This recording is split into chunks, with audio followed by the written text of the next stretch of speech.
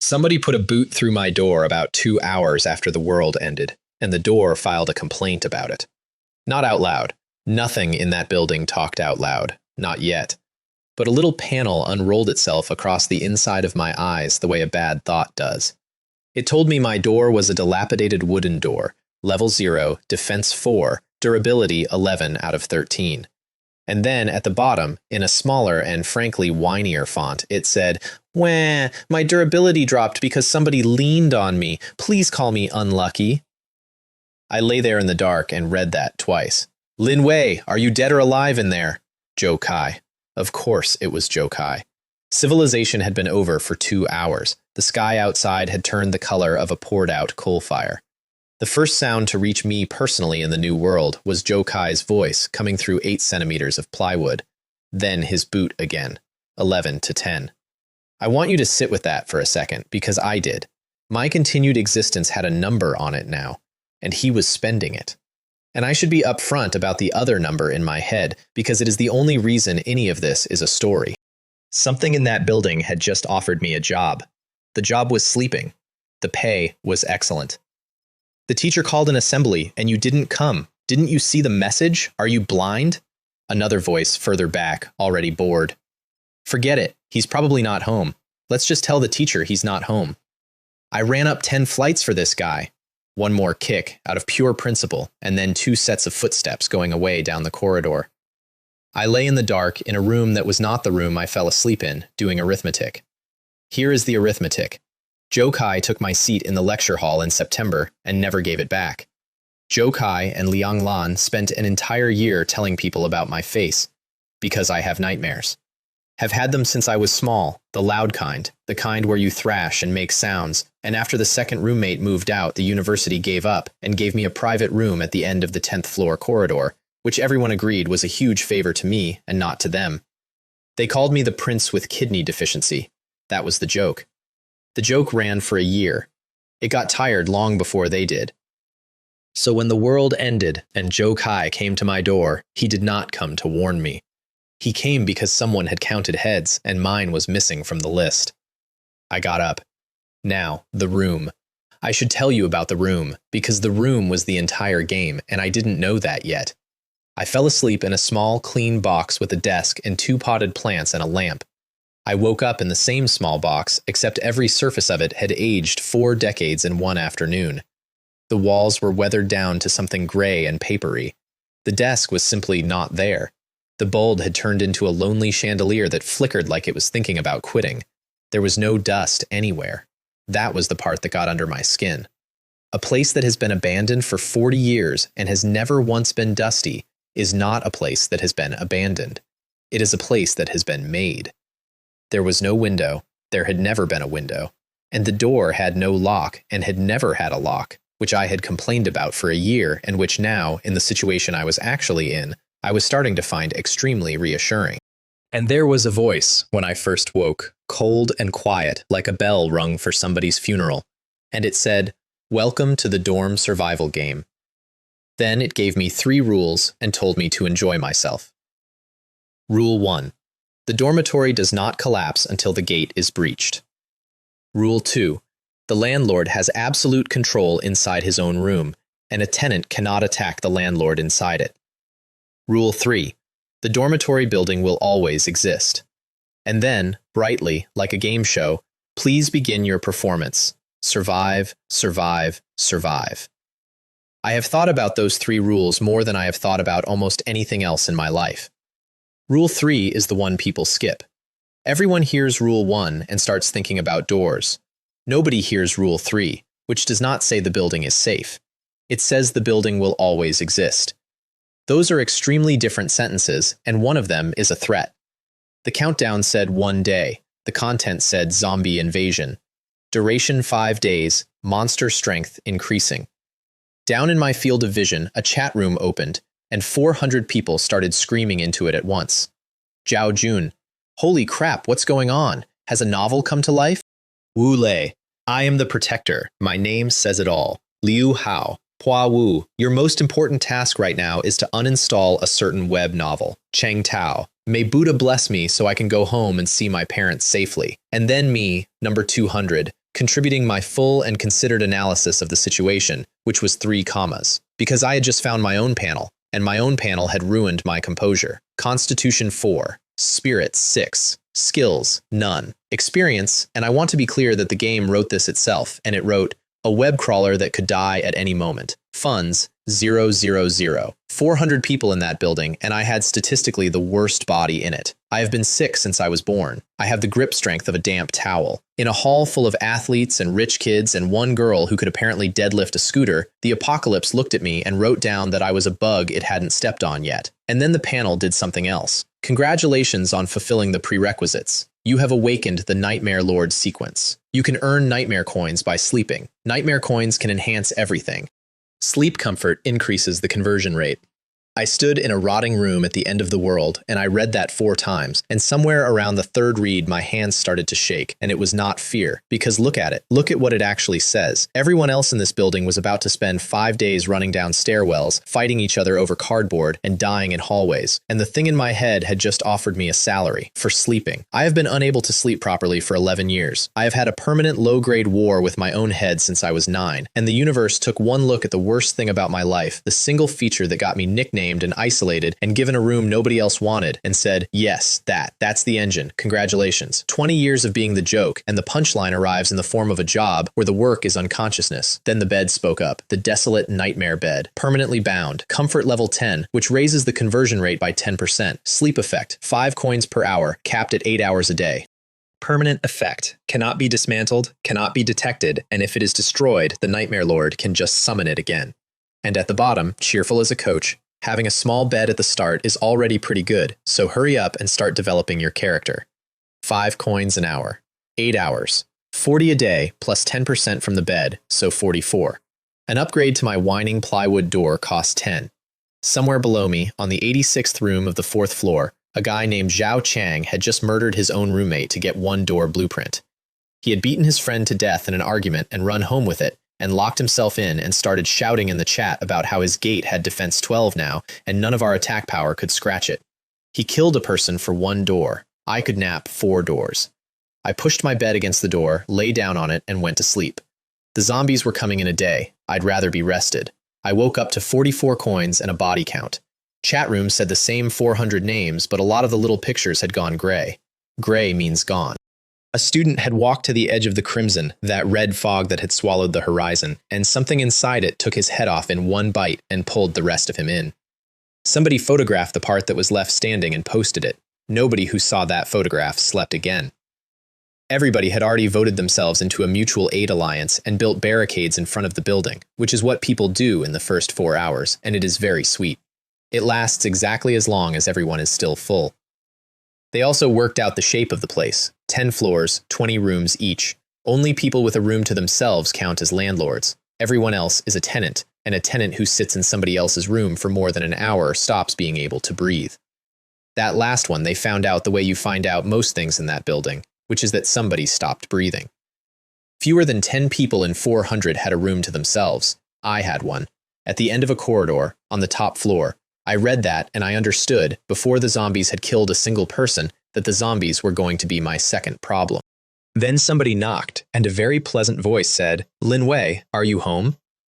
I looked through the peephole, and there was a tall blonde girl in a baseball cap standing in the corridor with her face in the shadow of the brim. Black stockings, leather shoes, 1 thin line of white sock showing, standing in a hallway that smelled like a tomb and looking like she was waiting to be let into a nightclub. Li Mei. Everybody in that university knew Li Mei. 3rd year, drove a car worth more than my hometown, went to ceremonies in gowns, went abroad every season, had the kind of social gravity where every first-year boy on campus called her senior sister Li without ever having spoken to her. If the world hadn't ended, she would have graduated into being either a CEO or a very well-funded houseplant, and honestly, it could have gone either way. Her panel came up over her head. Comfort level 96. My bed was a 10. I stood in the dark behind my own door doing the maths on that. The math said that the single most valuable object in the entire Mad King dormitory building was currently standing in my corridor, asking politely to be let in, and that the reason had nothing to do with her face. Let me explain the comfort thing properly, because everyone gets it wrong, and it matters. The bed pays me for sleeping. How much it pays depends on how good the sleep is, not how tired I am, how good the room is. A cold room with a rotten door and one flickering bulb pays 10%. A room where the door is solid and the water is clean, and somebody has cooked something and somebody else is awake watching the corridor while you are not, that room pays differently. The game does not measure square meters. It measures whether the place is a home, which meant every person who walked into my room and made it more of a home made me richer while I was unconscious, which meant I was about to become the only man alive whose payroll went up when he hired people and whose employees got paid in survival. Anyway, she was there to rob me. Teacher, he wants to know what you got in your gift pack. We've formed a mutual aid alliance. Everyone distributes resources equally. 200 people, 24 hours, in an apocalypse.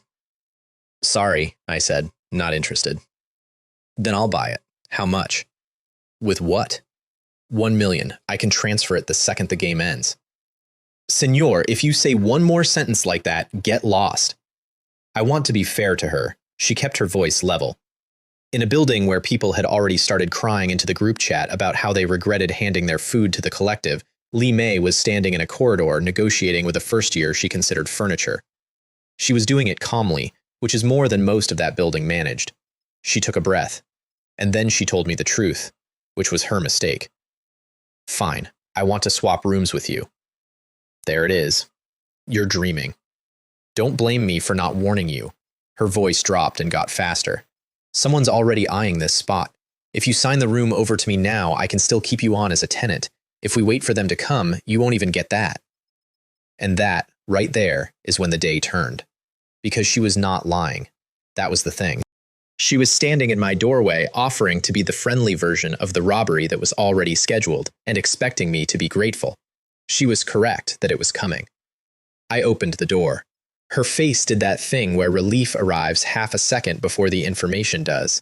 I got a hand around her wrist and pulled her inside and shut it. She swung at me, genuinely swung. She does rock climbing, apparently. It was a good punch, and it did nothing, because I stepped in and put her against the wall and held her there with my forearm across her collarbone. I looked at her with the face I have been told about for 11 years by everyone who has ever had to share a room with me. Make a sound, and we both die, I said. Nod if you're smart. I want to be honest about that face. I did not learn it from a movie. I learned it from the things in my dreams. When you spend 11 years watching a butcher work a room by candlelight, you pick up his posture without meaning to. Li Mei told me much later that she stopped being scared of me as a big person and started being scared of me as a wrong one somewhere in the first 2 seconds, and that she had never had that particular experience before. She nodded. Then I let go of her, turned my back on her entirely, and spent 10 nightmare coins on my door. The plywood flashed and thickened and turned into a slab of iron. Level 1. Defense 12, Durability 30. Introduction, and I'm quoting, Heaven and earth are shining brightly. As the gatekeeper, I can finally openly and legitimately benefit this world. Come, my darling, crash into me. 4 seconds later, boots in the corridor. Lin Wei, open up. We're looking for... Zhou Kai stopped. Hey, an iron gate? Brother Kai, did he pull a facility blueprint out of his newbie pack? Liang Lan, delighted. A third voice, the reasonable one, which is always the worst one. Lin Wei, open the door. It's the apocalypse. This is when we have to unite. Yeah, Lin Wei, me and Kai will come in and protect you. We brought food. With food and a gate like that, we're guaranteed to win. And then Zhou Kai, hammering with the flat of his hand, with an actual laugh in his throat. Lin Wei, are you still sulking about me taking your seat? You're so petty. Fine, I apologize. There, happy? His voice was happy. That's the detail I kept. He was standing outside a door he could not open, in a building where a man had been eaten in front of a camera 9 hours earlier. He was cheerful, because in his head the room was already his, and this was just paperwork. They shouted for a while. Then they got creative and started cursing. An ordinary person hitting a level 1 iron gate as hard as they can does not take 1 point off it. Then silence. Then footsteps leaving. Li Mei, against the wall, shook her head at me very slightly, meaning they didn't go. She was right. They sat in that corridor for another half an hour before Joe Kai lost his temper and threw himself at the gate one last time. Fuck you! Brother Kai, let's go, the zombies are coming. Once we find tools, we'll break his gate for sure. Yeah. Then we'll make him do a trapeze act.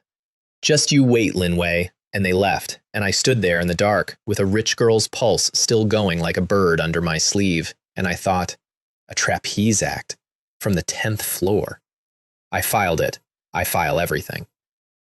Here's what I did next, and I'm telling you this part plainly because everybody gets the wrong idea about the arrangement that came out of it. I did not have anything she wanted. She did not have anything I could take. What each of us had was information the other one needed, and one of us had a door. So we negotiated, and it took a long time. It was not friendly, and at the end of it, Li Mei became the first tenant of room 200 under terms she described at the time as robbery, and later described as the single best trade she ever made, which is a thing rich people say when they have won. The terms were, she got a tenant slot, which meant she could breathe in my room and could not be evicted into a corridor full of teeth. I got everything in her gift pack, which turned out to be 5 boxes of tissues and a baseball cap. I wanted on record that I gave her the cap back eventually. And I got the 96. That's the part that mattered. From the moment she sat down on my floor, my room stopped being a hole with a bed in it and started being a place where 2 people were surviving on purpose. The number on my bed noticed. She asked me one question that first night about how I had upgraded the door, and I did not answer. And I looked at her until she stopped asking. She apologized. She apologized several times in a way that I could tell she found genuinely humiliating. I let her, because there is a version of this story where she works out what I am on day 1 and sells it to Zhao Chang on day 2. Lying, covering a lie, changing the subject. Those were her options. Sorry, not on the menu. She never asked again. She also, that first night, lay on my floor thinking approximately the following, which she told me months later, verbatim, laughing so hard she had to put down a bowl of noodles. I will put up with this. I will put up with him. And then I will figure out how this game works. And then I will see about taking my place. Fair enough, senior. Fair enough. Then the countdown hit 0, and something in every skull in that building rang like an alarm, and the crimson opened up and poured. They came out of the fog, and they came out of every stairwell on all 10 floors at once, which nobody had planned for because it had not occurred to anyone that the building itself was a spawn point. The elite kids with the sticks, the ones who had spent the whole day organizing the barricade and giving interviews about unity to the group chat, turned around and ran. That's fine. Everyone runs. What I remember is that while they ran, they kept swinging, backwards, into the crowd. 3 hits a second, and none of them at the zombies. The corridor outside my door filled up with screaming in about 11 seconds, and then the screaming got a different shape, and I watched it through the peephole, and I felt fine. That is not bravery before anyone gets excited. I have been watching worse than that every night since I was 9, and mine come with sound and smell and no glass in between. There was a butcher in my head once who spent an entire night stacking 1,000 bodies into a hill, and when he was done, he sat on it and rested. I had to be at school in 4 hours. Compared to that, a corridor is television. Li Mei looked. She only looked once. A boy she had classes with was being taken apart on the other side of my door, at eye level. She turned round with a face the color of the walls and said, "What do we do?" And that's the moment, if you want it, when the room stopped being a negotiation and became a household. Not because I said anything comforting, because she asked. She handed the steering wheel to a first year with a body like wet paper, and she never really took it back. I said, "We sleep." By morning, the chat room said 251 out of 400. I read it in bed. I want you to have the picture properly. Outside, half of a university had ceased to exist in 9 hours. Inside, I was lying on a bed that had been quietly printing money onto my account while I was unconscious, reading the names of the dead the way you'd read the news. The dead had patterns, and the patterns were free information, and I have never in my life been able to leave free information alone. 1. Almost everyone who died in the first 5 minutes, not from a long fight, from being outside when it started. 2. Not a single person died from a zombie breaking a door. Not one. The doors held, even the plywood ones. The building has a kind of shyness to it, an actual mechanic, and a player who is inside their room is hard for the monsters to notice. 3. And this is the one that made me put my hand over my mouth in the dark. The clever ones, the ones who had realized on day 1 that the dormitory was a trap and had gone and hidden in the teaching building and the gym instead, the ones who thought sideways and moved first. All of them. Every single one. Because they were smart about the wrong rule. They heard Rule 1, doors, and thought about doors. Nobody heard Rule 3. The building will always exist. Nothing else was ever promised. So on the first morning of the end of the world, I made a policy, and I never once broke it. It is the whole reason you are hearing this from me, and not from a photograph in a group chat. I do not go outside. Not for supplies, not for glory, not for anyone. Everything that has ever killed anyone in this game happened in a corridor. I have a bed that pays me. I have a door that grows. Everybody else in this building is going to spend the next 5 days learning the game the expensive way. Every single thing they learn is going to end up in a chat room I can read for free, from under a blanket, being paid the entire time. Li Mei woke up and looked at me lying there and said, "If this keeps up, it's no different from sitting and waiting to die." I said, "It's better than going out and dying on schedule." She made a face at me that I would come to know extremely well over the following months.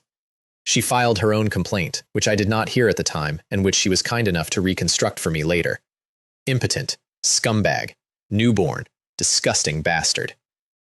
You're sleeping, she thought, and I'm developing. What can you possibly do against me? Reader, I checked my balance. Base 40. Conversion rate, 106%. Total production, 8 hours, 82. The output had doubled overnight. I looked at that number, and then I looked at Li Mei sitting on my floor in the dark, furious, plotting, occupying my room, making it warmer, and I said, with total honesty and from the bottom of my heart, "Don't worry. I won't let you die." "At least you have a conscience," she said. The second day, the building learned that zombies get sleepy in daylight. Not from me, from a boy on the first floor who threw a can down a stairwell to see what happened. And what happened was almost nothing. And within 20 minutes, half the ground floor was jumping off the second floor balcony rather than walk past the pile at the bottom of the stairs. Below the third floor, day 2 was a gold rush. Above the fifth, day 2 was watching a gold rush through a peephole. Wang Yang, the student council president, was down there first. Good-looking kid, genuinely competent, the sort of person a building follows. He got to the equipment room before anyone else, and he found a golf club, and he took a zombie's head off with it. A white light went off under the thing's arm and left a note on the floor. The note said, "During the day, zombies sleep in shady places to slow their energy use. After waking, their mobility is greatly reduced." I know exactly what was in his head when he read it, because he told the entire building later in a rage when it no longer mattered. He worked out in about 4 seconds that the whole building had the game backwards. Guard the gate at night, hunt in daylight. Share that one sentence and you save 200 people. And then he worked out the second thing, which is that if 200 people came downstairs, he would stop being the man on the ground floor with a golf club. He kept it. He kept it and he tested it, and he found out that daytime zombies drop food and materials and sometimes blueprints. He stood in an equipment room with the answer in his pocket and thought. I am quoting him, since you're all going to die anyway, you might as well fatten me up. Hold on to Wang Yang. He comes back. Meanwhile, a girl on the 8th floor called Xie Lin asked for help in the chat several times and did not get any, and then jumped. The chat did not go quiet. The chat got angry. There were people out scavenging, and she had made a noise. I did not say anything. I want to be clear that this is not a thing I am proud of. It is just a thing that is true. I read it, and I filed it, and I went back to my accounts. Because by then, I had opened the second item in my gift pack and found out what I actually was. The pack gave me 3 loaves of whole wheat bread and 1 broken water dispenser. Bread first. Fist-sized, dense as a brick, satiety 30, and the description said if you eat sparingly, 1 loaf lasts a day, but it's a bit hard to swallow. In an apocalypse, a bread that lasts a day is a small miracle. But bread has a level. Level 0. Upgradable for 5 coins. The dispenser was a joke. Level 1. Water. 0 out of 10 liters. Durability. 1 out of 25. Unrepairable. The game wrote me a personal message about it. Wow, a rare level 1 item from the newbie pack. The odds are like winning the lottery. And even though it's practically junk now, you have to admit your luck is truly, truly terrible. 65 coins to upgrade. I sat on that thing for 2 days while my throat dried out and Lee May lay on my floor going through the stages of dehydration, because 65 was most of what I had, and I did not know yet whether the upgrade would come with anything in it. Day 3, she said, "Lin Wei, I'm thirsty." And she was not doing it to pressure me. Her voice had gone thin. I spent it. White light. The heap of scrap in the corner turned into a tall, clean machine with a full bottle on top of it. Level 2. Capacity 18 out of 18. Durability 30.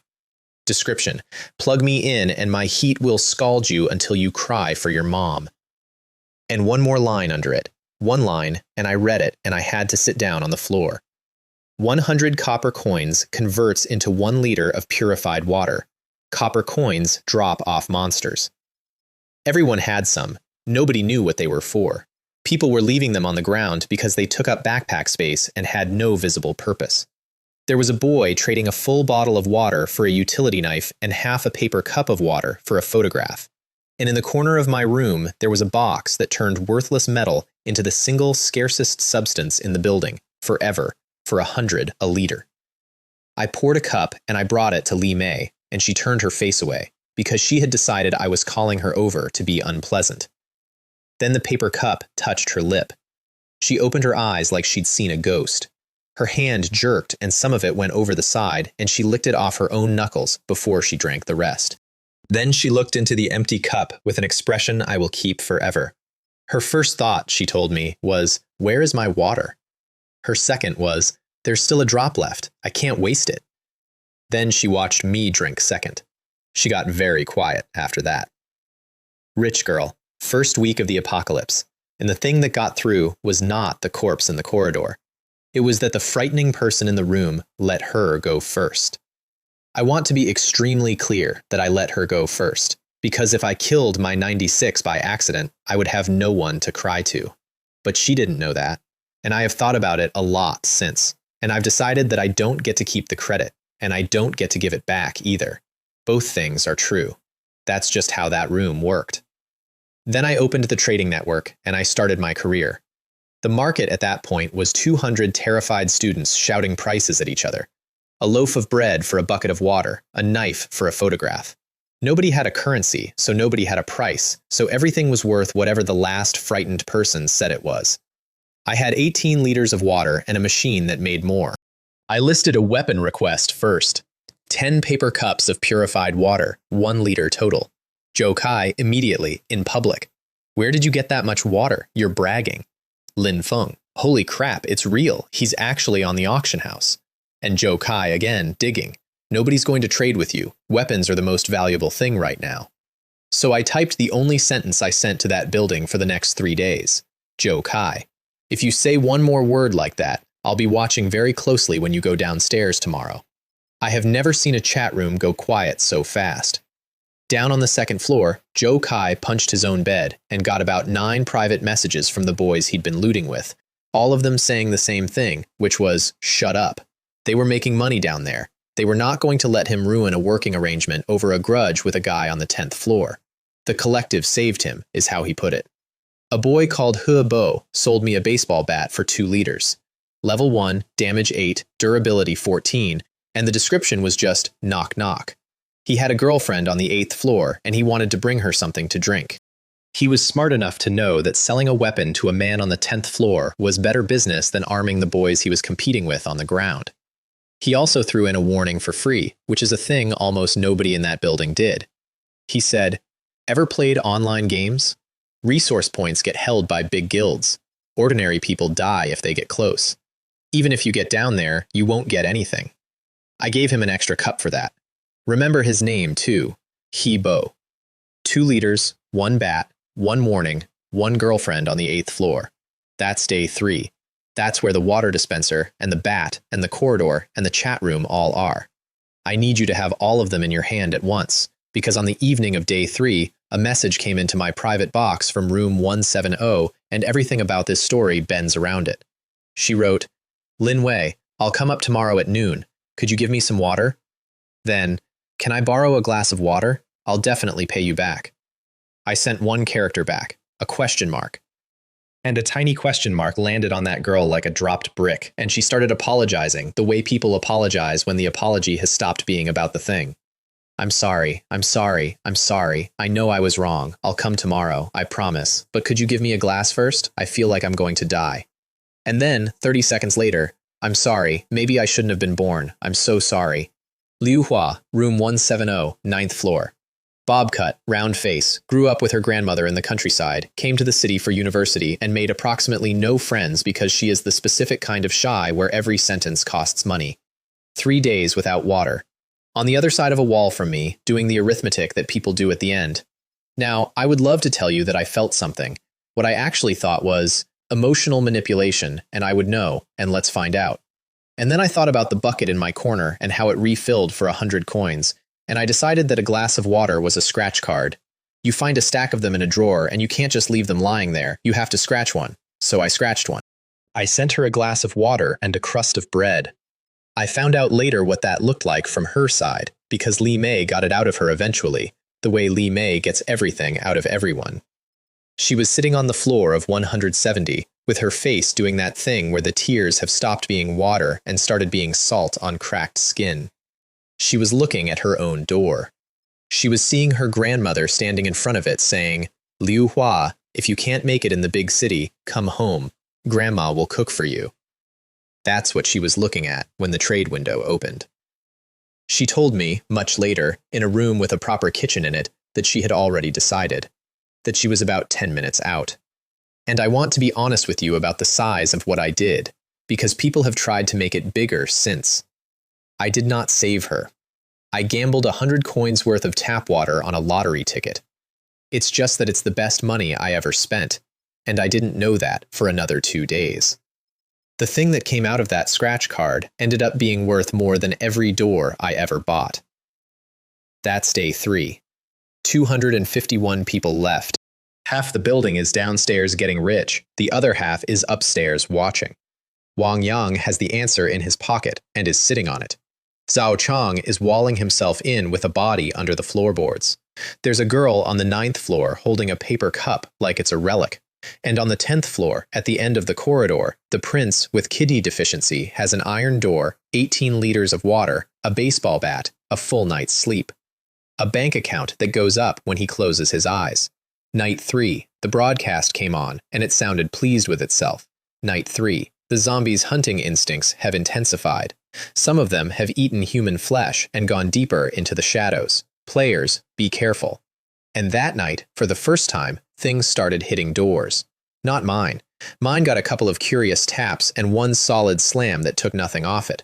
But all up and down that building, all night, in the dark, there was the sound of somebody else's door being tested. 200 people lay in the dark, listening to it and doing the only arithmetic that was left, which is how many hits it takes. Somebody in the chat said they had 2 points of durability left and no wood. I turned my monitor off, hugged the wall, and went to sleep on the floor. Li Mei thought I was sulking. I want that in the record. She genuinely believed I had thrown a tantrum and gone to sleep on the floorboards over an argument about bread. What I was actually doing was moving my whole life 8 hours. Because I'd worked out the pattern by then, and the pattern is that night is when the building gets hurt. The bed's cooldown refreshes once a day, and whenever I spent it was when I would be unconscious, and unconscious at night in that building was a luxury I was not going to be able to afford much longer. So I lay on the floor, and I stayed awake through the worst night the 9th floor ever had, on purpose, so that from then on I would sleep in daylight like something that belonged in that fog. By morning, one door on the 5th floor had gone, and one scream. Then every zombie in the stairwell went to the 5th floor at once, and by dawn there were 4 people left on it. The chat did not recover from the 5th floor. Something changed in the tone that morning and never changed back. Day 2, they were students in a disaster. Day 4, they were players. And on the morning of day 4, the 10th floor came for me. All of them. Every survivor on my floor, in a mob at my door, boys and girls, hammering. Lin Wei, open the door, I know you're home. Lin Wei, do you want to go out and take a look? That was Li Mei from my floor, whispering. Ignore it. The problem was Wu Lan. Wu Lan I will describe carefully because she matters more to this story than anyone I have mentioned so far except one person, and if I get her wrong at the start, you will get her wrong all the way through. She was built like a municipal vehicle. She had arms thicker than most people's legs. When she walked, other people's brains supplied a sound effect. Every boy on that floor had spent a year making jokes about her that they thought were quiet, and she had heard all of them. She was, without any competition whatsoever, the kindest person in that building. She was at my door, crying, actually crying, with her whole chest, hammering on my gate. "Open the door! It's me, Wu Lan!" "Keep your voice down," a boy hissed. "I can hear them in the stairwell." "I don't care! I don't care!" "Brother Wei said he wants a housemate. I can do everything. He's got supplies. Why won't he give us any?" Then a boy with a flat voice. "Lin Wei, if you don't open the door, we'll break it down. We're all classmates. It's unreasonable for you to stand by and do nothing." "Yeah, he's got the resources to keep women. Li Mei's in there with him. She's finished." "I never knew he was this kind of person." I stood behind my door with my arms folded and let them go. Here's the thing I want you to understand about that morning. And it's the reason I did not open that door and never once regretted it. When Zhou Kai was sitting in that corridor for half an hour waiting to ambush me, not one of those people sent me a message. Not one. 20 survivors on that floor, all of them watching a man wait outside my door with a hockey stick, and every single one of them decided it wasn't their business. 4 days later, the same 20 were at that door explaining that we're all classmates. So no, I did not open the door. I lay down. And then a zombie came out of the stairwell, and the corridor emptied in about 1 second flat, and Wu Lan did not run. She stood there, sobbing with her fists down at her sides while the thing came for her, and she said, and I am quoting her exactly because it is her finest hour and she deserves it, "Fuck you," and she kicked it in the chest. I heard it through an iron door. The whole floor heard it. The thing's ribcage went in like a soda can, its head flopped over sideways, and it was dead before it hit the tiles. A can of yellow peaches dropped out of it and rolled down the corridor and stopped. Silence. 20 students halfway down a stairwell staring at a can of fruit that nobody dared to pick up because the girl standing over it had red eyes and was breathing like a bull. One of them swallowed and said, "Lan, Sister Wu, what's your constitution?" 8, said Wu Lan and picked up the peaches. The former forward of the basketball team was a 7. And that, in one kick, is how the 10th floor got a god of war, and how the building found out that you could kill them, and how within about 90 minutes every empty room on 10 floors had its wooden bed torn apart for clubs. I've thought about this a lot. If Wang Yang had shared his note on day 2, that would have happened 2 days earlier, and 100 people would still be alive. Instead, it happened because a girl everybody was rude to got her feelings hurt at the wrong door. I lay on my bed and listened to my floor go to war, and I did not go with them. And Li Mei said, "Lin Wei, it seems like we can survive." And I said the thing I had been thinking since the first broadcast, which is the only genuinely clever thing I did that week. Zombies in this world basically match what we already believe about zombies, and there's never just one kind. So there'll be others, probably late, probably on the last day, probably as a surprise. Her face fell off. I didn't think I was smart. Plenty of people had worked that out. The difference between me and them was not the thought. It was that none of them said it out loud, and I did, to the one person whose panic could not hurt me. And then Liu Hua came up the stairs. Wu Lan's war party was sweeping the 9th floor at the time, which cleared the road. A quiet girl with a bob cut and no combat ability whatsoever walked up one flight in the middle of a battle and knocked on my door, 40 minutes ahead of schedule. "Go open it," I said, and I stood well back with the bat. Li Mei opened the door with a face like a wet weekend because she had worked out several things at once and did not like any of them. Liu Hua came in. She was scared of me. She had every reason to be. She had a paper cup in her bag that she had not thrown away, comfort level 87. I gave her the second tenant slot before she'd finished apologizing for existing. Then I did the thing I am actually proud of from that week, which is that I gave her food and water and let her wash her face before I asked her a single question. We used the same water for it. Me first, then the 2 of them. You save where you can. By the time she'd stopped shaking, 87 had become 90. There were 3 of us in that room by nightfall on day 4, and the corridor outside had gone from a place where somebody kicked my door to a place where 2 people were arguing about who got the last of the noodles. The bed felt it and paid. That's the whole trick, and I never told anyone. Everyone in that building thought I was hoarding people the way you hoard cans. I was building a house. The house is the cheat. Night 4. The broadcast came on and put a leaderboard in the sky. 3 new types of zombie with heightened aggression. Kill monsters, earn points. At the end, the top 10 dormitories get upgraded, and the top 3 get extra rewards. Limited numbers tonight. No second spawn. Players, please guard your dormitories. A leaderboard changes a species. Up to that point, everyone in that building had been trying to not die. Within 10 minutes of that broadcast, people were trying to win, and those are different games, and one of them kills you. The 3 new ones were a bloated thing that spat corrosive slime onto doors and left it there eating away at them. A sprinter. A giant that could take a normal door out in 2 hits. The slime got everybody. It's the most demoralizing weapon I have ever seen, because there is nothing to fight. You stand behind your door and you watch a number tick down, and there is no enemy in reach. Half an hour of that and people were opening doors just to make it stop. My gate did not move. I sat and watched my own durability not change for 30 minutes and understood with total clarity that I had already won and that nobody could tell. Then the first floor came apart and a boy called He Bo opened his door. Ground floor, worn down gate, no materials left, girlfriend on the 8th floor. He opened it and he killed the bloated thing on his doorstep with something he'd found in the equipment room. And then he typed one message into the chat. It is the single most valuable sentence anyone said in that entire round. First floor. Anyone who doesn't want to die, come out. Killing the special zombies drops a serum that makes you immune to the virus.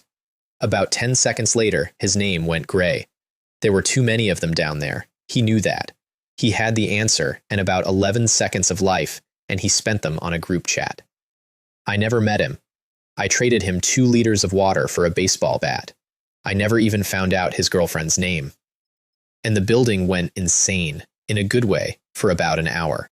Because the thing everyone was actually afraid of was not dying, it was turning, and He Bo had just told 200 people that the fear was solvable. The entire tower came off its hinges and started hunting. Wu Lan led the 10th floor out, and Wang Yang, down on the ground floor with a full pantry and a door that held, watched her point total climb on the leaderboard and said, to his own roommates out loud, I knew I hadn't misjudged her. Brainless. Easy to control. He had already worked out the scoring. 1 ordinary zombie is 1 point. 1 special is 10. 37 points on a floor if you clear it, and the specials are most of it. He put together the numbers. He calculated exactly how much of the 10th floor's blood it would cost to buy him breathing room on the ground floor. Then he sat down and started repairing his own door while telling everyone downstairs to hand their spare weapons up to the higher floors. Because only if the upper floors are busy does the ground floor survive. Meanwhile, Wu Lan was on her back under a giant with a dumbbell bar across its throat and both shoulders open, and Liu Jing hit it in the head hard enough to make it turn around.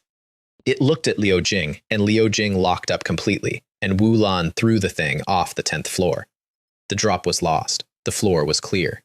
She could not stand up. Her friends went into the chat begging for medical supplies for her. Wang Yang, who had a room full of medical supplies, read that message and did not answer it. He wrote later that a distant fire doesn't put out a near one.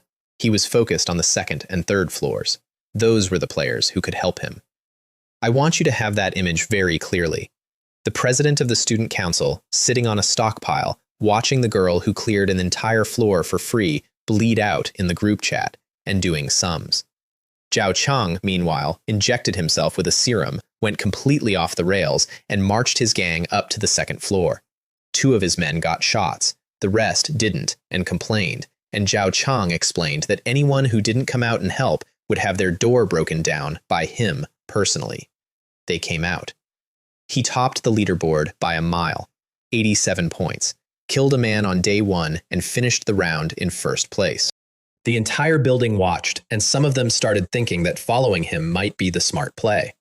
By the time the floors were clear, 101 people were alive out of 400, and I had 0 points. That's the number I want to leave you with for that night, 0. 1st floor to 10th floor, everybody who could stand was out in a corridor swinging a bed leg for points. The man in room 200 had a sealed door, 3 people, 18 liters of water, and a score of 0.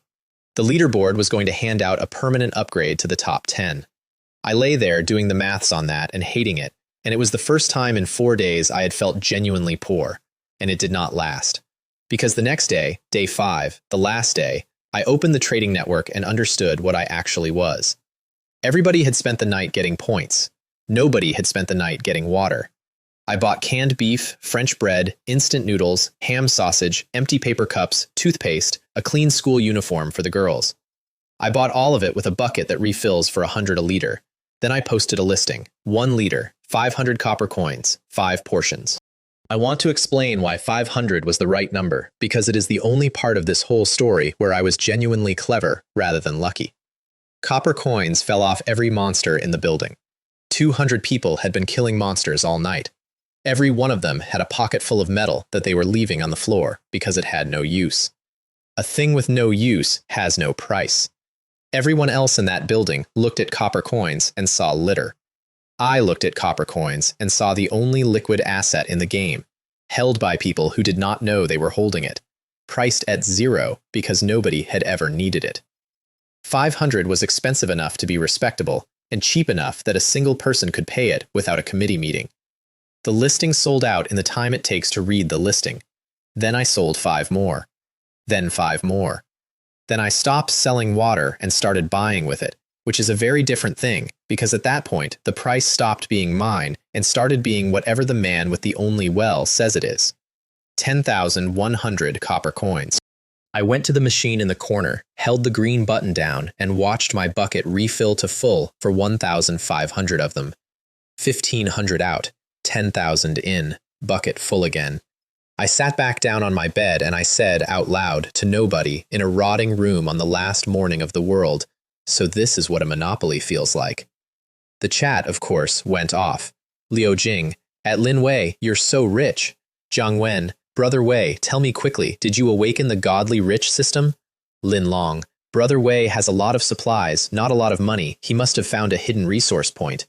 Bo, impossible. I've never even seen Lin Wei open his door. That last one is my favorite thing anyone said about me in that entire round. A man on my own floor, 4 days in, going, I have never seen this person open his door, and also his shelves keep filling up. I would like somebody to explain that to me. Nobody ever did. I never answered. In 5 days, I sent 4 messages into that chat room, and one of them was 3 commas. 90% of the survivors sent me a friend request that morning. People offered me money that only existed in a country that might not exist anymore. A girl on the 4th floor offered to come up for an hour and leave. Lin Long asked me for private photos of Li Mei, which is the single most human thing anyone did that week, and I blocked him inside 2 seconds. And then it was 6 in the evening, and the broadcast came on for the last time. Night 5. Gameplay upgraded. The zombies are all gathering in one place. I don't know why, that's a direct quote. The building itself said, I don't know why, which I have come to understand is that thing's idea of a joke. They were gathering at the gym. Every zombie left in the compound, walking, in the dark, in the same direction, and nobody in the building would go and look. Except one guy, and I want to give him his moment now, because he becomes important later, and everybody underestimates him, including me, twice. Shanghai, 2nd floor, round head, had unlocked a sprint skill off a runner the night before, which made him the fastest thing in that building, and which he used to do the single stupidest and bravest thing anybody did all week. He went out alone and climbed into the gym's air ducts and took photographs. The gym was full. They were standing in 3 rings, and in the center of each ring was one of them eating the others. Mutant zombie, skill, devour. And Wang Yang on the ground floor took one look at that photo and went white, and pulled out his own note, and finally shared something. 4 days too late, and only because it had stopped being an advantage. The second note read, Devouring, evolution. Only by eating more can one become stronger. Beware of zombies that eat their own kind. A level 1 zombie had put Wulan in a bed. If those 3 came out of that gym at level 2, no door in that building was going to matter. So they went. Wang Yang, Zhao Qiang, and Wu Lan, all 3 of them, 20-odd people who had taken the serum, out of the doors and across the open ground toward the gym. And I want to say something in their favor, because I did not go, and they did. 20 humans with sticks and knives and no armor walked out into a field at night to fight several hundred things, and they did it well. They lured them out 3 at a time. They killed everything that came. A boy with a round head raised his hand and said he'd got the giant and asked whether he could keep it. And Wang Yang said no, put it in your bag, but we're taking the serum out to recruit the ones behind us. They were, briefly, a team. It lasted about 11 minutes, and it was the best 11 minutes that building ever had. And Wang Yang said afterwards that he felt ashamed of having hidden the note. Then he stopped feeling ashamed, because in this game, the soft-hearted deserve to die. Then they got to the gym door, and a giant came out, and Zhao Qiang swung an axe at it and did not kill it, and everything went sideways at once. 3 of them died, 5 of them stopped being able to walk. And then the ground shook, and something came out of that gym that was 2 meters of red muscle with steam coming off it. And the panel said, Big Zombie, Level 3, Skill Sweep. And the introduction said, and I am not embellishing this, you should fear me. It swept one arm, and a student went into a wall and stopped being a shape. Zhao Qiang put his axe away and ran. He is a lot of things, but he is not stupid, and staying was arithmetic with one answer. And then there was a gunshot.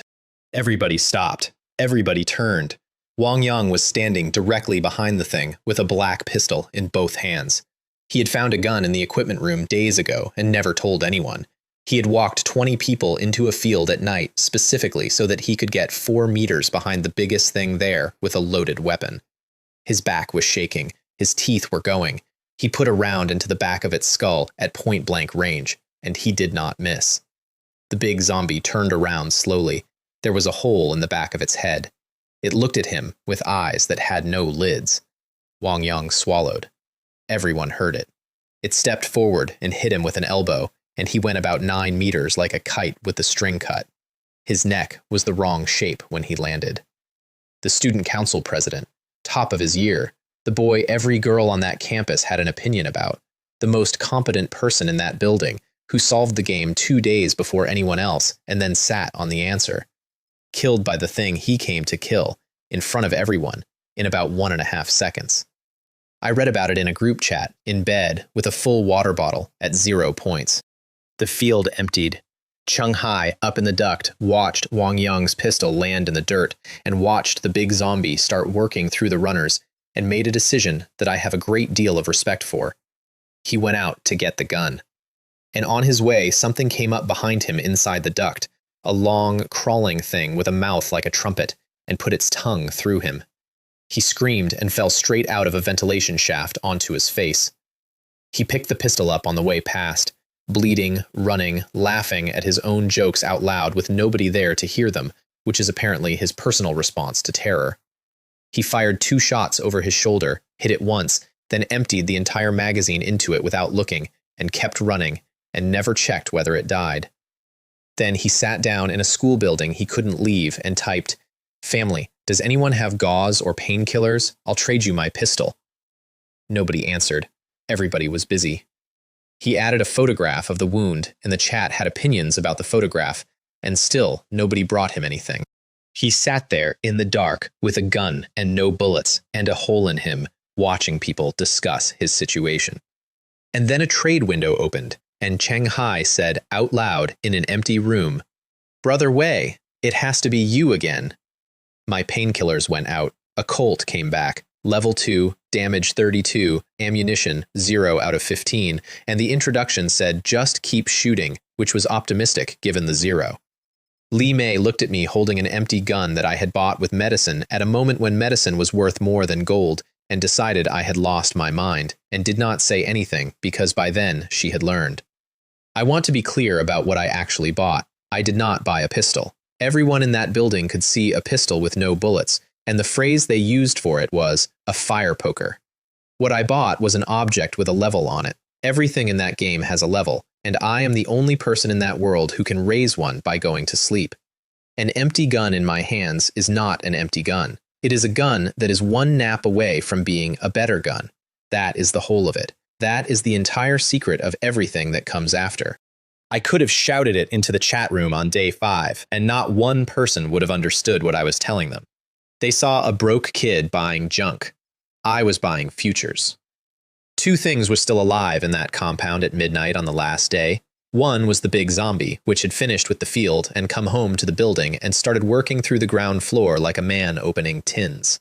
The other one nobody had seen. The big zombie moved through the first floor at a rate the whole building could measure, because we could all watch the names go gray in order. 10 minutes a door. Somebody did the arithmetic in the chat and posted it. 85 players left, 10 minutes each, 14 hours to empty the entire tower, and the round had 10 hours left in it. That is the exact moment the tower stopped being a group of students. Guo Xin, room 9, screamed into the chat that if anyone had iron, he needed it now, and that if he died, they all died. And enough people believed him that strangers sent him materials for free, and he held. Then the hammering stopped.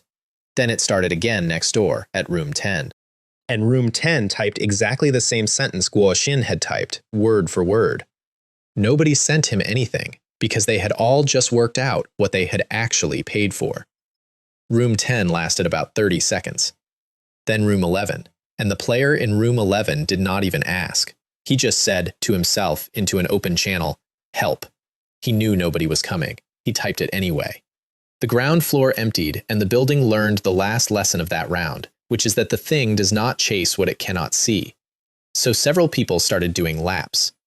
Actual laps. Grown adults running circuits of a dormitory building in the dark, playing tag with something that could sprint. It worked, mostly. The people it worked for kept doing it right up until they ran out of legs. Somewhere in a stairwell, one boy asked another boy how much iron he had left. The other boy said 46 portions. Why?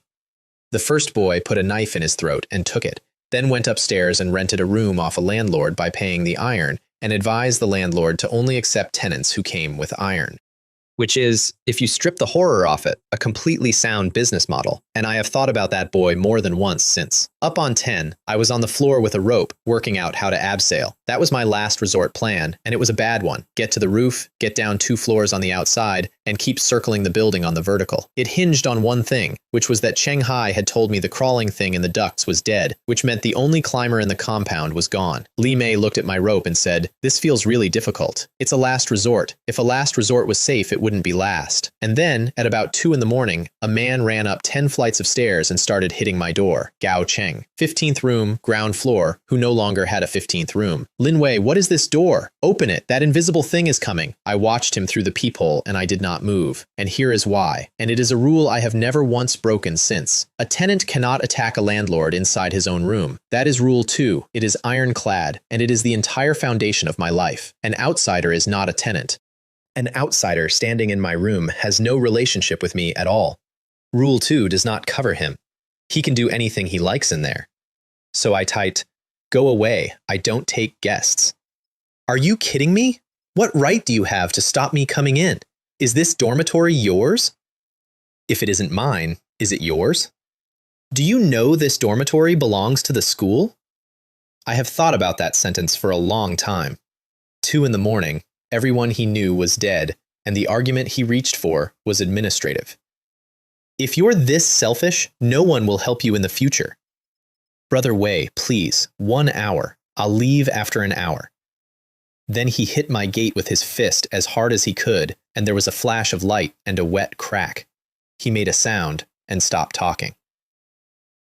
I want to thank Gao Cheng publicly.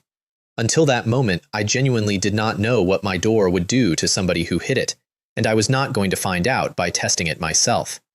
He gave up. He turned to go. And a shadow came out of nothing at chest height and took the skin off the side of his face. He had his arms crossed and his neck tucked in, which is the only reason his head stayed on. He screamed and turned and ran, and the gray thing landed on him and started going through his chest for something specific. Cat Demon, Level 3, Skills, Camouflage and Claws. Introduction. Give me your heart, the one that won't beat. It had its back to me. I have been asked a lot of times whether I hesitated. I did not. I had 400 nightmare coins in the bank, an empty pistol in my hand, and a monster facing away from my door at 3 meters. The entire 5 days had been a rehearsal for exactly this. I spent 200 on the Colt. 2 branches came up. One was a revolver, high power, 5 rounds, harder to aim. The other was accuracy and damage, and 17 in the magazine. 5 rounds is a story about how good you are. 17 is a story about how good the situation is. I took the 17. The gun in my hand went from black to black with a line of green on it, and it filled itself. I opened my own door for the first time in 5 days. The corridor air came in, and it was extremely cold. 3 shots, 3 heads. I had never fired a gun in my life except once, badly, during military training. This is not a story about how I was secretly a marksman. This is a story about how the game handed me an object whose description said 1 shot, 1 kill, then made it true, and about how I stood in a doorway at 3 in the morning being deeply and personally in love with a piece of hardware. I stepped back, kept it aimed, waited until the points landed in my account, and only then went out and picked things up. 100 points, my first ever. Gao Cheng was on the floor a meter away. I did not look at him. I looked at the drops and I took them, and I was back inside in under 9 seconds. I am not going to dress that up. He begged me for an hour and I let him die on my doormat, and then I stepped over him for loot. What I will say in my defense is the only thing I have ever said in my defense, which is that I did not lie to him. I told him no immediately, and I did not string him along. There is a version of me who lets him in to keep his hands busy and uses him as a shield. I'm not that. But I'm not far off it either, and I know exactly how far. The drops were the best haul in the building that night. The gun came out of it upgraded and green, and there was a bottle. Gene Optimization Agent, Level 2. Effect: increases constitution by 3 points on injection and grants immunity to the zombie virus, influenza, hepatitis B, and other viruses. Description: an excellent biochemical product administered subcutaneously. 1 injection in... Wait, why is my head so pointy? 3 points. Directly onto the number the game had used to insult me. I went from 4 to 7 in about a second and a half, and my back straightened up on its own. That is worth stopping on. Every other person in that building had spent 5 days getting stronger by fighting. I got 50% stronger by opening a door for 4 seconds, because I had been rich enough that morning to buy a broken gun off a bleeding man. Li Mei asked if I'd killed it. Liu Hua did not scream, which I noticed and filed. 5 days had taught everyone in that tower to shut up. Then Li Mei said, "Lin Wei, you're second on the leaderboard." And I looked, and I was, and there was one thing left in the compound above me. Now, the version of me from day 1 would have stayed in that room. I want to be honest that the version of me from day 5 did not, and the reason was not courage. The reason was that I had just found out that things in this game will occasionally hand you 3 permanent points for 4 seconds of work. I had 200 coins left. The big zombie was worth first place. So I put on Li Mei's baseball cap, which is a detail I refuse to leave out because she has never let me forget it. I stood behind my door with a loaded pistol and waited for something the size of a car to come up 10 flights of stairs. Li Mei said, "Can you not go?" No. She had worked it out a beat before I said anything. She had a very good instinct for me by then. 4 days. "You stay in your room and nobody can drag you out," I said. "You want to leave and nobody can drag you back in. Everybody pays for their own choices. I'm willing to pay for this one." Liu Hua did not try to stop me at all. She had decided, at some point in the previous 11 hours, that my ideas were better than hers, and that her job was to agree with them. I have spent a long time since trying to talk her out of that, and it has never fully taken. The big zombie came up to the 10th floor, killed the man it had been chasing at the top of the stairs, walked past my door, and started hammering on room 186, which was Wu Lan's. Inside 186, Wu Lan was feeding iron into her gate every time the number dropped and telling Liu Jing to go and beg the chat for more. Her third roommate was already dead. They had run out of material. The gate had cracked enough that she could see it through the gap. They agreed to split up and run when it came in. Both of them knew what that meant. There is no running from that thing, and they knew it, and they picked a plan anyway, because the alternative is standing still. It set its feet. And then there was an enormous noise, and it was the wrong noise, and the door did not fall down. They stood there, staring at each other with no idea what had happened. What had happened was that a thin 19-year-old with a green pistol and a stolen baseball cap had walked out of room 200 and put 14 rounds into the back of a level 3 monster while it was busy. Points landed. It fell down. I stepped over it, picked up a card off the floor, and did not stay to explain. I never told Wu Lan that. She worked it out on her own about 2 weeks later and never brought it up either. And then she brought it up once, exactly once, much later, at a hot pot table with 7 people around it. I said it wasn't a big deal. She said okay, and that was that. That is the only relationship in my life that has never involved a single negotiation. Then I went downstairs into a compound with no monsters left in it at 3 in the morning, and I met Joe Kai coming the other way. He had come out for the same reason I had. There were drops all over the ground, and nobody left to pick them up. He was going through the crawling thing's corpse. And when he looked up and saw who was standing at the other end of the path, he actually laughed with delight. "You little brat. You actually dare to show your face." He pulled a hockey stick out of his bag. "Take me to your room, right now." And then, because he could not help himself, he corrected it in real time, and this is his actual last sentence. "No, hand over the landlord's rights, right now." I shot him. Before he got within 4 meters. No conversation, no line, nothing. He came out of the dark with a raised stick, and I put 1 round through his head and stood there while he went down. Here is the only thing I will say about it. In my dreams, for 11 years, there has been a room and a man with a knife, and the thing that has always got me is not the knife. It is that he is enjoying himself. He gloats. He takes his time about it, because taking his time is the good part. I have watched that 400 nights. I am never going to be the person on the wrong side of somebody enjoying themselves ever again. If a man comes at me with a raised stick and a grin on, I remove the grin as an engineering problem. Joe Kai pinned me to a chair with a nickname for a year. Joe Kai kicked 2 points off my door in a dead world. Joe Kai waited half an hour in my corridor for a chance to put me off a balcony. Every single one of my neighbors watched him do it and said nothing. He had a hockey stick and a good mood. I filed it 4 days earlier. I always file it.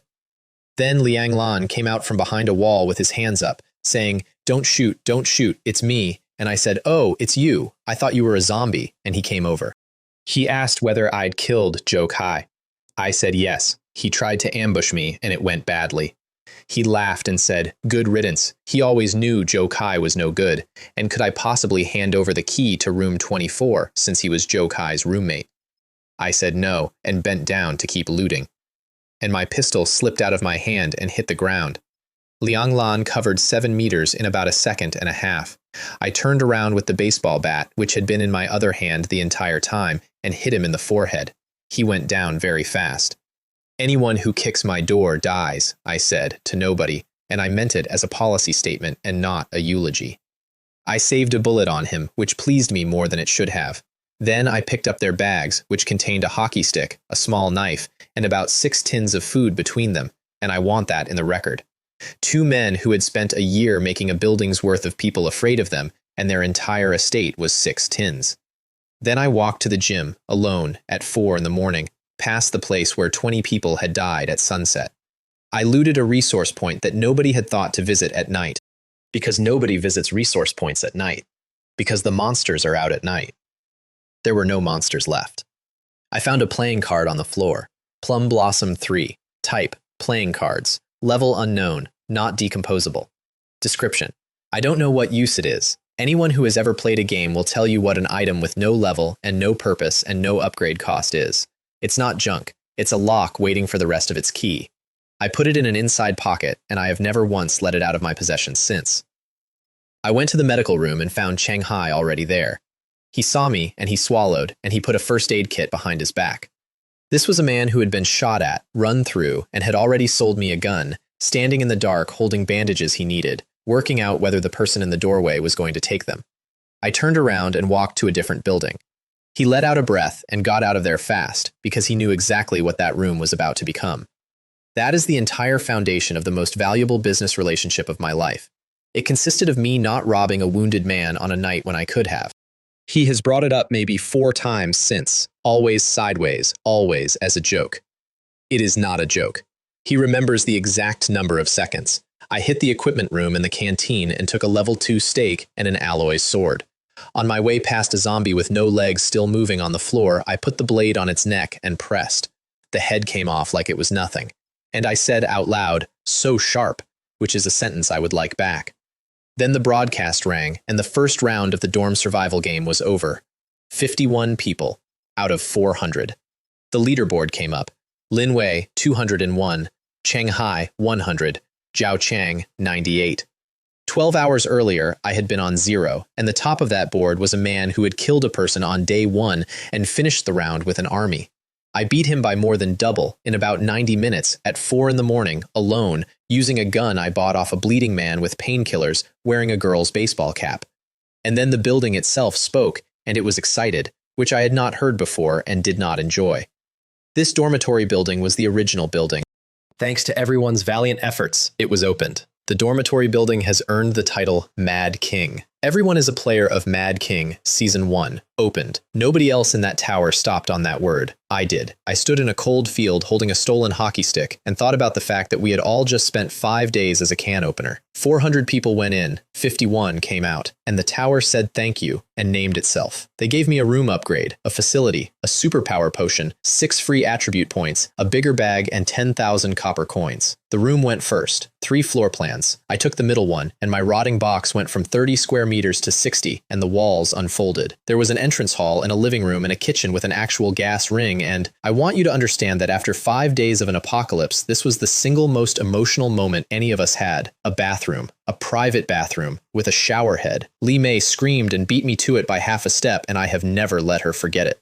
Then the shower asked me for 30 copper coins per 5 minutes, and I understood, finally and completely, why every monster in that compound had been dropping money. The whole thing runs on it. Doors, lights, water, ammunition. The tower is not a dungeon. The tower is a business, and everyone in it is either a customer or stock. The facility was 4 options: camera, refrigerator, air conditioner, microwave. I took the camera, and I have thanked myself for it about 200 times since. It gave me the whole corridor and both neighbors, but that is not why it matters. It matters because of a line I nearly skipped. Effect 2, severed. The gate cannot be destroyed before it is breached. An indestructible camera welded to my front door in a building where the entire competitive strategy is to disable somebody's turrets first. The girls screamed when they saw the screen, not because of the tactics, because after 5 days of a peephole, they could see. The potion I took immediately, and I want to explain why, since everyone who hears this story assumes I sat on it. Cheng Hai and Zhao Chang had 1 each and no way to upgrade anything. They were going to use theirs within the hour. Zhao Chang had 8 men and would be finished without a card of his own. In a race where everyone gets a lottery ticket, holding yours does not make it better. It just makes you the only person who hasn't drawn. I drank it. Super intuition. Enhances the 6th sense. Strengthens perception of malice, goodwill, and emotion in living beings. I wanted time stop. I said so out loud, like an idiot. I said, I want time to stop, and the universe handed me the ability to feel when somebody in the next room has decided. It does not add a single point of damage. Every player in that building would have traded it for anything with a number on it. It is the single most valuable thing I own. Because here is what I am. I am a man who lives in one room and never comes out and gets rich while asleep, in a building full of people who would like his room. I do not need to hit harder. I need to know, without looking, which of the 4 people in front of me has already made up his mind. The tower gave everybody a weapon that morning. It gave me a smoke alarm. Then the broadcast said something else, and I want to end this part on it because it was a Tuesday. The world had ended on a Sunday, and none of us had slept properly since. To celebrate the opening of the building, a super gift package will drop at its base as the first sunlight enters. Stay tuned. The mall and exploration mode will also be available. Stay tuned. 51 survivors out of 400 stood in a corridor full of what was left of their year group, and the building told them to stay tuned. I went to the airdrop. I took both girls, which several people have told me was reckless, and which was in fact the point. I gave them a weapon each, told them what to do, and walked them down 10 flights past everything on the stairs. Liu Hua looked, deliberately. She went past, then turned around and went back a step to see who it had been, and there was not enough left to tell. She pressed her lips together and followed me down without a word. Li Mei went round it with her hand over her mouth. Neither of them screamed, and neither of them stopped, and I stood at the bottom of the stairwell giving them a private thumbs up, because that was the test. The test was never about corpses. It was, when this happens, do you keep moving? They kept moving. Out on the open ground, everyone who was left came out for the drop. Zhao Chang had 7 or 8 men, all of them apparently selected for facial expression. Wu Lan had about 15. Everyone else came in 1s and 2s and stood well back, and there we all were. 51 people at dawn on a lawn, waiting for a present from the thing that had just eaten our university. And Zhao Chang laughed and said, loudly, how about we all set a tone first, so we don't end up fighting amongst ourselves later? He had aura, I'll give him that. He was a genuinely frightening person, and he had earned it on the first day by beating a friend to death. Everybody there knew it, and that was the entire basis of his authority. So I clicked the magazine out of the Colt where he could see the brass, put it back in, and said, "I've got 7 bullets left," and took 2 steps toward him. He stepped back. Then he got angry about having stepped back, which is the worst possible order to do those 2 things in. "Lin Wei, what do you mean by that? Are you opposing me?" "Everybody's shown their hand," I said. "I'm outnumbered here, so rather than let you take the drop in the confusion, I'd rather take you all out first." The crowd made a sound. His own men spread out slightly, which he felt, and which finished him. "Lin Wei, do you know what superpower I've awakened? Can you stop bullets? Don't push your luck. Can you stop bullets? I have 8 men here. Can they stop bullets?" He went the color of a wall and stepped backwards into his own crowd, and I kept walking toward him, 1 step at a time, with my arm hanging down like it was empty and my finger where it had been the whole time, and I said, 30 seconds. If you're still here, I start shooting indiscriminately." Somebody on Wu Lan's side lost his nerve and shouted that I was going too far. "Too far," I said. "If I hadn't handled those 2 special zombies, you'd all be dead, and I'm going too far." He hid. Then Zhao Chang played his last card, stepped up, puffed his chest, and offered me a duel. 1-on-1, no fighting over the drop, and if I won, they'd all acknowledge me as boss. And while he was talking, something in the back of my skull went off like a wire in a wall. There was a young man in black about 9 meters to my left, entirely outside my field of view, radiating so much hostility that it arrived before he did. I turned and fired without ever properly looking at him, and he went down with 1 round in his head. Everybody in that field went white. "Zhao Chang, why the hell did you kill a bystander?" "That looks like one of Zhao Chang's guys," somebody said, into total silence. "Trying to play these tricks on me," I said to Zhao Chang, and I smiled at him, chin up, the way animals do. I was, on the inside, absolutely delirious. Super intuition had just paid for itself in 1 morning. I had been quietly worried all week about how a 19-year-old with a body made of paper establishes authority in a field full of athletes.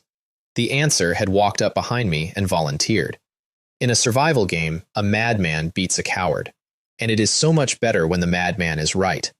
Then Wu Lan said, "Zhao Chang, give the stuff to Lin Wei. He's the biggest contributor to our survival this time." Zhao Chang stared at her like she'd slapped him. "Wu Lan, are you out of your mind?" "I just don't think it's necessary to cause casualties," she said, and turned around and walked her 15 people off the field. One of her boys nearly cried with rage. She told him, without turning round, that Lin Wei was from the 10th floor, and if he got stronger, their security improved across the board. Every single person there had to admit that was true. It was also not the reason. The reason is that while Zhao Chang was making his speech, I had sent her a private message offering 1 bullet for standing aside and 3 if she helped. And Wu Lan, who is not stupid, and who had by then been left to bleed out in a group chat by a man with a stockpile, thought about it for 11 seconds and took the deal. She never told a soul. Every bullet is a chance to fire one. She also, when I asked her much later why she went with me and not him, said something I think about a lot. She said Zhao Chang was messaging her at the same time, telling her to attack me, and that they'd split my things afterwards. And she said, his offer was bigger, but your words seem to carry more weight. I had known her 4 days and shot 1 thing off her door in the dark without saying anything about it. Zhao Chang spat and left. The crowd oozed away sideways. Li Mei came back from looting the man I had shot, holding a crossbow. Handmade, level 2, damage 45, 1 bolt, 9 durability. Liu Hua covered her mouth and said, "Brother, he was going to ambush you with this." 45 damage, 4 less than my pistol. Loaded, aimed, from behind, at 9 meters while I was arguing with somebody else. I have thought about that a great deal. If Zhao Chang had used that thing on the big zombie the night before, he would have killed it. He would have been first on the board, and this would be his story. He held it back as a trump card. That is what people do with their best asset. They hold it until the perfect moment, and the perfect moment is a thing that happens to other people. I gave it to Li Mei because I could not reload it, and she could, and she blinked at me like I'd handed her a car. She kept it for weeks. She used it exactly once, at exactly the right moment, and I will get to that. Then the box came down under a parachute, and everyone leaned in. And Li Mei pulled my sleeve and whispered that somebody had messaged her to say people upstairs were getting ready to drop bricks on us. I said, "Who told you?" she said, simp. I had not planned to walk straight out anyway, for exactly this reason, so we went sideways along the wall and came out into the open 11 meters off. I looked up on the way and there were 4 of Zhao Chang's men leaning over the 8th floor railing with rocks, and when they saw me look, they all pulled their heads back in like a row of pigeons. Liu Hua frowned and said, "These people are so mean. This is an inevitable result." Li Mei looked at me sideways when I said that, and told me later she had learned 2 things about me in that half hour. 1, that I was completely indifferent to being hated. 2, that people who are completely indifferent to being hated are either very used to it or very dangerous, and that she had stopped being able to tell which. The crate was a meter square, and it held one object about the size of a human head. A black statue of a child, sitting cross-legged on a lotus, with fangs. Ghost child. Type, guardian spirit. Level 3. Vital energy 70. Skills, ward off evil, devour ghosts, witness.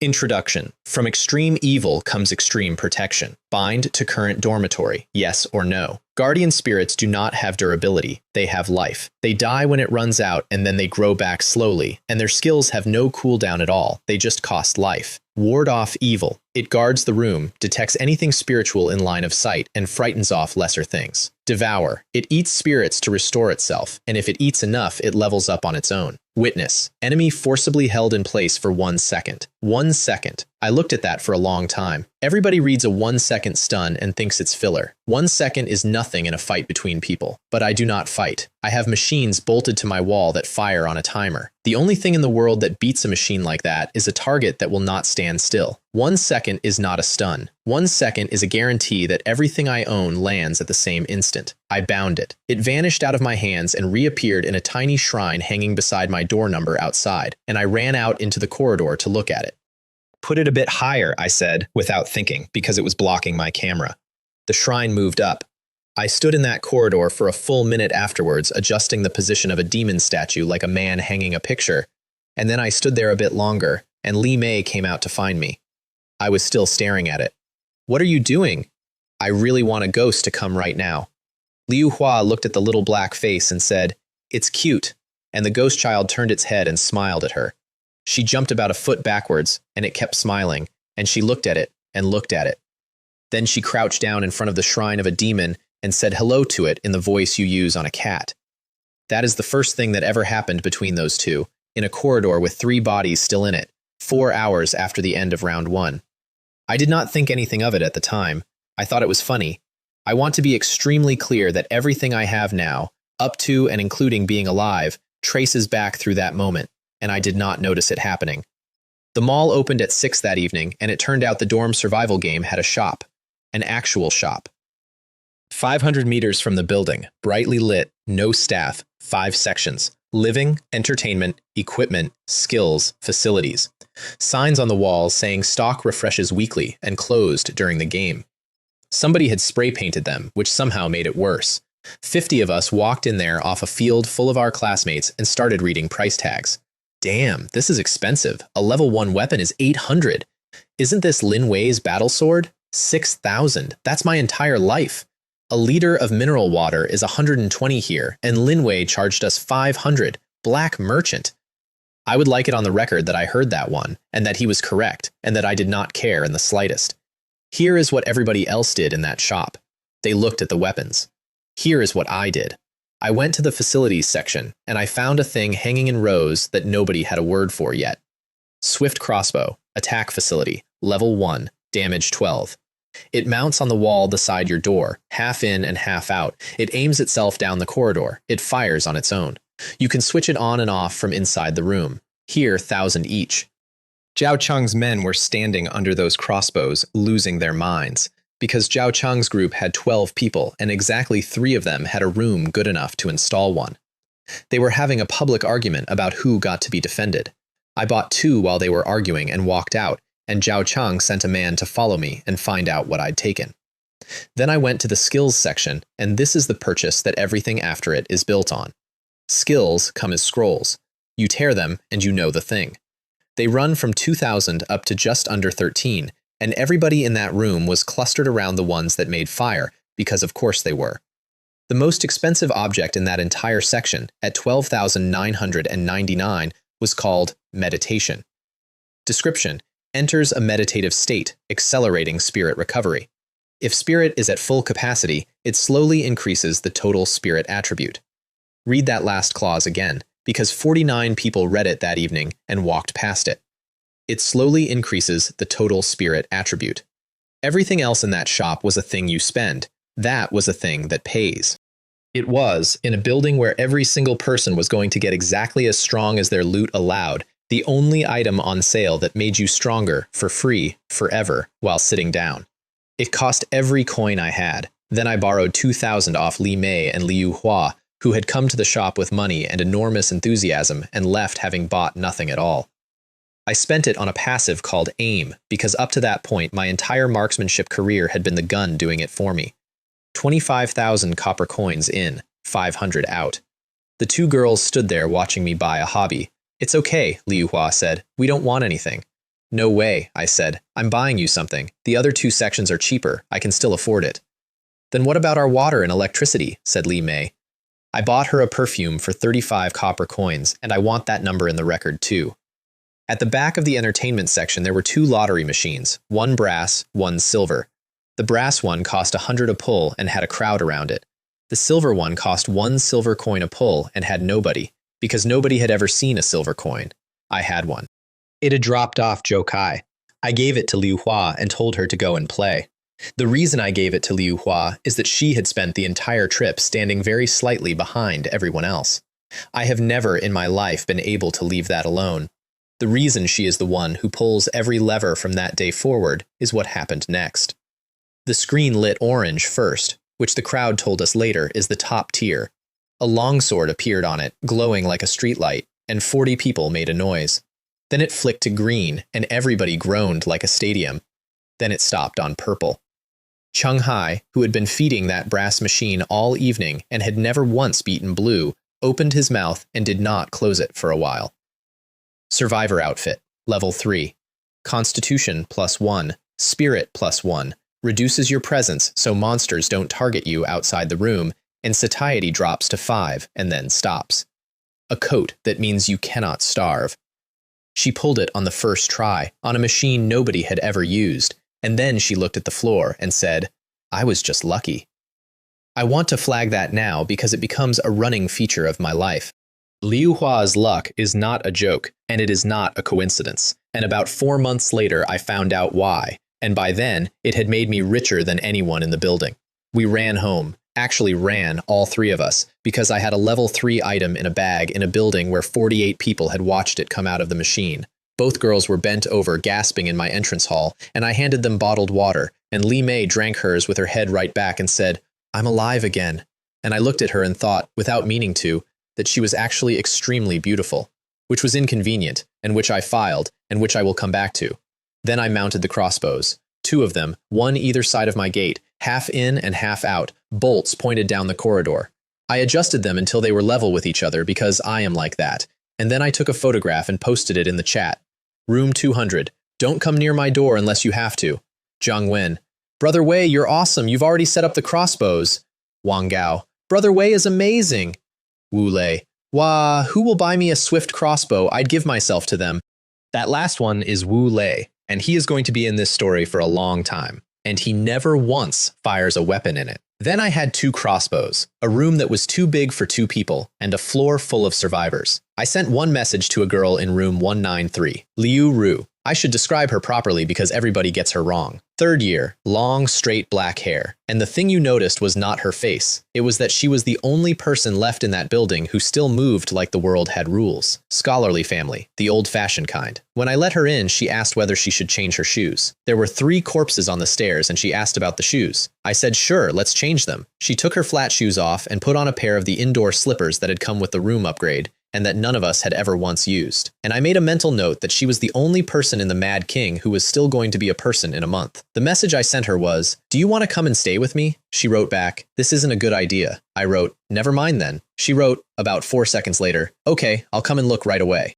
She told me much later that when she read, "Never mind then," she felt her whole spine go cold, and thought, in order, 1, is this how boys pursue girls now? And 2, that actually makes a great deal of sense. Wu Lan walked her over personally and stood in my doorway with her arms crossed and said, "Lin Wei, you're not allowed to bully Ru." I looked up at her shoulders, at the fact that she could pick me up in one hand. Don't worry, you can tell how good I am to people just by looking at how lively Mei and Liu Hua are. Li Mei, from behind me, made a noise like a kettle. Liu Ru went into the kitchen an hour later to help, because standing around being a guest was making her uncomfortable, and I sat in my own living room and watched 4 people cook in a place that had been a rotting box 6 days earlier, and I checked my numbers. Base 40, conversion rate 290%, 156 coins a night. I had gone from 44 to 156 in 6 days, and every single point of that increase had come from letting people in. Then a man 3 floors down decided to rob me, and I found out what my life was actually going to be like from then on. Guo Min. He arrived during the break, out of nowhere, and he had 3 seasons on him. That was the first time any of us learned that people move between buildings, that there are other buildings, that some players have been doing this for months, and that the 51 of us who thought we had just survived something had, in fact, completed the tutorial. He walked into the chat and said, "Hee, looks like I'm the only veteran here. I checked your information, and you must be a newly opened building. I just have one question. Who took the opening gift pack?" Li, instantly, from room 44. Lin Wei from room 200 got it. Guo Min, at Lin Wei, hand over the stuff, and I might spare your life. And then he posted an open invitation to the 3rd floor and started collecting a mob, and about a dozen people went immediately, because a brutal week had left that building desperate for a higher authority, which is a thing humans do with monsters and gods and anybody who arrives sounding certain. They fed him everything on the way up. Lin Wei is extremely lecherous. He has 3 beauties in his house. Lin Wei has a steel door and 2 rapid-fire crossbows. Lin Wei bought meditation. He waved a hand at the crossbows. A gun's usually level 2. It's all right. Then he got to my floor and saw the shrine. And he stopped dead, and his lips actually shook, and he said, "This is a guardian spirit?" Everybody behind him went quiet, because their new god had made a face. "Where did that thing come from?" "That looks like the airdrop reward Lin Wei got," somebody offered helpfully. And Guo Min said, "And I want you to have this exactly, because I have never enjoyed a sentence more. Damn it, they actually used my unsealed gift pack." He had arrived 4 hours ago in a building whose entire opening he had missed, and the gift for opening it was his. Then he made his plan, and his plan was correct, and it is the plan any competent player makes. You go and reduce the durability of those 2 crossbows first, then I'll break the door. This kid gets dragged out and killed, you can have half the loot. And then, because he could not help himself, by the way, don't touch that guardian spirit. Don't break it. Inside, I watched all of this on a screen, and I tapped twice, and I switched the crossbows off. A fat boy went first, because there was a tenant slot in it for whoever went first. He threw a brick at a crossbow, and the brick broke, and the crossbow did not. "Idiot," said Guo Min. "Ranged weapons are a waste on facilities. Use a blade. Level 1 facilities are slow, just dodge." So the fat boy took out a knife and edged forward and swung. Nothing happened.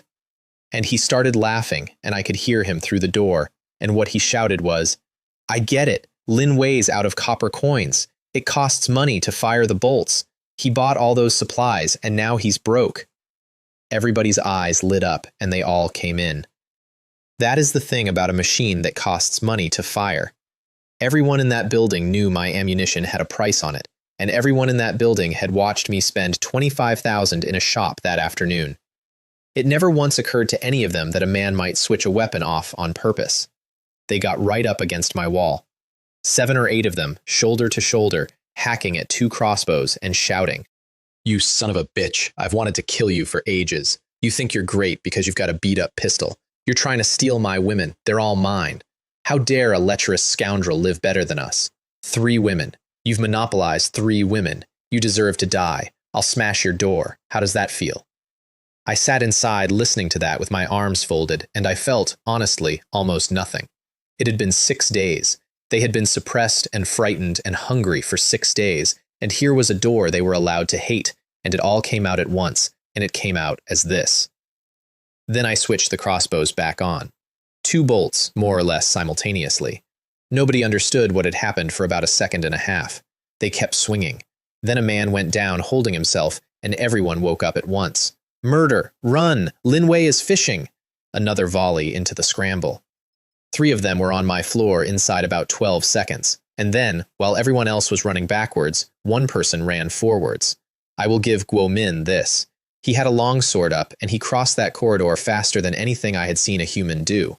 He went straight for the left crossbow with a sweep set up to take both of them out in one movement, which was the correct play, and would have left me with a steel door and a pistol against a professional. And at that exact moment, the crossbows changed. Because I had 800 and something nightmare coins, and I had been holding them all week for precisely one purpose, which is the purpose I hold everything for. Both weapons flashed, the wooden bodies plated over in bronze, the iron bolt heads went to engraved bronze. Every point of durability they had lost that evening came back at once, because that is what an upgrade does.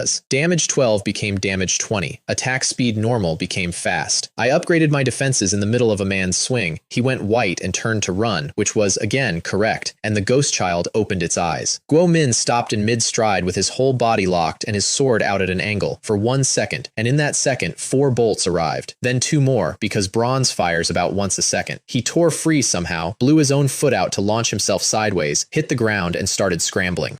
I opened the door and emptied the Colt. 17 rounds in a corridor.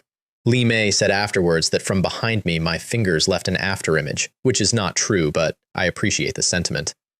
Guo Min did not get up. His name grayed out in the chat, which is how the 11 people cowering in the stairwell found out that the 3-season veteran they had followed upstairs 11 minutes earlier had ceased to exist. 1 second they were a 10-on-1. The next, their teammates were on the floor, and the professional was face down. I changed magazines and pointed the gun at the stairwell and worked out how many of them I could get before they reached the 9th floor. And a woman's voice behind me said, "I advise you not to do that." I turned and had the gun on her before I'd finished turning and took a step back into the door frame at the same time so nothing could come at me from the left stairwell. She noticed. That was the first thing she ever said to me. "Very good reaction. I can't believe you're a first-season player." Tang Mei. Room 180, which the 10th floor's odd layout counts as ours. Tall, dark green leather, a black mask over the lower half of her face with a pattern on it that moved when she breathed. 3 seasons, top 10 in all 3. I asked her who she was, and she told me, and then she told me why she'd stopped me. It is the most important single piece of information anybody ever gave me for free. You've already got the grudge. Keep killing and it stacks. And when the next round starts, every monster in this building comes to your door. I asked her what the grudge was, without moving the gun. Killing other players during a break marks you. It pulls monster aggro when the game starts. Hiding in your room doesn't help, and the more you kill, the more absurd it gets. It's what we players call it. It's a hidden mechanic, and the game never tells you. She said it kindly, in the tone of an adult explaining a hot stove. She also said, laughing, "In my last round, I was the first player to die, and I had only killed 1 person. That's why I stopped you.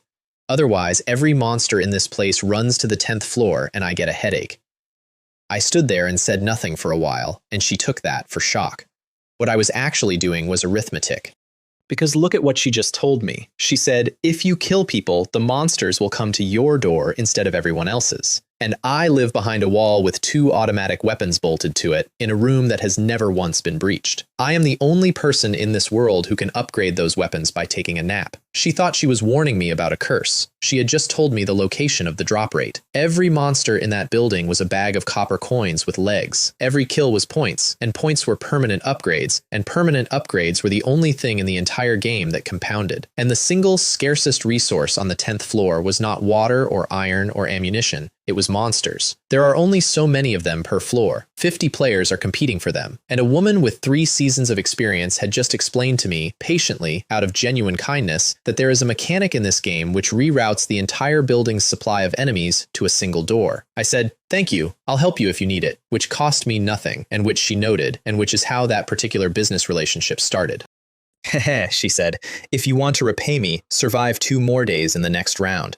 And she turned and walked off. And I went back inside and sat down and looked at my hands and thought, I am going to need a much better door. Round 2 started at midnight, and the building found out what it had been living on top of. Broadcast. This round's game is titled The Haunted Return of the Soul. Players who died have become vengeful spirits, and even more terrifying things lurk in the darkness. Don't rush. Take your time. There are cute little ones for you on every floor. Game time. Unknown. That last line took the legs out from under me, and I want to explain why, because it is the first time in this story I was genuinely frightened. Round 1 had a 5-day clock. A clock means you can plan. It means you can budget your coins, budget your sleep, budget your ammunition against a known number of nights. Unknown means the game can simply keep going until you run out of something. Then my camera lit up, and the 10th floor corridor filled with the dead. They were wearing university uniforms. They looked exactly like they had in life. Some of them had their hands over their faces. Some had died with their eyes open and had not fixed it. And every single one of them was walking toward room 200. At the front, with a hole in his forehead, was Joe Kai. Level 2. Skills: Terrifying Aura, Ghost Claw. Introduction: Lin Wei. I've come to find you. That is the game being funny. That is the tower making a joke at my expense, and I want it noted that it was, in fairness, a good one. Everything else in that corridor was level 1. All of it was coming to me, and only me. Because Tang Mei had told me the truth 8 hours earlier, and the truth had a lag on it. And Tang Mei messaged me, from 4 doors down, delighted. Oh ho, guess what? The spirits didn't even glance at my door. I swore, and reached out to spend everything I had on the gate. And the ghost child moved. It sat up in its little shrine, and its eyes went black, and it opened a mouth about the width of a fist. And Joe Kai came apart into smoke and went into it. Guardian Spirit Ghost Child kills a level 2 monster. Hosts points plus 100. My hand stopped in the air. The 4 of us stood in that room and stared at a screen where a black stone toddler was standing up in a shrine, spreading its arms as wide as they went, apparently under the impression that this would help it open its mouth further, and inhaling the dead of Ching Kong University. They screamed. That's the part nobody believes. They talked, "Don't come any closer," and then smoke. And a girl's voice right at my door, high and desperate, shouting past the thing that was eating her. "Li Mei, it's me, Hua Mei, I'm not dead yet." And then she was. Li Mei did not make a sound. She looked at the screen with her jaw completely still, and afterwards she said one thing about it, once, weeks later, which was, she wasn't lying. She really did think she wasn't dead. The ghost child laughed. Silently, all shape and no sound, a small black shape delighted with itself and took a deep breath. Most of the right-hand corridor turned into a river of smoke going into a child's mouth. Kill notification, kill notification, kill notification. It went on long enough that my ears started buzzing. The vengeful spirits at the back worked out what was happening and tried to leave. They could not leave because the corridor behind them was full of more of them, and they had to keep coming forward. Every one of them screamed on the way in. Then Guo Min arrived. Level 3, Evil Spirit, not Vengeful Spirit, 1 grade up. Skills: Swallow with 3 drops of water, Water Summoning Sword Technique, Evil Spirits Scream. He came out of the left stairwell with a sword and roared and led a charge at my door. The ghost child, who had been enjoying the right-hand side, turned around and found the man who had wanted to steal it standing directly underneath it. Guardian spirits, I have since learned, are creatures of pure temperament. It gets angry when things avoid it.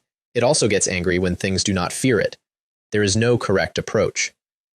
Guo Min's eyes went wide, and his sword went sideways and hit my door instead, for 5 durability, because his soul was in the process of coming apart, and he lasted about 10 seconds, and then he went in too. 500 points, for him alone. And when the corridor was empty and I checked my score, I was over 1,000, and it had cost me 5 points of steel and 1 repair. So I opened my front door for half a second, and shut it again. Everything on the floor came back. Li Mei clapped. Liu Hua laughed out loud for the first time since she'd arrived. Liu Ru, who had been in my house for 1 day, put her hand over her mouth, and I stood behind a door with 2 crossbows and a stone child bolted to the outside of it, deliberately baiting the entire 10th floor's monster population into a 5-meter stretch of corridor. I understood exactly what I had bought when I bought that airdrop. 20 minutes later, the 10th floor was clear. Leaderboard: Lin Wei, 3,411. Striker, 849. Tang Mei, 589. Down on the first floor, a 3-season veteran called Striker, who had moved into the Mad King specifically because he had seen there were no serious players in it and had decided the top spot was his, blew 4 spirits off a wall with a palm strike, looked at that board, and lost all interest in fighting. Then the broadcast said, "Players on the 10th floor are clearing monsters at lightning speed. Monsters from this round will be unable to enter the 10th floor." which meant I had done it too fast, which is a complaint I want to formally lodge with somebody. I cleared my floor so efficiently that the game cut off my supply. Li Mei swore at the ceiling on my behalf. I opened the door and picked up the drops, which took 2 trips and filled my entrance hall, and among the junk there were about 300 small gray-black shreds of fabric. Soul shards. Level 0. Description: the essence and residue of ghost-like monsters, and also a favorite snack of ghosts. I asked who wanted to carry them because they were taking up my bag. Liu Hua put her hand up. She told me later she volunteered because she felt like the most useless person in the room, and being a rucksack was at least something.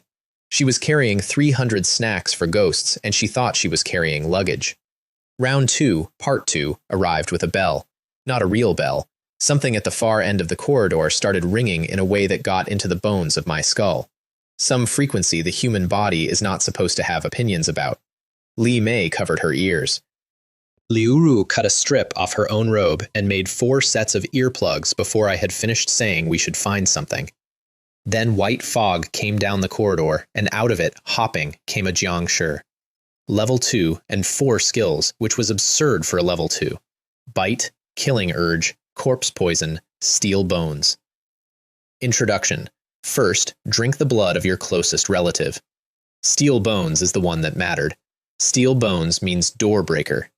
They came in 3s, then 6s, then in rows. My gate lost 5 points a second, and then 6, and Li Mei was feeding steel into it as fast as her hands would go, and I could see the number falling anyway. And this is the first time I did the thing that becomes my entire signature, so I want to do it properly. I did not fight harder. I did not open the door. I put my palm flat on my own gate and spent 550 coins. 5 branches came up. A vermilion exorcism gate, alloy steel, something called the slippery phylum that binds monsters, a heavy stone gate, and one that had a warning attached, which is always where the good ones are. Steel gate, extremely strong defense, high durability. Dark creatures take damage when they touch it. Weakness, cannot be repaired with materials. Everybody sees cannot be repaired and stops reading. I read it 3 times and took it, because I had no materials left anyway, which meant the weakness cost me nothing, and because a door that hurts things is a door that fights while I sleep. The whole slab went blue and picked up a pattern I could not read. Azure Steel Gate, Level 3, Defense 60, Durability 70, Effect 1, Demon Suppression, deals magical damage to dark creatures. Effect 2, Never Compromise, 2 of 2. Durability cannot be repaired with materials, but when it drops to 40, it restores 30 using the blood of killed monsters. Up to 3 times. Introduction. Demons, I am your sworn enemy. 130 durability in total, in a round where the previous door had been dying at 6 a second, and outside, the thing that had been silently taking bolts for a minute started screaming because it had touched my front door. That is the sound I fall asleep to now. I want to be honest about that. Li Mei looked at the corridor filling up with fallen Jiangshi and said, "All right, you can lie down now," in a voice of complete disgust, and I did. And then I handed my pistol to her. That is the other thing that started in round 2, and it is the reason all of this worked, so I want to be precise about it. Everyone in the Mad King who had a strong player in the room hid behind them. Every landlord in that building with a competent tenant used them as a wall. I had 3 people in a room with a corridor full of point-generating monsters outside it, and a leaderboard where the top 10 got permanent upgrades. I did the only sane thing. Open the door, empty the magazine, close the door, reload, swap person, open the door. 1 magazine each, taking turns. Li Mei first because she had the steadiest hands, then Liu Hua, who flinched at the noise the first time and did not the second, then Liu Ru. And after 4 or 5 cycles, Liu Ru said, "Lin Wei, don't rush to close the door next time. I want to try." I raised an eyebrow at her. "You really want to do this?" "Yes." She had the long sword already. "You've already found the glutinous rice, haven't you?" Which she had noticed, in the middle of a siege, in a pile of drops, because glutinous rice cures corpse poison, which meant a scratch was survivable, which meant her question was not brave, it was researched. I said okay. Li Mei blocked one side of the corridor with the door itself. Liu Ru went out into the other side in a white dress, with a sword, against a hopping thing with steel bones, with a bronze crossbow interrupting its rhythm for her. She was good, I want that said plainly. She had never held a weapon in her life, and she moved like somebody who had been taught to walk properly as a child. It turns out that is most of it. Then the bell in the corridor rang hard, and she stumbled and put her hand to her head. The thing in front of her opened its mouth and went straight for her forehead, and the ghost child froze it in the air. She came back in against the wall, soaked through, breathing like she'd run up 10 flights. "Sister Rue, are you all right?" "It's nothing." Li Mei shut the door and said, "Luckily, Brother Wei's micromanagement is good enough." And I want to note that I had been standing at a screen operating a demon and 2 crossbows and a door simultaneously. The only reason I could do that is that I had a camera and everyone else had a peephole. I asked Liu Ru if she wanted to keep going. She said yes, hard. Liu Hua said, "Sister Wang, you're only about 100 points off the top 10. And Liu Ru's whole face lit up and she said, without thinking about it, "Great, that should leave enough bullets for you." There were 3 of them taking turns on a limited magazine. If she used a sword instead, the ammunition went to the other 2. Liu Hua's face stopped. I put a hand on her shoulder and said, "That's the right call. You do the same." She would have. That's the thing. She would have done exactly the same, and it would still have hurt her to have it said out loud, and that is Liu Hua in 1 sentence, and it takes months to stop being a weakness. By the end of that night, all 4 of us were in the top 10. 4 people from 1 room in a building of 200 on a leaderboard where the top 10 get free upgrades. The 10th floor's entire monster supply consumed by 1 door. And then the broadcast said, "End of round 2. You have 3 minutes to rest." After 3 minutes, ghost messengers will patrol. Players are advised to cooperate with the ghost messengers in their investigation. 3 minutes. Nobody had time to think, which I now understand was the point. The white fog went away, and the corridor looked completely normal, and for a few minutes nothing happened at all, and that was the worst thing that had happened to us so far. Then a player on the 4th floor died, and then 3 more, and then the pictures came through. 2 meters tall, black officials' robes, the old kind, the sort you see in a temple painting, hands folded into its sleeves, and out of the sleeves a black chain, and on the chain, hooks, and on the hooks, people. Ghost messenger. Type, ghost. Level 10. Skills, unknown. Description, a ghost messenger who captures vengeful spirits and hates lying. Level 10. In round 2. In a building where the strongest thing anybody had seen was a 4. The player in room 77 was a veteran, and he had never heard of a level 10 in a low building. He pressed his ear to his own door and listened to the room next to his, and this is what he heard. "Open the door. The ghost messengers are checking the rooms." "All right, my lord, we'll open it right away." "Have you seen any evil spirits or vengeful ghosts lately?" "I've seen them." "Where?" "We killed them." "How dare you lie? How could a group of weak mortals be a match for vengeful spirits?" And then 10 seconds of noise and 4 names went gray. He posted the whole exchange, word for word, and he did not charge for it, because he had understood that it was not information, it was a trap with no exit. Because look at it. If you say you have not seen a vengeful spirit, you are lying, because there were vengeful spirits in every corridor in this building 4 hours ago. If you say you have, it wants proof. 2 doors, both locked. Every single household that thing knocked on died. The survival rate was 0. It went through the 4th floor like an inspector, and by the time it started up the stairs, the entire building had gone silent, and I mean silent. The chat, which had been screaming continuously for 11 days, stopped. 200 people simultaneously decided that even typing might be noticed. I paid Tang Mei 1,000 copper coins a sentence. She sent 3. 1. Turn off your automatic attack mode, or you will anger it. This is purely experience, believe it or not. 2. The higher the level, the more intelligent. Treat a level 10 as a person. 3. This kind of thing is not here for you to kill. Don't think about killing it. Think about what it wants. 3,000 coins and worth every one, particularly the 3rd.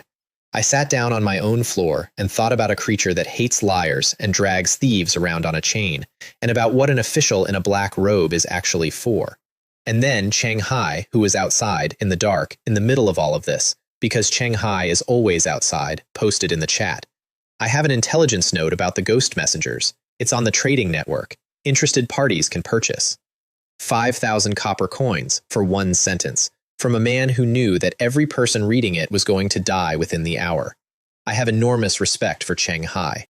I opened a private window and asked him what it said. He wrote back inside 4 seconds. Hee, it's Brother Wei. Here's the information for you for free. The ghost messenger likes porcelain. I did not pay him a coin and I never forgot it. And everything that man and I did together afterwards. It was a great deal. Comes out of a first aid kit he hid behind his back in a dark room and a sentence he gave me for nothing. Meanwhile, the note sold and resold at 5,000 a time. And here's the part of this story that tells you the most about that building. Nobody published it. Every single person who bought that note for 5,000 coins immediately relisted it for 5,000 coins. Down the whole tower, people dying 2 floors below them. The note went round and round like a hot potato at exactly cost, because not one of them could stand the thought of the person after them getting it cheaper. So I put it in the chat myself, for free. Room 200. Hai already told me. The note says the ghost messengers like porcelain. Liu Jing, room 171, instantly. Bro, I'm selling that right now. Sorry, Liu Jing.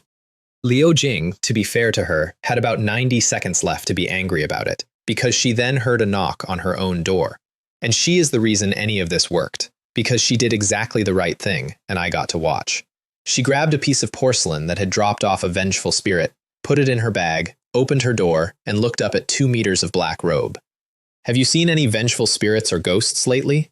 And she said, let me recall for a moment. And while she was saying it, she leaned in and slipped a porcelain bottle into its sleeve. Its face went black. Memories? Memories of what? She panicked completely and said, I didn't see it. I've been sleeping at home the whole time. Which was a lie, to a thing that kills liars. And it snorted and said, answer faster next time, and turned around and walked away. Liu Jing stood in her doorway, soaked through, and then went and sat in her living room, and her 2 teammates came over asking if it was gone, and she said, then broke down completely, silently, with her hands over her mouth so as not to make a noise. She said, when she could talk, when will this ever end? I was so scared. Did you see the bodies on the hook? It's so long. And then she stopped crying and started tapping in the air, which is what everyone does when they're using an interface, and one of them asked what she was doing. Sharing my experience. You're not charging? We're not charging. It's better to have a few more veterans alive than those newbies. Which is, I think, the single kindest sentence anybody said in the Mad King that month, and note that she still had to insult somebody to get it out. The chat came apart. 50 people found porcelain in their drop piles and realized they were saved. And then Zhao Chang typed, damn it, I didn't get any porcelain, what do I do? And the building went off like a fire alarm, because not everybody had left their room. And if you had not left your room, you had no drops. And if you had no drops, you had no porcelain. And the price of porcelain went from scrap to several hundred to 1,000 copper coins in about 4 minutes. I had 43 pieces. Because I had spent 2 nights eating an entire floor's worth of monsters through one door. Porcelain was the junk that fell out of them. I had been shoveling it into a corner and calling it clutter. A girl called Liu Lan messaged me, screaming that the messenger was at her door. I opened a trade, she put a bowl and a plate in it, and I typed, give your highest price. She put in 3,000 and hit accept before I'd finished reading it. I was not greedy. If she died, I got nothing. And then I sat there with 43 pieces of the only thing in the building that mattered, in a market where the price had gone up 800% in 6 minutes. I did the thing that everybody who tells this story gets wrong. I crashed it. Somebody listed one at 1,000 and it sold in under a second, which meant the shortage was real and the price had further to run, and every hoarder in that tower could see it. They were all sitting on their stock, waiting for 2. I listed 40 at 990. The tower made a sound. Half of them went in a blink. The hoarders panicked and dumped at 900, and I went to 850. They went to 8. I went to 750. Down and down, all of us in a race to the floor. Every ordinary player in the building who had been about to be extorted at 1,000 apiece bought at 700 instead and lived. Tang Mei messaged me, how much did you snatch up? I said, I don't know what you mean. She said, didn't you rush to buy porcelain? I said, no, I would never do such a despicable thing. She said, oh, I did. There is a version of this where I am a hero. People have tried to tell me that version. Li Mei believed it for about a month. Here is the real one. I had 43 pieces of an item whose only buyer was a monster that visits each door exactly once in a building with 200 doors. The monster was already 3 floors up and moving. That market had a clock on it, and the clock was audible. If I had been patient and squeezed the last coin out of it, I would have been sitting on 30 unsold pieces of decorative crockery by morning. I did not save the 10th floor. I cleared my inventory. The fact that it saved about 60 people is a side effect. I have decided I am allowed to keep exactly none of the credit, and I am also not going to hand it back. 17,000 copper coins from junk in 11 minutes. And then it came to my door. I saw it arrive on the camera, and everything in that room stopped. Li Mei's face went the color of the wall. Liu Hua moved sideways until she was touching my sleeve, which is a thing she did exactly once and never again. I picked up a small blue and white bowl and stood up and walked toward my own front door to go and meet it. And the ghost messenger stopped dead, because it had seen the shrine. 2 meters of black robe, with 4 people on a chain behind it, took a step backwards and bowed, actually bowed, to a stone toddler on my doorframe. And the ghost child, sitting in its shrine, raised its head slightly, stuck its little stomach out, and did not return the greeting. Behind me, 3 grown women stopped breathing. It waved a hand, dismissing the level 10, the way you'd wave off a delivery. And the ghost messenger dragged its chain and started to walk on past. So I opened my door. "Greetings, my lord." It stopped. It looked me up and down. It looked at the ghost child, which was pointedly not looking at it, and it said, cautiously, "You have come to retrieve your companion's body. I am only doing my duty." "You're overthinking it, my lord. Do not speak to me of vengeful ghosts. I will not tell you." "You're overthinking it, my lord." It came 2 steps closer, completely bewildered, and said, "Then what do you want?" Because it had never met a human who was not afraid of it, and it had certainly never met one who walked toward it. And I said, "It's nothing, really. It's just that I recently found some stolen goods, and I haven't been able to find anywhere to hand them in." And I gave it the bowl. It took it out of my hands so fast the air moved. Its eyes went green. It said, and its voice was shaking, "Where did you get this?" "A chance encounter." "This is stolen goods. This is huge stolen goods." "I thought so too. That's why I'm handing it in, my lord."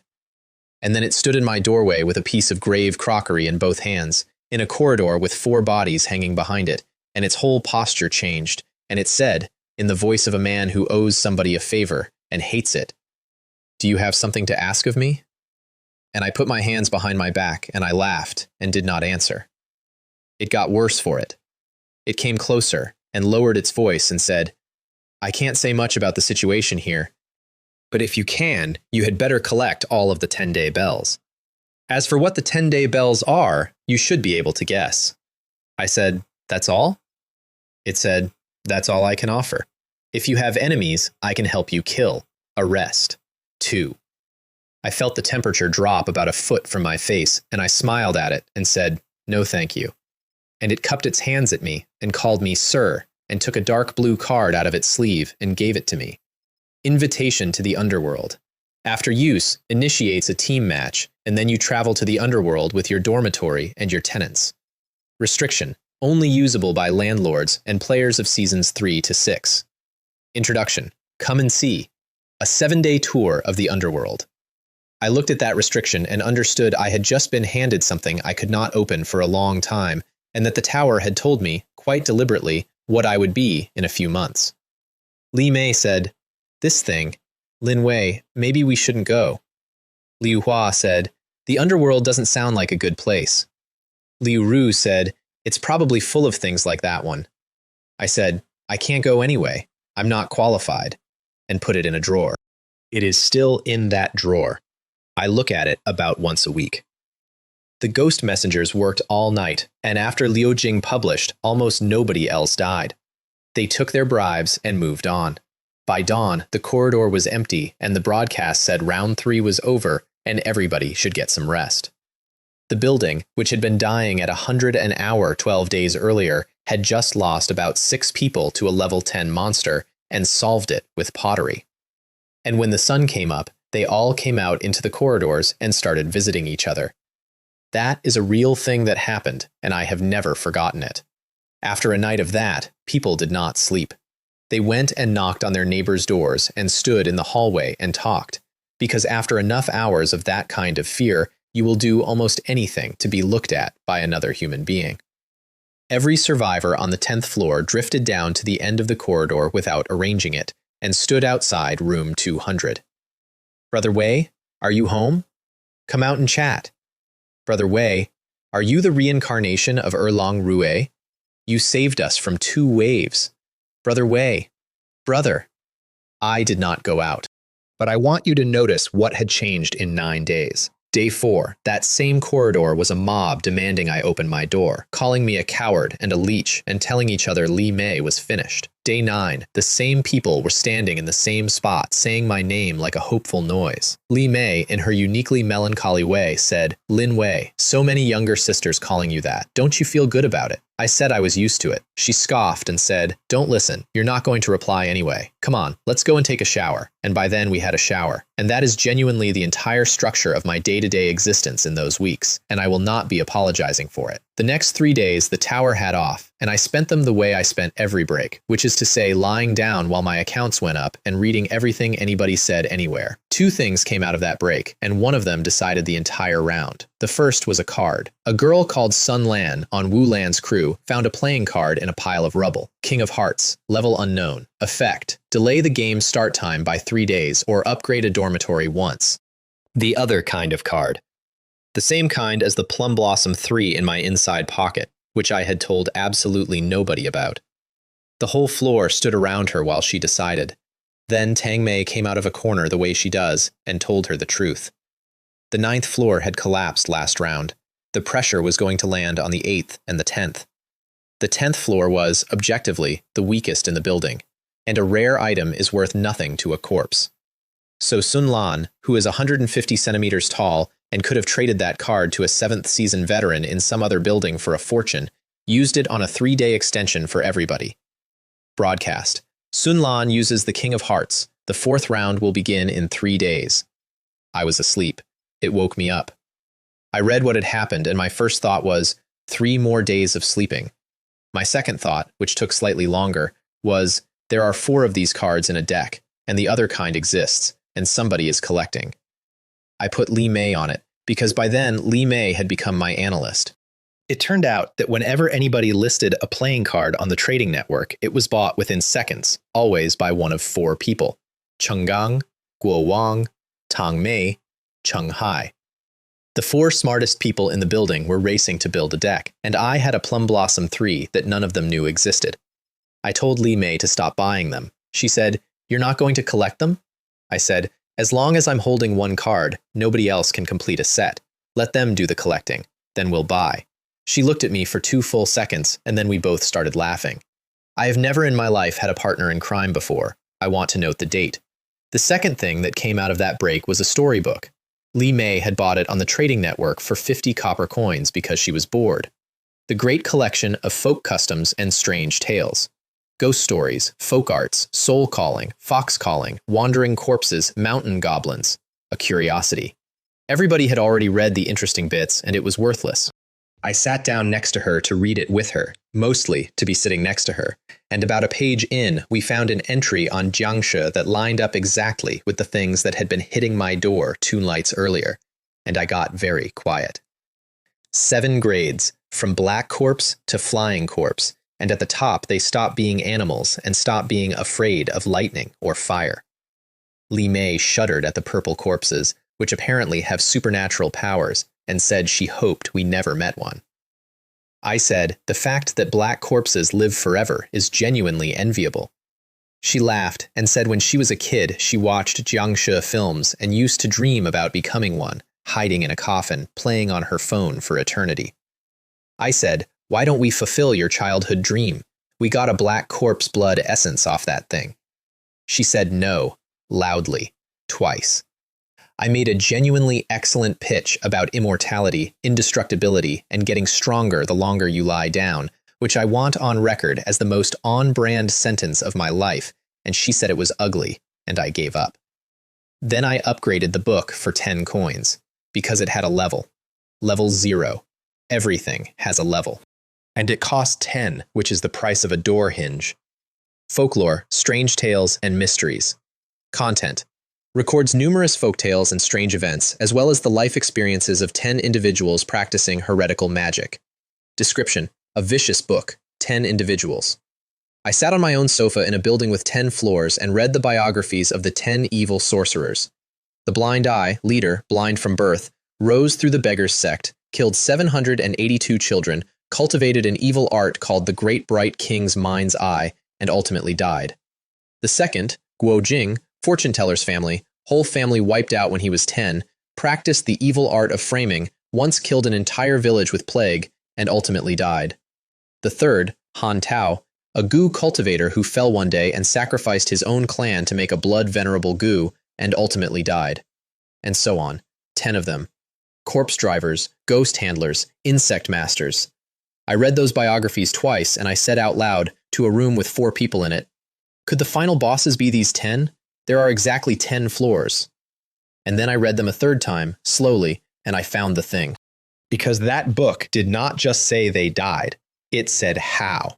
Every single one of the 10 evil sorcerers has a cause of death written down. The corpse leader was killed when another sorcerer used beast blood to break his indestructible body. Han Tao died when he stepped into a trap and the goo under his foot burst. The spirit oracle walked into a shrine, fell asleep on the incense, and died there. Which means that in a building where 10 mechanic-locked bosses were about to arrive, 1 per floor, and where 200 people were about to spend a week guessing, I had a book. I did not tell anybody. Not Wulan, not Shanghai, not the chat. I told the 3 people in my room, and then I went shopping.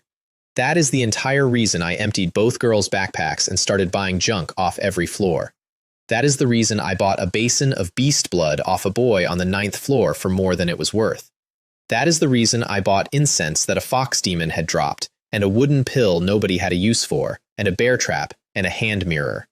For 3 days, the Mad King watched the richest man in the building buy garbage, and had opinions about it. Round 4 was a monster tide, and it lasted 10 minutes, and it taught me the single most expensive lesson of my career. 10 minutes of monsters, 3 floors worth, funneled to my door by the grudge, every single one of them killed. Both girls in the top 10, piles of loot, and when we counted up afterwards, we had lost money. We had gone into that round with over 40,000 copper coins and come out with 39. Because the silver iron wing crossbow costs 120 copper coins per bolt, and the heavy crossbow costs 180. I had spent 10 minutes firing both of them continuously into a corridor that never emptied. Those are not attack facilities, those are money-eating animals. We made it back on the drops, and the drops were good, but I sat on my own floor with a calculator in my head and understood the actual shape of the thing I had built. I am not a fortress. I am a factory. And a factory that runs at a loss is just a very expensive way to be busy. From that night on, every single upgrade decision I ever made had 2 numbers on it. The second one was how fast can I get outside to pick the money up. Nobody else in that building ever thought about it that way. They all thought about damage. I thought about margin. And then the broadcast said the 5th round was canceled, and we would be going directly to the 6th and final round, and it named it the 10 Evil Sorcerers.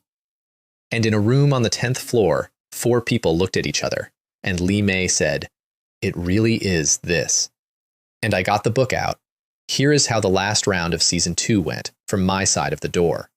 The corpse leader came up to the 10th floor with 2 bronze-armored corpses walking beside him. Level 4. Skills, zombie refining, indestructible Vajra. A man in black with a face the color of a bruise. The whole building lost its mind, because up to that point, nobody had seen a 4. The chat filled up with veterans saying that a level 4 with a boss template could take a 3rd season player apart. Liu Ru shared his information into the chat before he'd finished walking, because by then that was standard practice.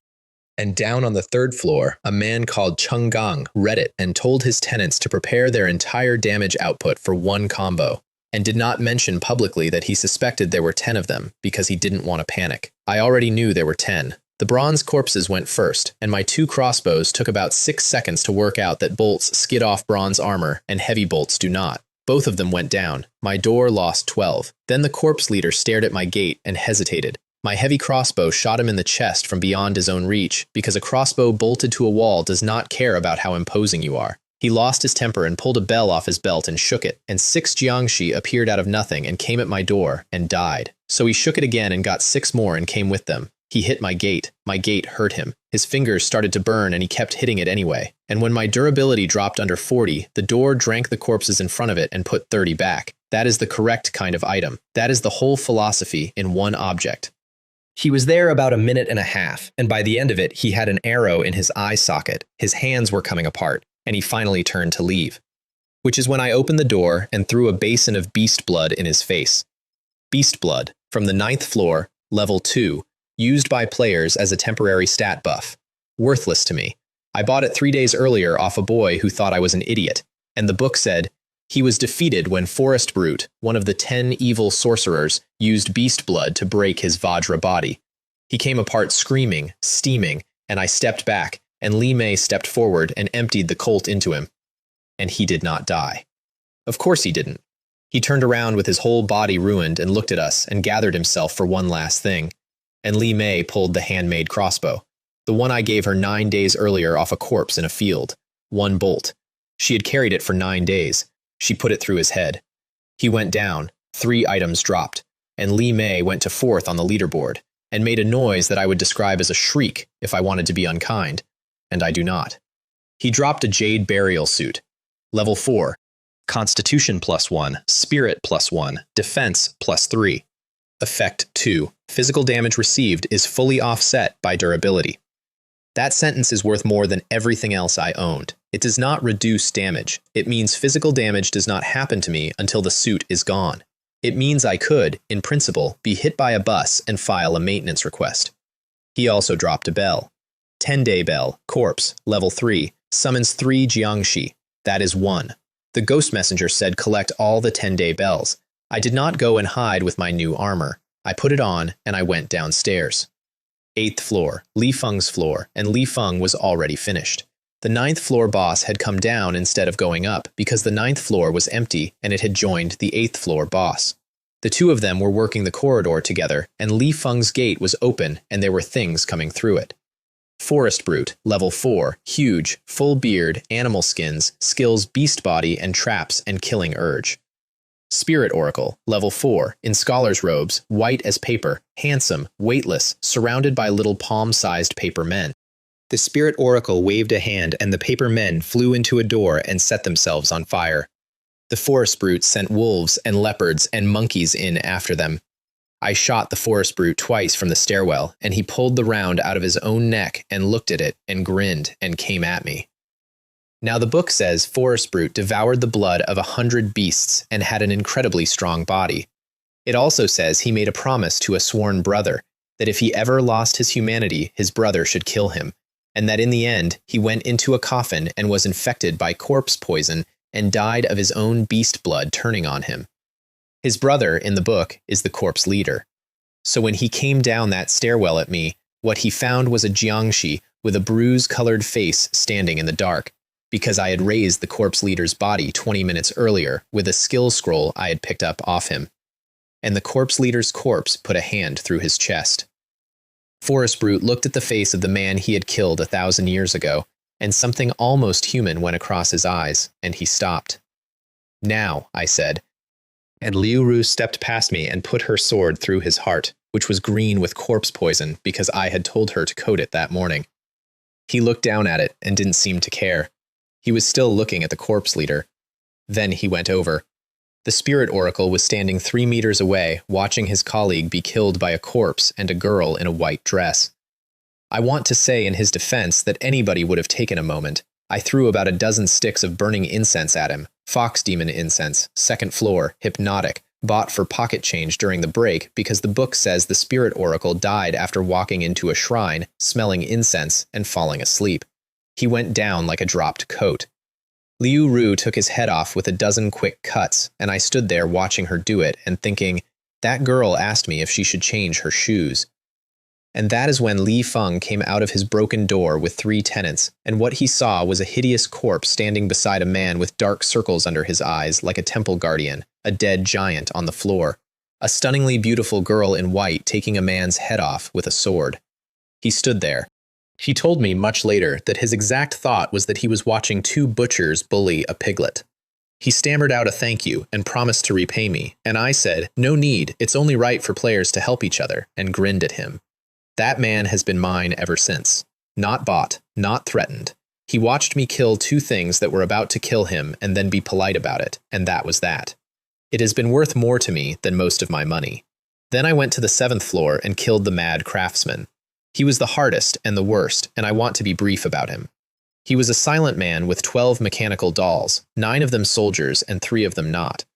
He watched dolls take a door off and take the players behind it apart without saying a word, and only when he looked at those 3 did anything move in his face.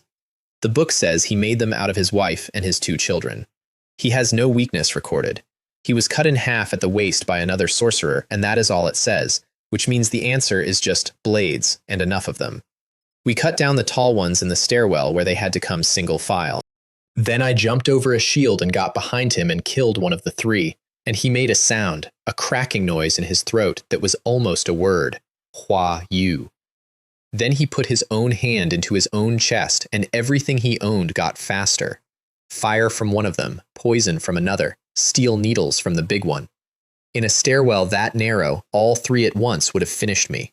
A Jiangshi appeared out of a summoning card, took the whole thing standing up, and died instantly. I got into an empty room, waited for the fire to stop, put a dart through his face, and killed him while he was trying to ring his bell. I have no clever line about the mad craftsman. I killed a man's family in front of him with a sword, and then I killed him, and they were dolls. He had made them out of the real ones.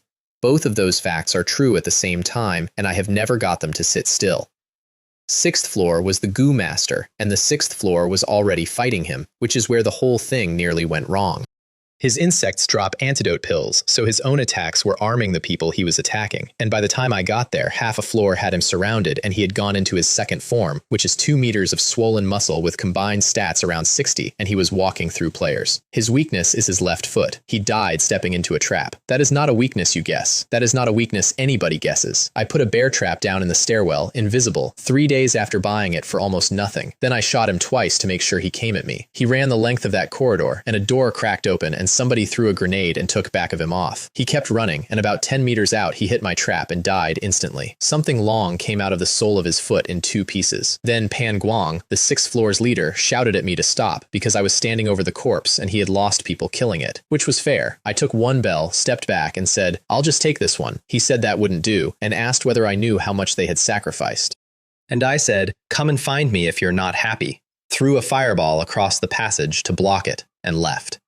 He chased me. Into the stairwell, which was full of small traps because Liu Ru had scattered them on her own initiative on the way in without telling me. I want to note that she did that unprompted, and that in a stricter household she would never have dared, and that the screaming behind us was the single proudest moment of her first fortnight. She asked, on the stairs, whether we should go back and kill them.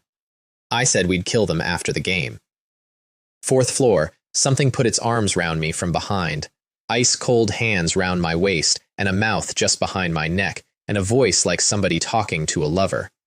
"Sir, where are you going? I'll take you with me." And when I looked down, my heels were up off the floor, because at some point a pair of red embroidered shoes had been slid under them. Now, most people in that situation do something. And in that round, everything that did something died. So I put my hand over the pale blue fingers on my waist and said, "Your little hands are quite sexy." "Sir, where are you going?" "I'll take you. As long as I want to walk, the road is under my feet."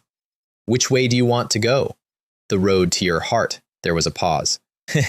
"You're really good at joking, buddy." Behind me, Liu Ru was standing 2 steps back with cold sweat coming down her face, running the entry in her head. The Scarlet Wraith. Once a courtesan, betrayed by her colleagues, her face ruined, and she hanged herself in red and became this. Anyone who sees her face dies. She only appears close behind a man. She died when she met the spirit oracle in secret and caught sight of her own reflection in a lake. Liu Ru took an exorcism talisman out of her bag and stuck it on the woman's back with total nerve, and there was a scream that took the skin off the inside of my ears, and the silent wraith spun round. Into a hand mirror, a modern mirror, much clearer than a lake. "This isn't me!" Smoke off my back, and a bell on the floor, and a skill scroll. 2nd floor was Wei Zhou, who did not fight at all. He burned hypnotic incense in a corridor, and players opened their own doors and walked out to die. Ule, room 33, spent that entire round under a quilt with a basin of cold water, dunking his own head, with tissues stuffed up his nose, and when the smell got into the quilt anyway, he stopped thinking and got out of bed and walked to the door. 4 fox demons at the end of the corridor put their paws up to wave at him, and then there was a gunshot down the hall, and their master screamed, and they ran.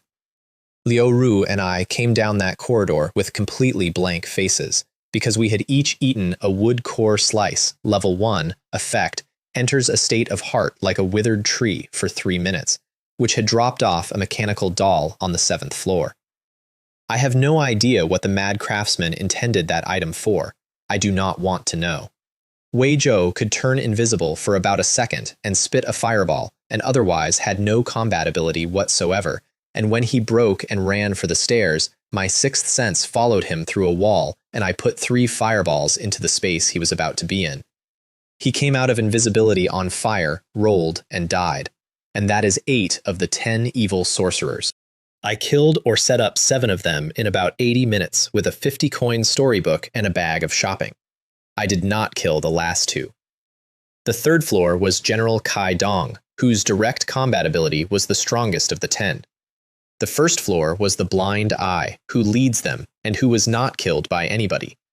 He died of a backlash from his own ghosts, which is a weakness you cannot exploit unless you are already holding his bell. So I sold them. I opened a private message to Wu Lan and typed, "Do you want to be in the top 10? She wrote back, "Do you have a solution?" And I gave her the weakness of the 5th floor boss for a price. And then, when her points jumped, I messaged her again and said, "Do you want to be in the top 3?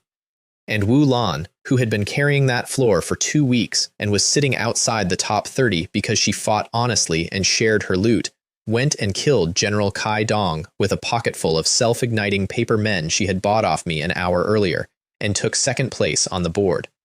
She lost 2 people doing it. She wrote to me straight afterwards, absolutely lit up, "Brother Wei, I'm going to kill the Blind Eye too." I wrote, "You can't. It's too dangerous." She wrote, "No, I can do it. I'm not afraid of danger." I wrote, "I've given that one to Tang Mei." And I want that in the record because she assumed for about 10 seconds that it was because she was not pretty enough.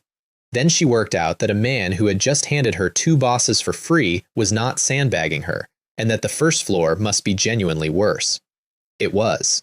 The Blind Eye's corridor was full of crippled imps that stick to you and take a limb's worth of function each, and Stryker, the 3-season veteran, was in the middle of it with a blind one and a legless one riding his back while 2 teammates burned exorcism talismans off him.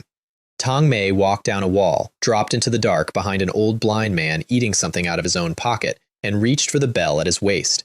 He caught her wrist without turning round. "Little girl," and she took the bell with her other hand and said, "I have 2 hands," and rang it. Every crippled imp in that corridor came home at once and took their master apart. Broadcast. All monsters are dead. This round of the game is over. Congratulations on completing all challenges in the Mad King, Phase 2. Leaderboard. Lin Wei, 43,380. Wu Lan, 14,230. Tang Mei, 13,392. Liu Ru, 13,100. Down on the 1st floor, Stryker looked at that board with 2 crippled ghosts freshly pulled off his back and a room full of veterans who had moved buildings specifically to follow him and did not say anything at all for a long time. He had come to the Mad King because he had checked and seen that there were no serious players in it. He had been beaten by the 2nd largest margin in the building by a girl who protects people for free, and by the largest margin, by a factor of 3, by a 1st-season nobody who had left his room 4 times in 15 days. The rewards came in 10 minutes later, and mine included a facility, and the facility list had something on it I did not recognize.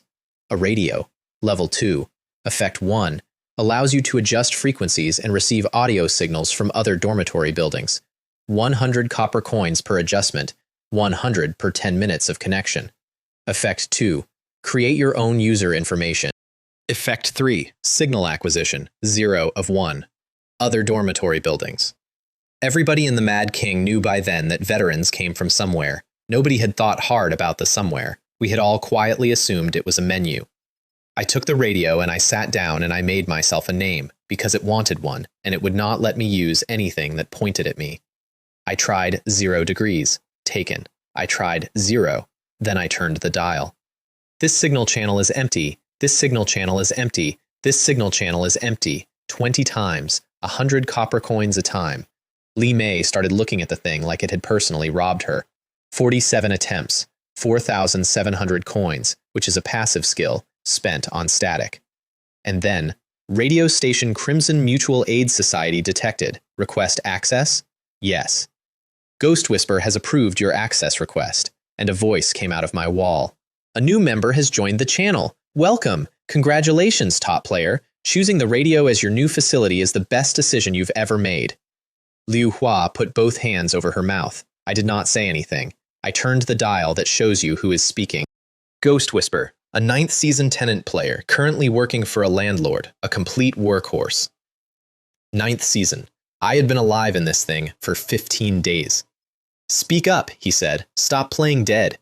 I'm the administrator here. I'll answer some of your questions for free. By the way, the motto of our station is mutual help. I covered my mouth and pressed the button and asked how many people were on the station. 7. Not many, but they're all elites. And the fact that you can reach us means our buildings aren't far apart. Maybe we can even meet up in person one day.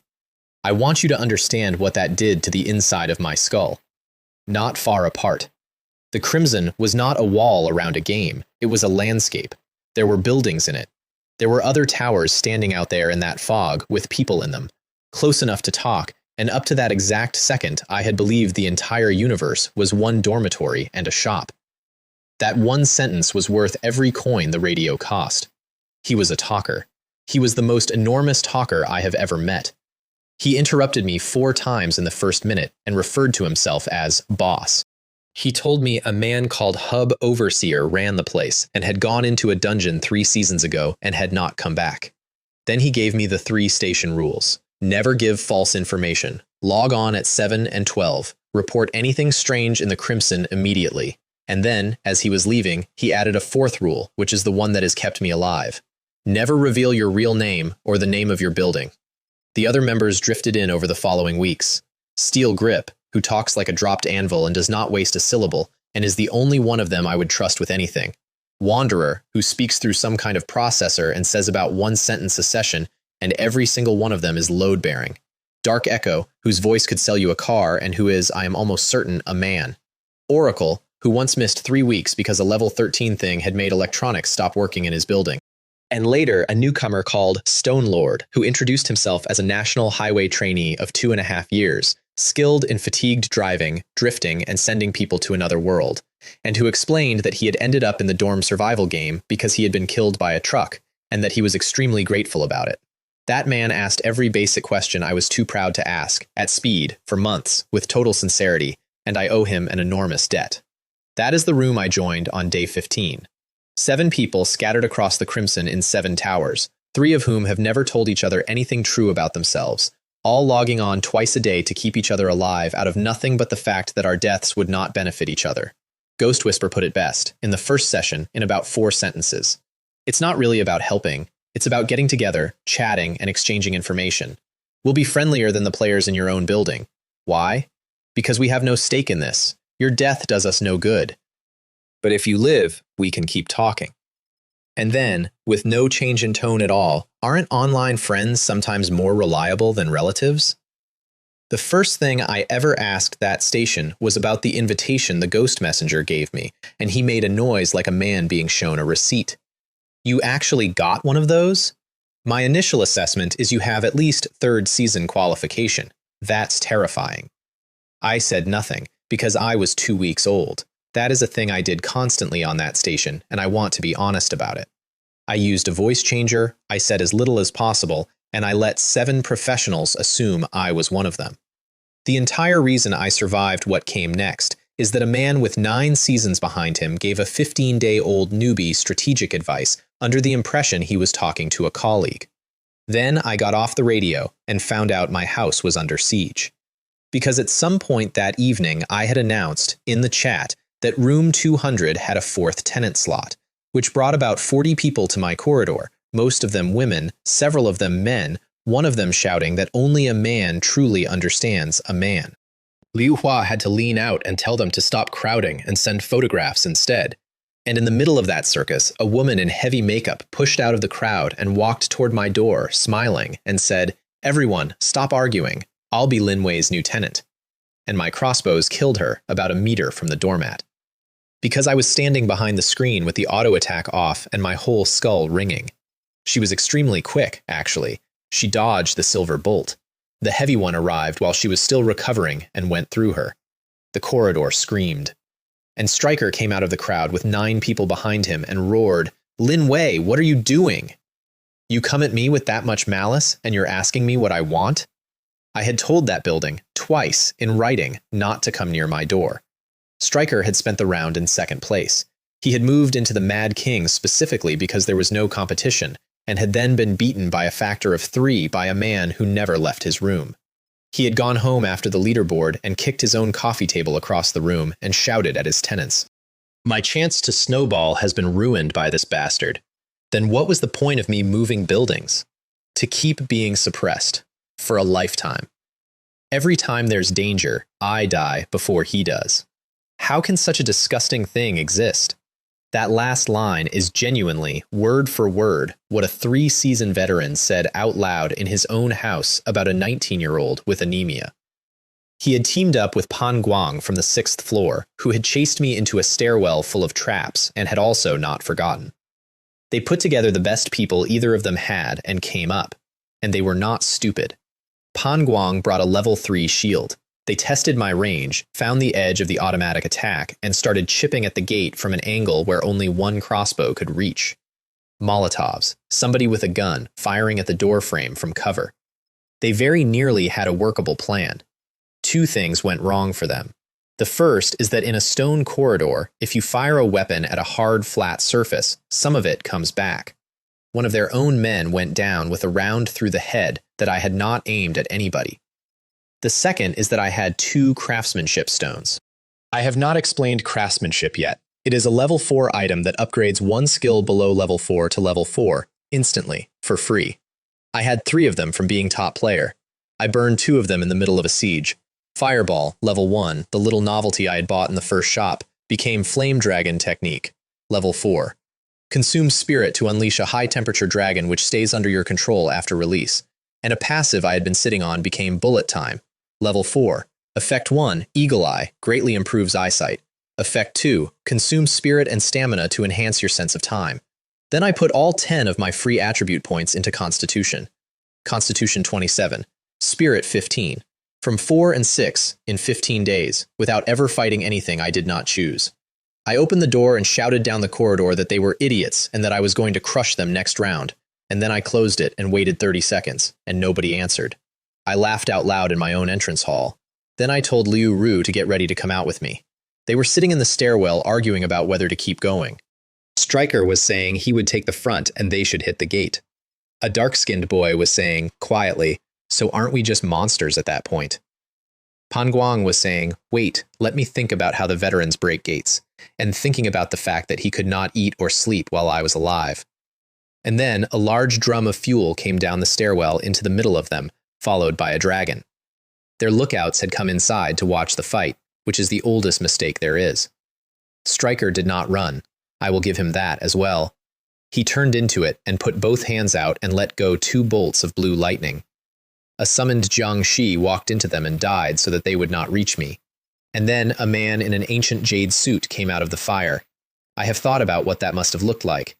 I had turned the Jade Burial Suit's display on, which is a toggle, purely for the psychological effect.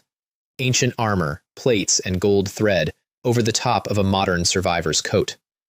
I cut Stryker's hands off and then his neck, and I remember being genuinely surprised at how easy it was, and thinking, this man's defense is worse than a Jiangshi's. That is the thing nobody in that building had worked out. Players look impressive because they have skills, but nobody had spent a single coin on being harder to kill, because armor is boring and lightning is not. Pan Guang ran with 2 survivors and got as far as the 9th floor before Wu Lan came round a corner and put a spiked club through the chest of both of them. Nobody invited her. She had heard the noise.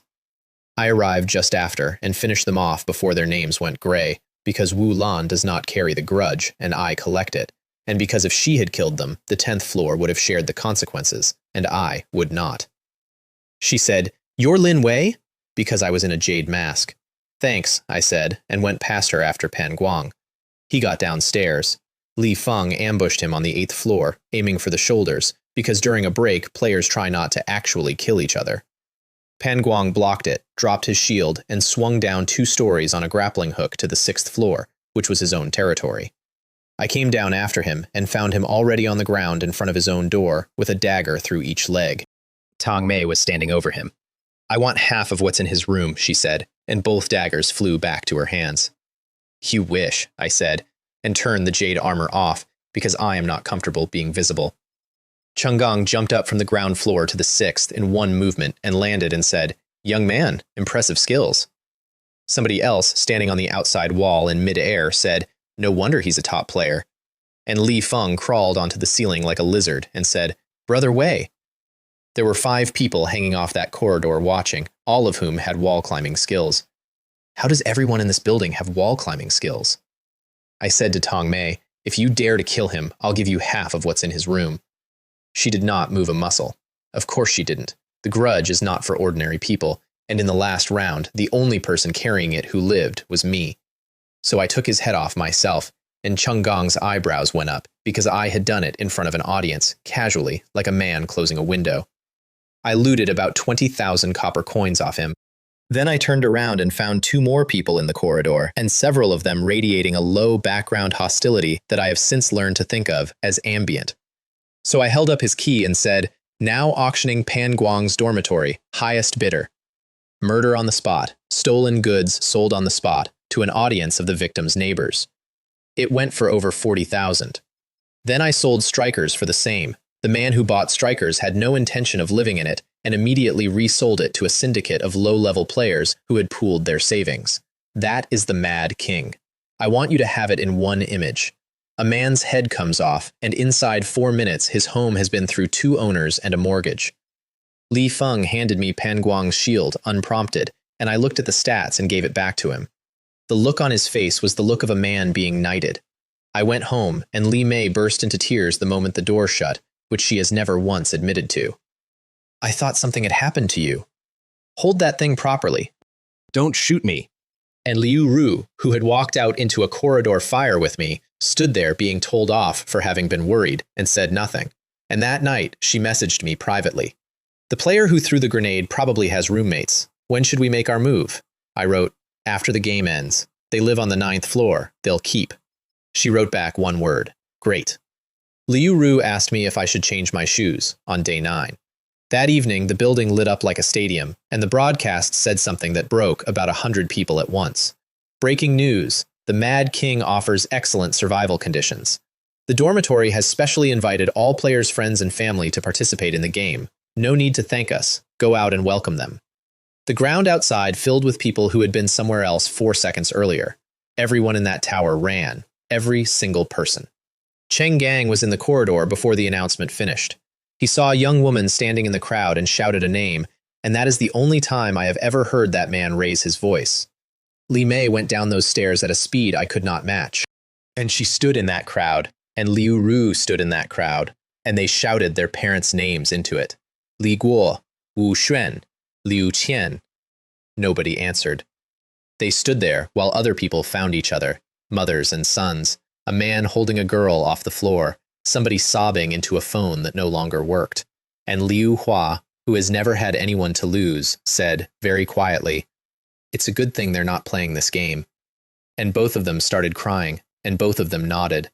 That is the correct thing to say, and Liu Hua is the only person in that entire compound who would have thought of it. I want to note that she said it while standing next to a man who was, at that exact moment, scanning the crowd for anything useful, because that is what I was doing.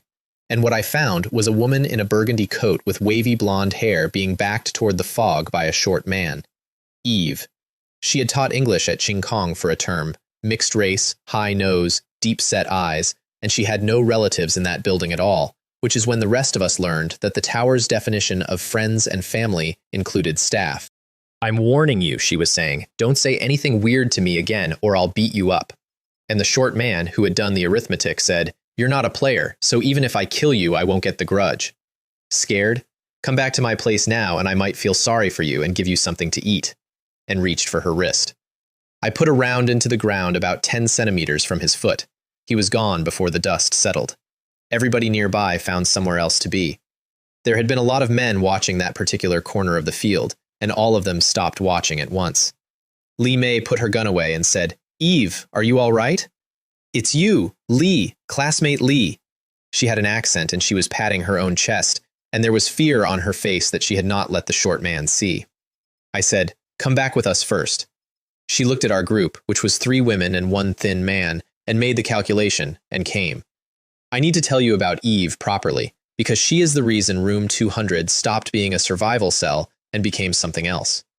We sat her down and told her everything. The rules, the rounds, the deaths, the ghosts, the level 10 thing on a chain. And her face went from surprise to disbelief to apprehension to something none of us expected, which was excitement.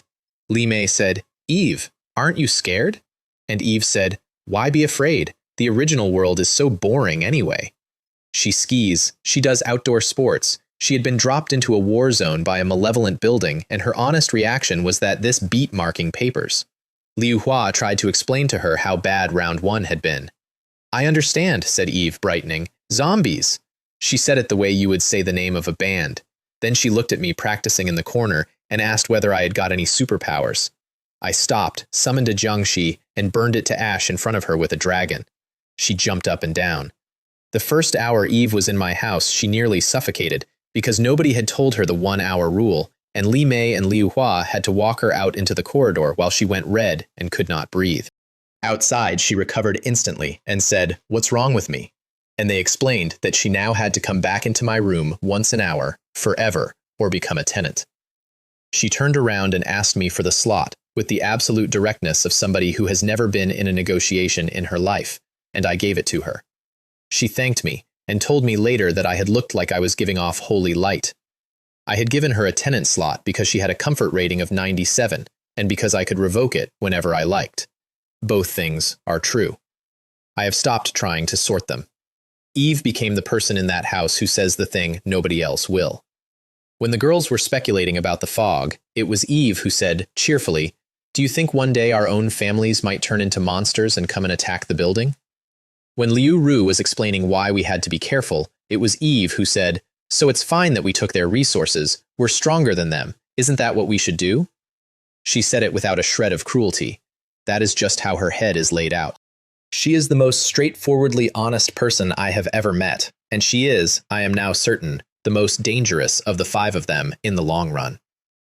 And then, on the second morning after she arrived, Liu Hua screamed. I came out of the study with a weapon in my hand. She was standing in the living room with tears actually coming out, and she said, "The bells in my bag ate all my soul shards, and then the 10 of them turned into 1.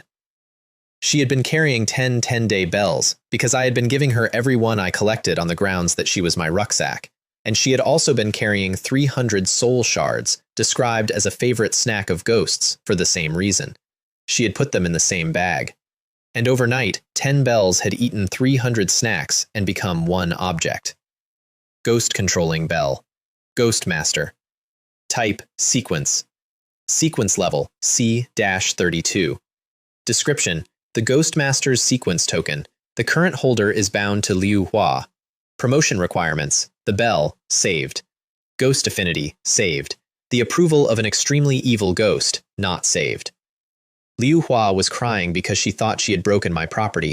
I read that panel 4 times, and then I said, "This is great news." And she bit her lip because she assumed I was being kind. I was not being kind. I had a sequence in my house. That word had come up on the radio exactly once, and Ghost Whisper had gone quiet in a way he never goes quiet. Sequences start at E and go up. The number after the letter is danger, and C-1 is many times worse than C-100. They are unique. They do not die with their holder, which means they can be taken. Ghost affinity. Saved. Because she had spent 3 weeks talking to a demon on my doorframe like it was a cat, and the approval of an extremely evil ghost. I said, "Bring the bell outside." Liu Hua walked out into the corridor and stood in front of the shrine and held the ghost-controlling bell up, and the ghost child looked at the bell and looked at Liu Hua. Its little head went round in a circle a couple of times while it thought about it, and then it opened its mouth and breathed on the bell. Black light, like an enormous flower opening. Wow, said Eve. Brother Wei, said Liu Hua in a completely different voice. I think I've been promoted, Ghostmaster.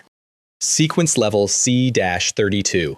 Ability 1. Ghostly Body, Spirit Attribute +5, and allows extraordinary use of Spirit, Ghost, and Sorcery skills. Ability 2. Ghost Controlling Bell. Keep 10 ghosts weaker than yourself inside the bell. Ability 3. Ghostly Appearance. Become intangible for 1 second. Li Mei read that over her shoulder and produced a string of profanity of which I understood about half. Liu Ru, who had been outside with me and had watched a scarlet wraith peel herself off my back, went completely white, because Liu Ru understood immediately what 10 of those on a leash would mean. She said, later, that she had been second in that house that morning and third by lunchtime. And Liu Hua stood in the corridor holding a black bell, 3 weeks after she had sat on her own floor deciding whether to keep going over a cup of water, and said, I'm finally not a useless person. The girl who thought she was luggage. I want to be exactly honest about my own reaction, because it was not pride and it was not affection, not in that first minute.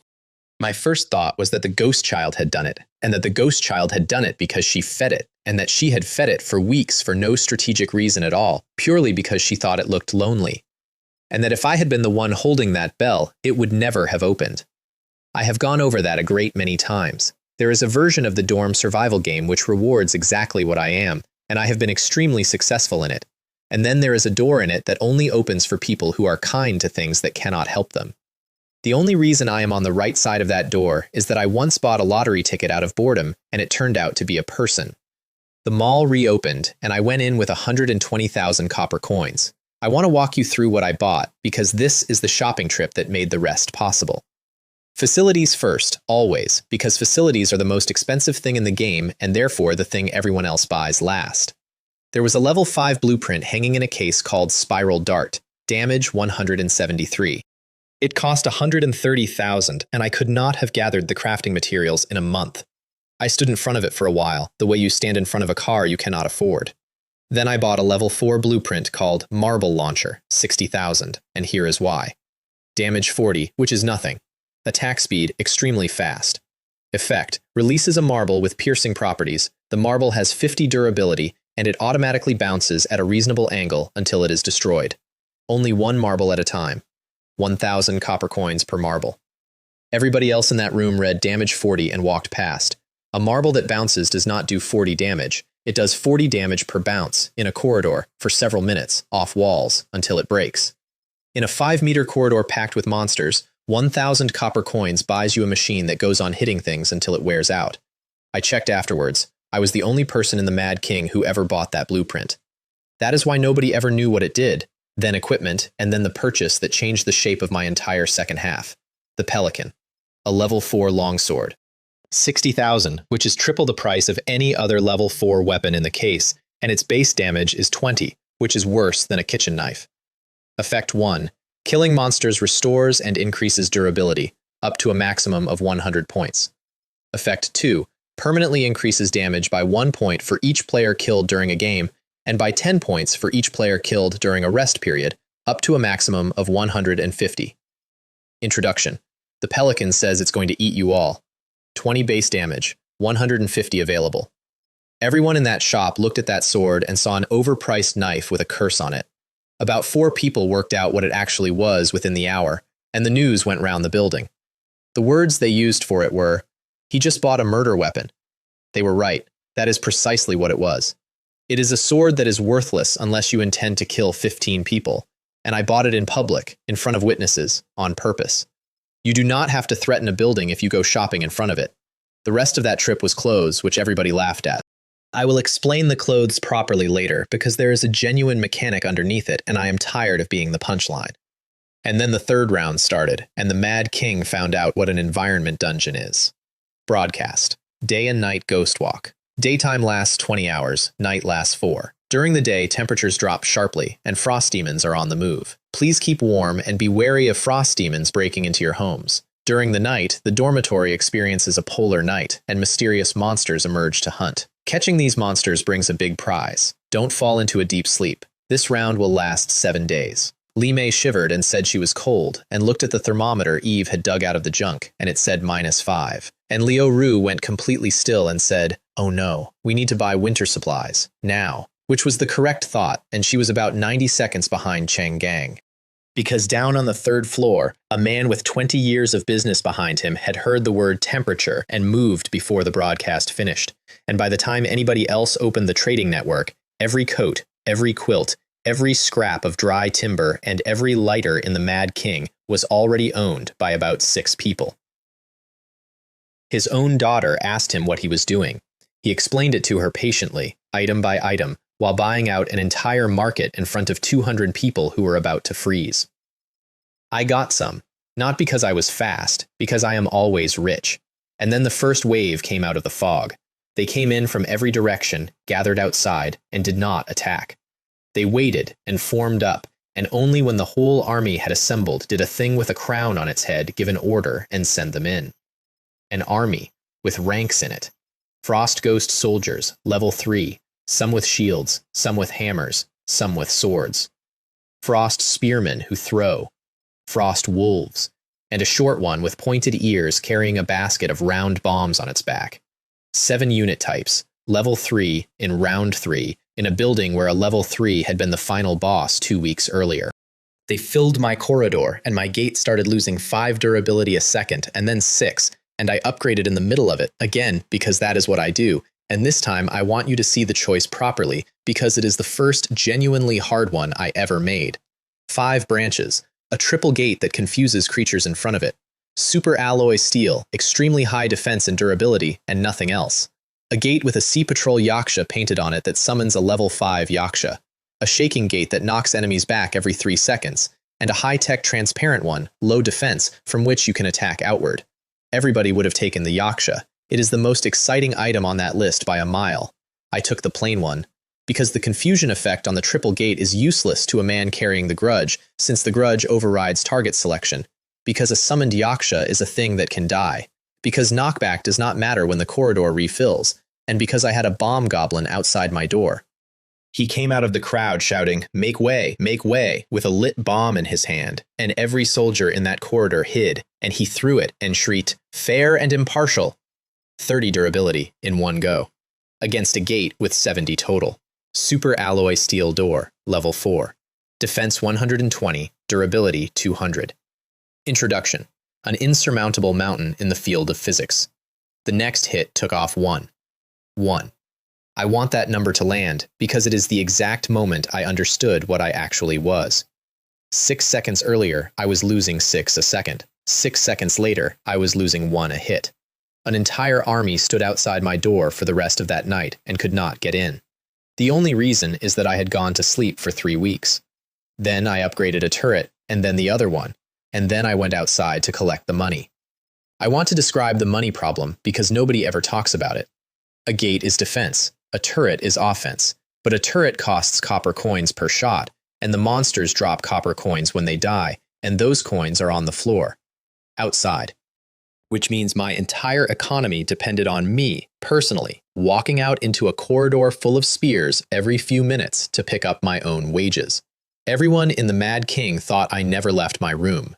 In truth, I left it constantly, in bursts of 4 to 9 seconds, at a dead sprint, for money. That is the least heroic sentence in this story, and it is the truest one. The spearmen were the problem. Frost spearmen have throwing mastery, and their timing is genuinely excellent. So I would send a summoned Jiangshi to the right to eat a volley, hold a black shield on the left, and run the middle. And every single time I came back in, my ammunition costs had eaten most of what I had picked up. 10 minutes into that round, the entire 9th and 8th floors realized something, and it changed the round. Because the grudge pulls 3 floors of monsters to 1 door. I kill them fast, the 8th and 9th floors were suddenly standing in empty corridors with nothing to fight and nothing to earn. So Li Feng, who is not a subtle man, put his head out and shouted, "Let's go, brothers, we're going out to clean up backsides," and led about 20 players up the stairs to shoot my monsters in the back while they queued for my door. They started calling it hyena play. It became an entire profession in that building. Jaja, the 9th floor's leader, was deeply ashamed to find herself doing it, and did it anyway because it was free money and she could not afford pride. I never once complained, and people found that strange. The queue outside my door was longer than I could kill.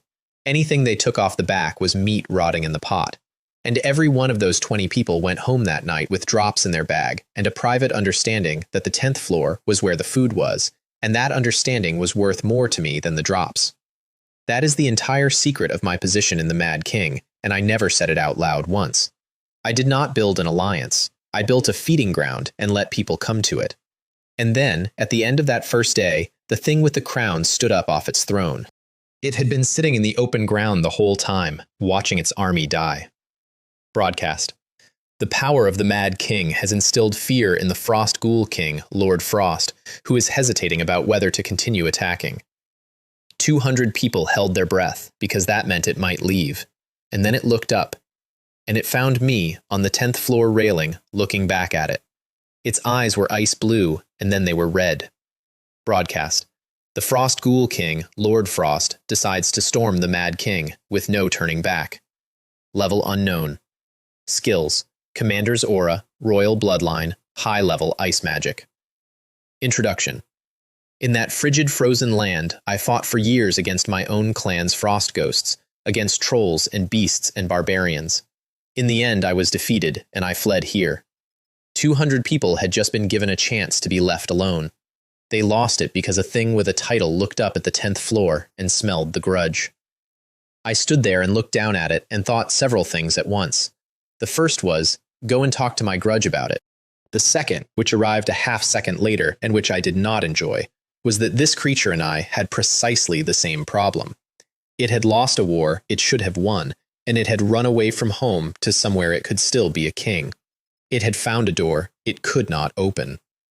And the third thing I thought, standing on a railing in the cold with an army below me, was that it was the first thing in that entire world that had ever looked directly at me and wanted something specific. At midnight, the lights went out, and I do not mean that the power failed. Polar night is not darkness. Darkness is a thing you can put a torch into. I opened my front door with a flashlight on, and the beam went about 10 centimeters past the frame, and then simply stopped existing, the way a word stops when you swallow it. Standing in that doorway felt like standing on the border between two countries. My camera showed a black rectangle. The turrets had nothing to aim at. Every player in the Mad King was suddenly blind and unarmed at the same time, and the broadcast had told us all to go out and catch something. I got on the radio. There was nobody there except Dark Echo, who logged on 11 minutes later and laughed at me in a voice that made both girls behind me get goosebumps, and who then gave me the single most useful piece of advice anybody gave me that week. Did the broadcast tell you there are mysterious creatures out there and send you to catch them? Yes? I got screwed by that exact line. They're not mysterious, they're just monsters with an obscene drop rate, and they are extremely hard to kill. They heal faster than you damage them. Do not chase. Never be greedy. Never leave the house. And then, as an afterthought, as long as you don't go out, Polar Night is easy, provided your door is good enough. My door was very good. Then something started scratching at it. I turned off both turrets because I could not see the target and the ammunition cost money, and I am not going to fire 120 copper coins a bolt into a wall. And then the scratching doubled. More than one of them. Down on the 3rd floor, Cheng Gang was outside in that with a spear and 3 teammates and no light. Something put his torch out with a movement so fast that none of them saw it. By the time he got back through his own door, 2 of the 4 were dead, and he was only alive because his daughter opened it for him. He then worked out, by rhythm alone, that his turret was firing during the monster's attack intervals and missing during the gaps. He manually retimed his own weapon by ear, in the dark, while bleeding, and drove the thing off. Then he published it, for free, immediately. That is Cheng Gang, and I want him properly credited. He is a hoarder and a manipulator, and he bought out a market to freeze 200 people, and when he found the one thing that could save them, he gave it away inside 4 minutes. The variable speed trick worked for anybody with a fast turret. It did not work for people with single-shot turrets, and about 11 of those died that night not knowing why. And it did not work for me because I had something better. I stood behind my own door, and I shouted through it. Stop scratching! Do you think my door is your family's ancestral grave? 2 enormous spikes of malice locked onto me from about a meter away. That is the entire technique. My 6th sense reads intent, not shapes. It cannot see in the dark because it does not see. It listens for the moment something decides about you. And nothing on this earth decides about you faster than a thing you have just insulted. I told the ghost child where one of them was. It froze it for a second. Golden crossbow, heavy crossbow, both marbles at once. There was a scream and then a kill notification. The scratching stopped for about 4 seconds. And then it started again, because I have the grudge, and nothing stays quiet near me. I killed 3 of them at my own door in under a minute, and picked up the corpses, and here is what they were. Servants, level 3. Skills, dark affinity, claws, killing urge, and something called escape. Pale old cloaks, sharp teeth, narrow ears. Escape is why the turrets missed. Their bodies are not solid. When something comes at them, they open up and let it through. They dropped a crystal each. Level 3, Effect 1. On use, gain the pact skill Low Servant, granting the explosive power and speed of their kind, and a slight affinity with darkness. Effect 2, Fusion, 1 of 10. Fusing 10 of these upgrades them. Upgrade requirement, 450 nightmare coins. 450 to upgrade 1 item. The Azure Steel Gate cost 550. This thing cost almost as much as a level 3 door to improve by 1 step, which meant the game considered it enormous, which meant that a pact skill, whatever that is not an ordinary skill. I did the arithmetic in about 2 seconds and I nearly fell over. If each of these is worth 20,000 copper coins on the open market, there are 10 of them in this building per night, and this round has 7 nights in it, then somewhere out in that black corridor, there is 1.4 million copper coins walking around on legs, and every single one of them will come to my door if I ask nicely. So I took out a megaphone. I want to be clear that I had bought a megaphone, in advance, during a shopping trip, for no stated reason. Li Mei had asked why, and I had said I might need it. She had let it go, and this is the moment I had bought it for without knowing. I opened my front door about a hand's width, in the middle of the polar night, in a building where every single player was lying on the floor of a locked room listening to something take their door apart. And I shouted at maximum volume down 10 floors, "Where is that beast of a mysterious creature? Haters, speak up!" Every single one of them stopped what it was doing and came to me. The chat did something that night that it had never done before, and only did twice more. Wu Lei, room 33. Brother Wei, is that you? Room 200. It's me. I'm here. I've always been here. Zhang Wen. Children, Lin Wei is here. We're saved. Zhou Yang, room 37. It's the grudge. The thing at my door has really been pulled away. Thank you. Ma Hao. Thank you. Guo Qi. Thank you. Zhou Lei. Thank you. Xie Qing. Thank you. Line after line of it, scrolling, from people I had never spoken to, in a building where 14 days earlier a mob had stood outside my door calling me a leech. I sat down behind my turrets and waited for the food to arrive. I killed all 10 of them in under 15 minutes, and I did not take a single point of damage. 10 crystals. 200,000 copper coins in 1 night for shouting. If Dark Echo had known, I think it would have physically injured him. The Polar Night mysterious creature is famous across the Crimson as the thing that eats your week. Somewhere in another tower, a man with 6 seasons was proud of having survived it. Meanwhile, I had eaten the bait, all of it, and made a profit, and been thanked in writing by 60 people. Then Cheng Hai messaged me, and this is the beginning of the best business relationship of my life. Brother Wei, have you already killed all 10? He had worked it out from watching my score. He was outside, in a dead world, in a polar night, with no light, alone, because he is always outside. He said, "You must have a lot of frost flame torches.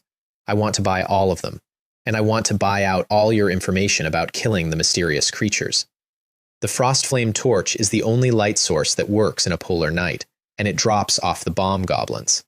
I had a pile of them because I was the only person killing bomb goblins in bulk." I said, "I'm listening." He said, 50-50. And Brother Wei, remember to announce publicly that you only killed 8. I'll say afterwards that there are still some out in the field. I sat there and looked at that for a moment, and then I laughed out loud in a dark room. Because look at what that man had just invented in real time at 2 in the morning with a hole in him. If everybody knows all 10 are dead, everybody goes outside and loots the campus, and the resource points are picked clean by dawn. If everybody believes 2 are still out there in the dark, nobody moves. One man with all the torches in the building has the entire compound to himself for 3 hours. He was not buying torches. He was buying a rumor. I sold him every torch I had for 20,000, and I lied to 200 people for free. He came back at dawn with 1 level 4 skill scroll, 1 level 4 weapon, 4 level 4 items, 17 level 3 items, and enough loose money to fund a war. Wu Lei, who is his roommate and who spends every round hiding under a bed with a basin of cold water, sat down on the floor when he saw the pile and said his heart could not take it. And when Cheng Hai sent me my half, he sent me the entire list first, with nothing hidden, and let me pick. I picked food. Every single time, for months, given a choice between weapons and food, I picked food, because I was the only person in that building running 2 cultivation techniques and a body that burned through calories like a furnace, and because a man who has to go outside to eat is a man who dies outside. Nobody ever worked that out either. And then the market caught fire, and I want to slow down here because the wolfskin bubble is the funniest thing that ever happened in the Mad King, and it killed more people than the frost demons did. It started because the temperature dropped. Day 1, -5. Day 2, -10. Everybody assumed a pattern. Day 3, the Frost Ghoul King stood up on his throne, raised both arms, and did something to the sky. The temperature went to -30 in about 4 seconds, 20 degrees in one move, and every player in the Mad King who had been calmly holding a corridor stopped fighting and opened the trading network instead, because there are 3 warm things in that building: wood, which burns fast, dry timber, which burns long, and wolfskin, off the frost wolves, which is the only one that actually works. The price of a wolf skin at the start of that round was around 1,000 copper coins. Enter Joe Bo, room 77, who wore a toad-shaped hat and a suit and a tie and slicked his hair back in an apocalypse, and who in the old world had been a financial professional. He gathered about 30 players into his corridor and made a speech, and I have the whole speech because 11 people forwarded it to me. Gentlemen, your chance to make a fortune has arrived. Winter supplies are becoming scarce, and prices are rising. If everyone works with me to control the market, then the entire Mad King, more than 100 players, becomes our piggy bank. One deal, and I can make you all soar. Transfer your funds to me. I have professional traders here. 15% on the first day, 30 on the second, 60 on the third, and by the last day, I guarantee everyone's investment at least triples. If anyone wants to withdraw midway, they can do so at any time. 30 people gave a man in a novelty hat everything they owned, in a building where the previous week they had refused to share a 5,000 coin note with people who were dying. The reason they did it is that he sounded certain, and by then, certainty was the only commodity nobody had. And it worked. That is the thing nobody remembers about bubbles. It worked beautifully. Joe Bo bought a wolf skin off the network for 1,100, then had a subordinate list one at 1,300, then had another subordinate buy it, then spread the news in the chat that wolf skins were at 1,300, then listed one at 1,500 and let a stranger buy it in 10 seconds. 1,500. It could not go lower. Cool. Wolf skins went to 2,000, then 3, then 4.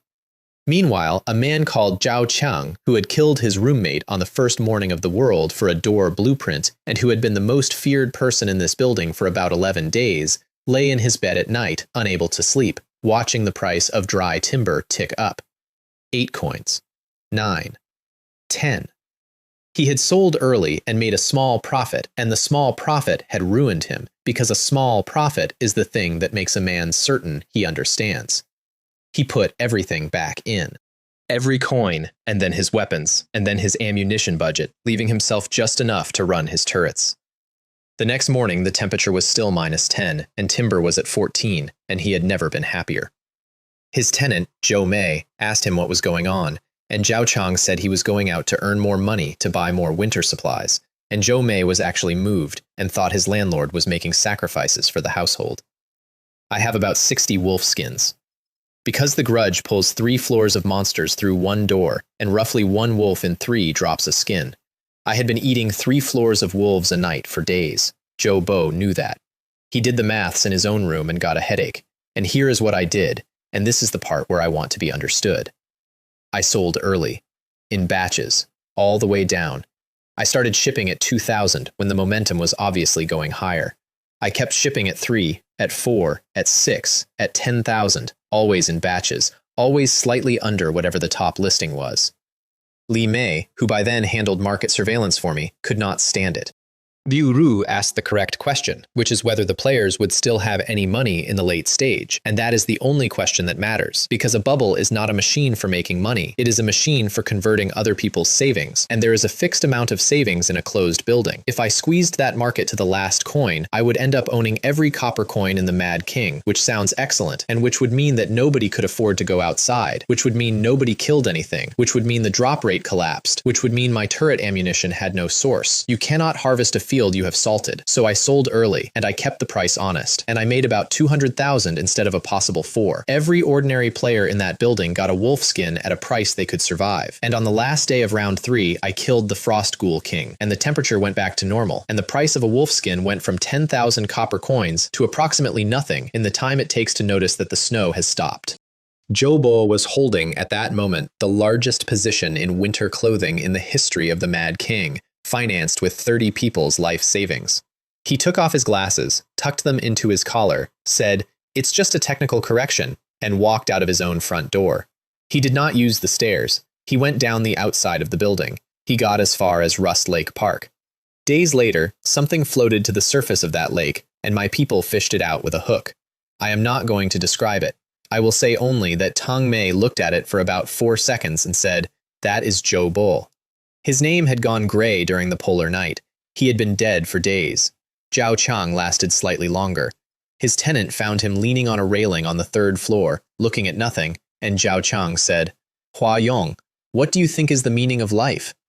And Zhou Mei, who was 19, and had watched this man beat a friend to death on the first day, and had followed him ever since, said, "Brother Zhao, don't be sad. Money can be regained. Everyone has their own talents." And Zhao Chang said, "I'm fine, just a little sleepy. I'll go back and rest for a bit." And then, "Okay, hey, Brother Zhao, why did you collapse? Even if you're tired, don't sleep by the door." Zhao Chang killed a man on the first morning of the world for a level 1 gate. I lay in bed and beat him to it by taking a nap, and 15 days later, he died of a stock tip. There is no moral. I have looked for one. There isn't one. He was simply not built for a world where the winning move is patience, and neither were about 30 other people. The building ate all of them in one afternoon without a single monster involved. Somewhere in the middle of all that, 4 of Zhao Chang's spiritual successors tried to kill me with a grenade. I was outside picking up money after a wave. Both girls were behind me, and the wire in the back of my skull went off from the low. I got the black shield over the railing about half a second before it came up in an arc. It went off against the shield, and shrapnel came round the edge and put pieces of metal into Li Mei's shoulder and back and Eve's right arm. I want to describe what I felt precisely, because I have felt it exactly 4 times in my life. Nothing. A kind of extremely clean nothing, like a window opening. I went over the 10th floor railing, hit the wall once on the way down, came in through the 9th floor gap, and landed in the corridor about 4 meters behind a middle-aged man named Liu Ping, who was still watching the sky. 4th season, tenant, room 178. He turned round and his face did the thing where it stops. I took his head off, and then, because his head coming off was not sufficient, I cut what was left in 2. Then I stood in the corridor of the 9th floor and looked at the door of room 178, which had been standing open with several people leaning out of it, and which was now shut. I looked at that door for about 4 seconds. Then I went home, because I did not want to be away from my own room for longer than that, and because I had 2 people bleeding upstairs. Eve healed them both, and she was still learning, and Li Mei's wound was big enough that it left Eve gray and dizzy afterwards. I put both of them on the bed and got them water. Li Mei opened both arms at me like a child. And that night, while I was lying there and the room was quiet, Liu Ru messaged me privately. "The player who threw it probably has roommates. When should we make our move?" I wrote, "After the game. They're on the 9th floor. They'll survive it." She wrote back, "Great." Liu Ru asked whether she should change her shoes on day 9, and on day 22 she wrote the word "great" about the extermination of a household. I want to be honest that I never once tried to slow that down. I watched it happen and found it useful. Round 3 had one more thing to teach me, and it taught it through a turret. By day 4, the Frost Army had stopped sending mobs and started sending elites. Frost Ghost Centurions, level 5, super individual class, capable of taking on hundreds, immune to pain when berserk. 10 of them, plus 20 guards with bows. And the corridor outside my door stopped emptying. That is the sentence. That is the whole crisis. For 14 days, my kill rate had exceeded my arrival rate, and everything else followed from that. And on day 4 of round 3, the arrival rate won. Which meant the queue reached the stairs, which meant the overflow went to Wu Lan's door, and to the 11 other households on that floor. I sat and watched my neighbors start to lose people because I was not eating fast enough. That is the only thing that has ever made me spend without thinking. Not because I care about them, or not only. Because an empty 10th floor is a 10th floor that veterans move into.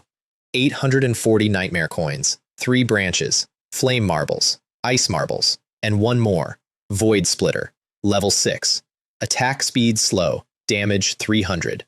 The projectile carries a trace of void power and splits into 3 projectiles of 100 damage each after firing, and each time a projectile hits a new enemy, it splits again into 3 at half durability. 500 copper coins per shot, level 6. In round 3, in a building where the strongest thing anyone else owned was a 4, and where my own front door was a 4, the marble launcher turned pale purple and changed shape. A centurion raised an axe at it, and it fired. I want to tell you exactly what a corridor looks like after that, because it took me a while to understand what I was seeing. The monsters at the front had intact bodies. The ones behind them were worse. And the ones at the very back, 5 meters down, simply were not there anymore. Because the first shell splits into 3, and each of those splits into 3 at the first thing it hits, and each of those splits again.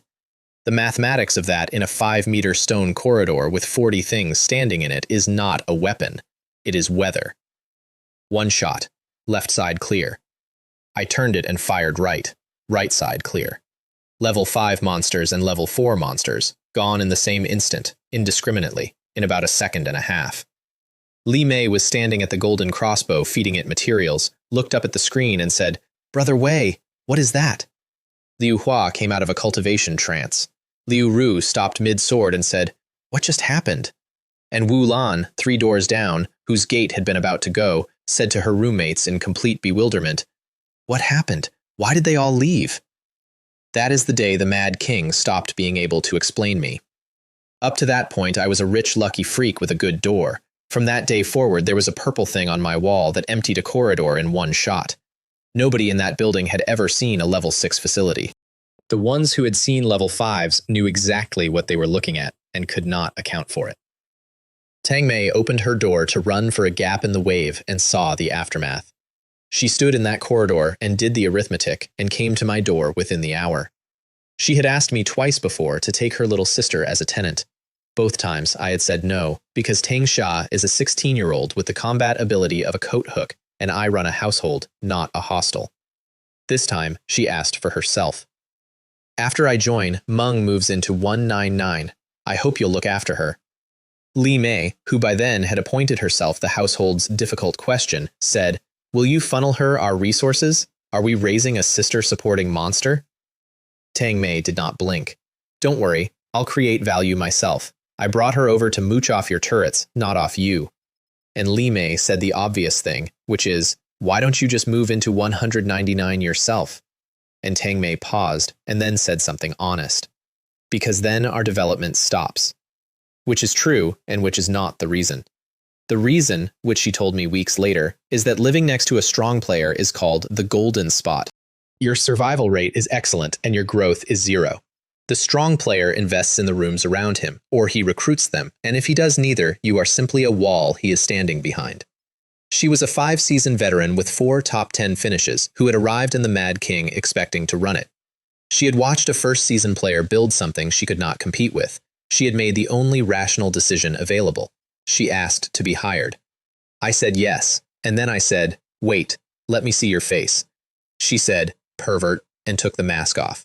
I want to defend myself here. I have spent this entire game buying things whose value is hidden behind a description, and I have been burned exactly 0 times. The reason is that I look at the actual object before I pay for it. Her face was fine. Her comfort rating did not move a point, which told me something about her that she would not have liked, and I said nothing about it. She has been the most useful person in my household ever since. She does reconnaissance, poison work, profiling, and interrogation, and she once described a monster's personality accurately from 3 sentences of dialogue, and I have never had to check her work. 2 days later, Liu Hua caught a level 5 monster in a bell. The Frost Ghost Grand Magisters arrived on day 5. Level 5, Spirit type, ancestral ghosts of the royal clan, immune to physical damage, and their party trick is a breath that freezes turrets for 7 seconds. Everybody in the Mad King spent that evening watching their weapons ice over. I upgraded Super Intuition instead. 350 coins, 2 branches. Foreknowledge, which predicts danger, or the Sixth Sense, which expands the range at which I read the state of living things. I took the Sixth Sense because a premonition tells you something bad is coming, and a Sixth Sense tells you where it is standing.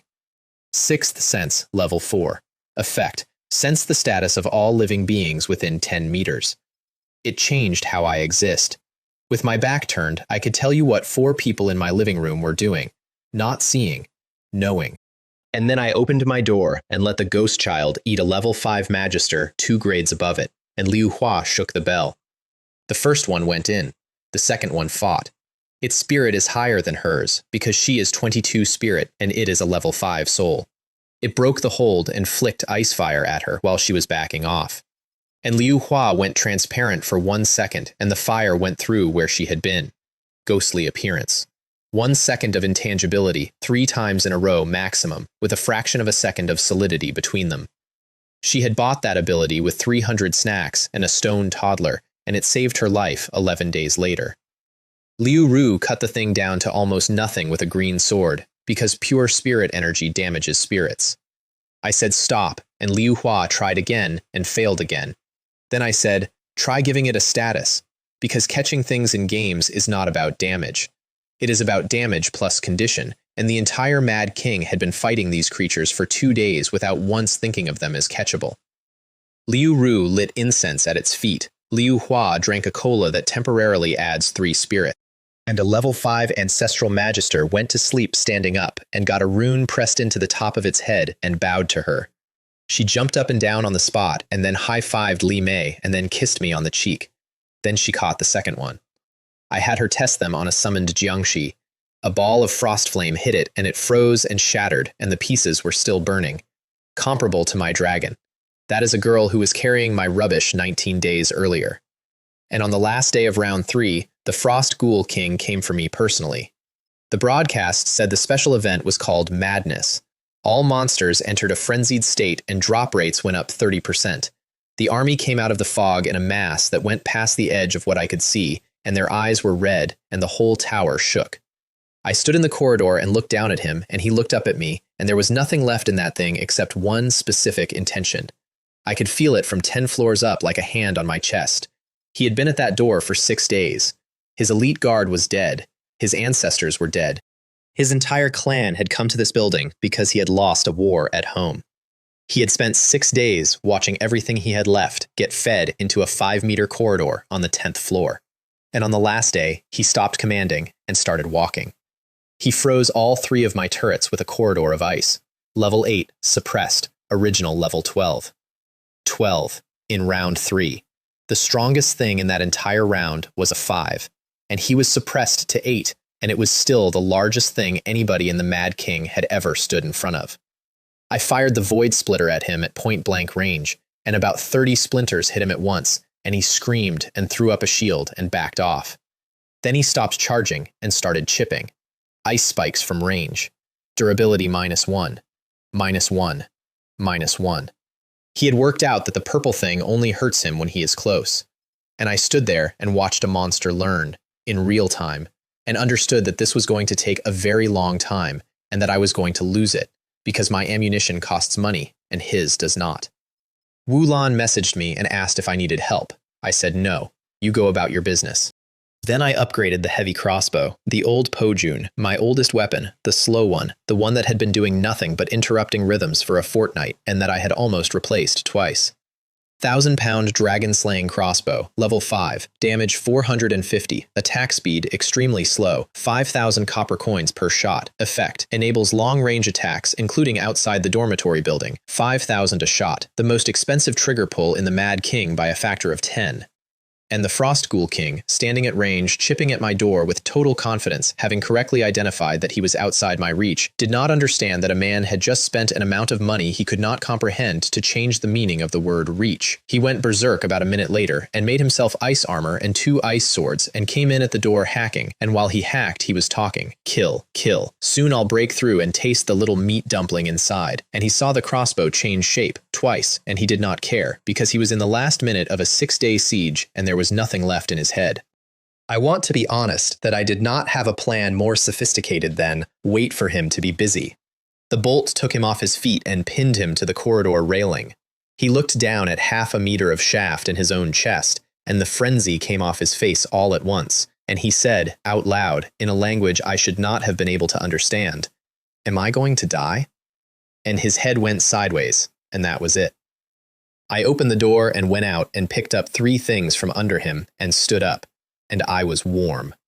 Snow was still coming down over the compound, and it was thinning as I watched, and by the time I had counted to 5, it was disappearing before it reached the ground.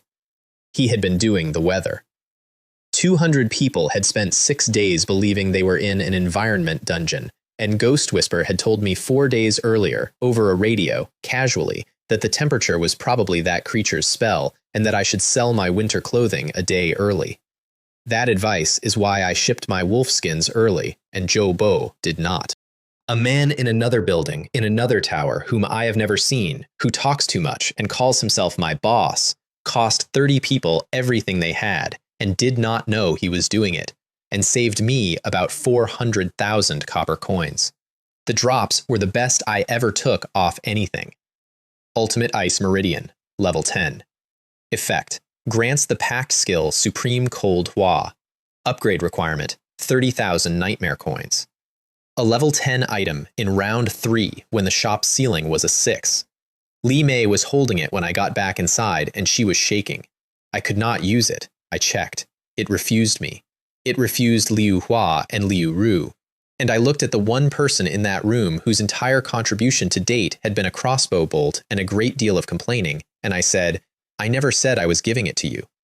Her face collapsed so fast and so completely that I gave up on the joke inside 2 seconds.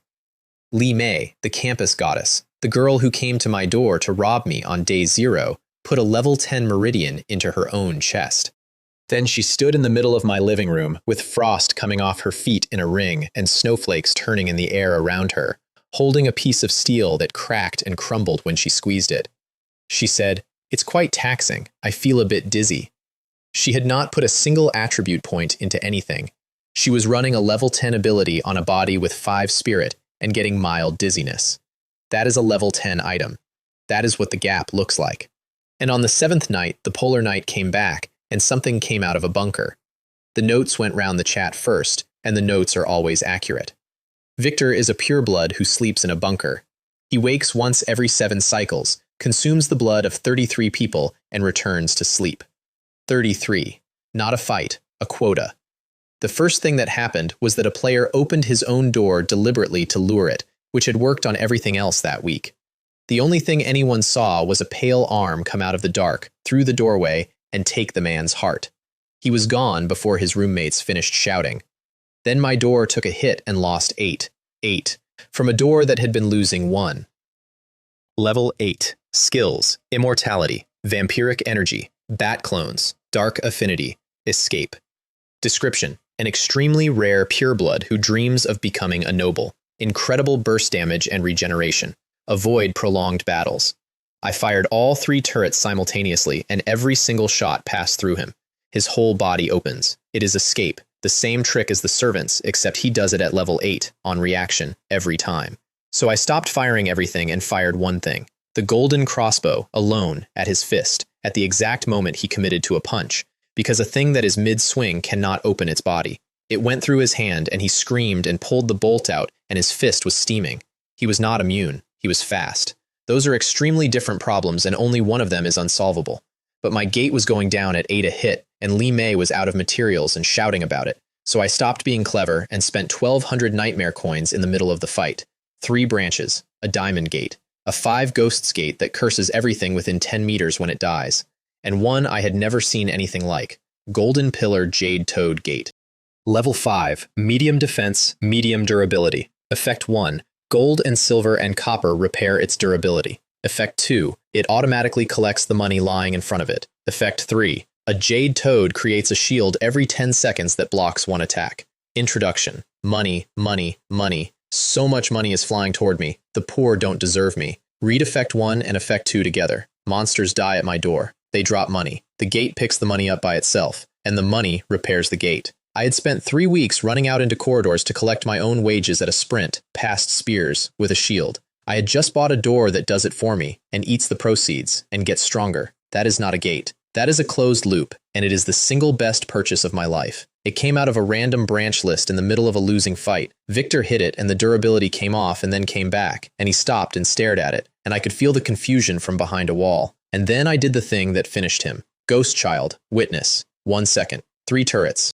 Then the door opened, and a plague grenade, level 4, upgraded once with 310 nightmare coins because a level 4 grenade was not enough for me, into his chest at 4 meters. Escape does not save you from an area effect because escape requires you to open your body before the thing arrives, and an explosion arrives everywhere at once. Then the dragon, wrapped round him. Then both colts, which I had upgraded into a matched pair, held down, loaded with holy silver rounds that Shanghai had found in the dark and sold me 3 of. Silver, against a pureblood, in a game that reads folklore. He came apart into about 15 bats and went in 15 directions, and I slammed my own door before I could follow. I want that recorded. I shut the door. I sat in my own entrance hall with my hand flat on it, furious, because there were too many of them, and I did not know what a level 8 had left. And then, in the corridor, Victor did not heal and leave. He stood out there in pieces, in the dark, thinking, and I know what he was thinking because he said it out loud. Why is the wound still open? The head wound. This is exorcism power. Why is the round still inside me? Silver. Why are there so many things here that hold me down? I want to become a noble. I cannot die. If I go back and kill that man and drink him, I will become a noble, and my injuries will heal. Why did I run away? I should go back and kill him. And while he was talking himself into it, I opened my door about 3 centimeters and shouted, "You blood-sucking coward! Don't you dare run away!" The entire 10th floor heard me. Wu Lan was lying against her own door, listening, and told me afterwards she thought I had lost my mind.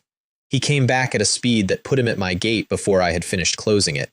He hit the golden pillar jade toad gate as hard as anything has ever hit anything in that building. Nothing. The toad ate it. He hit it again.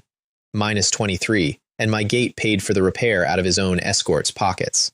And then I stopped shooting at his body and started waiting. Because I had a 6th sense, and he had a rhythm, and a thing that is losing has a rhythm you can hear. I put the golden crossbow through his head at the exact moment his arm was extended, and he came apart into bats again. And I opened my door and stood in the doorway with 2 pistols and did the only genuinely difficult thing I have ever done with my hands. Bullet time. The world slowed down and got very quiet, and there were about 15 small, fast things in a dark corridor going in every direction. I had a passive called Gun Fu that Shanghai had sold me 2 days earlier, which lets you plan a bullet's path in about 1,000th of a second. I hit every single one. If one had got out, he would have healed and come back in a week and killed me, because his weakness is that his clone form is his weakest form, and his strength is that nobody can hit a bat in a polar night. Defeat the pureblood victor. Points plus 100,000. The building was quiet for about 4 seconds. Then the chat turned into something I have never seen before or since, and about 40 people typed my name at once, and Gao Xuan in room 178, who had spent the whole evening telling his neighbors that the 33 quota meant the grudge player was finally finished, stopped talking for the rest of the round. Then the building shook and grew. The corridors went to nearly twice the width. The gap between floors opened up. The crimson pulled back from the horizon far enough that you could see, for the first time in 3 weeks, the shape of a school gate out there in the fog. And the broadcast offered us a vote.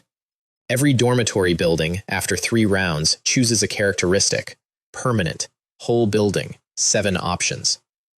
A money bag that adds 3% to your funds daily. A gear option that raises equipment drops by 30%. Frenzied monsters every round.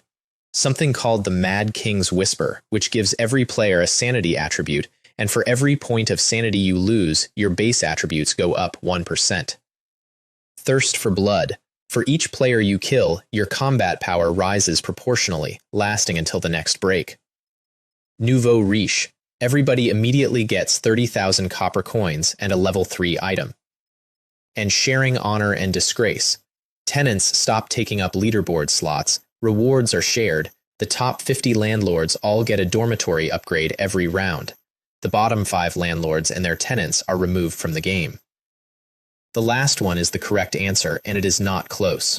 40 extra upgraded rooms per round, compounding forever, in a building that is already producing monsters 2 grades above schedule. Changgang said so immediately and started rallying. Half the tower agreed with him, and when the vote count came up, sharing honor and disgrace was in second place. First place was Nouveau Riche, which is 30,000 coins once for everybody and nothing else, ever. That is the low-level players voting, and I do not blame them for a second, because a permanent structural advantage that mostly benefits the top 50 landlords is a hard sell to a man in a level 0 room who would like to eat this week. Then Changgang tagged every floor leader in the building, and then, separately, at the bottom, he tagged me, Lin Wei, little brother. What trait do you want to choose? The chat went completely silent, and about 200 people waited, and I wrote, I think thirst for blood is pretty good. The building unified inside about 11 seconds. Jiajia, I think Lin Wei is being a bit extreme. Let's choose to share the glory and the shame. Hey Yong, I second that. Everyone, seconded, seconded, seconded. Sharing honor and disgrace won by a landslide. Liu Hua asked me quietly afterwards whether I actually wanted thirst for blood, and whether she should get Wu Lan to campaign for it. I said no, and I said the honest thing, which is that thirst for blood scales combat power rather than base attributes, which makes it genuinely excellent, and that I had known from the moment I read the list that nobody would ever pick it. Li Mei said, I guess a lot of people were scared by him. I had spent 3 weeks building a reputation, and then spent 11 seconds of it to move 200 votes onto the option I wanted. They think I am reckless. That is the most useful thing about me, and it cost me nothing to buy. Broadcast. The first feature of the Mad King has been activated. Let us swear an oath of brotherhood, unite as one, and share both glory and shame. The building shuddered like something sighing, and every level 0 room in it became a level 1 room, and 40 households woke up with a turret.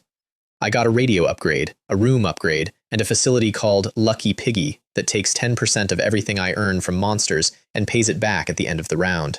I want to note in passing that in a game about doors, I had by then acquired a savings account, and on the second morning of that break, 2 people walked out of the fog. Not summoned, not delivered, walked. A woman in a filthy white coat, tall, thin, black-rimmed glasses, mid-30s, and a girl of about 8 in a dirty floral dress holding onto her leg.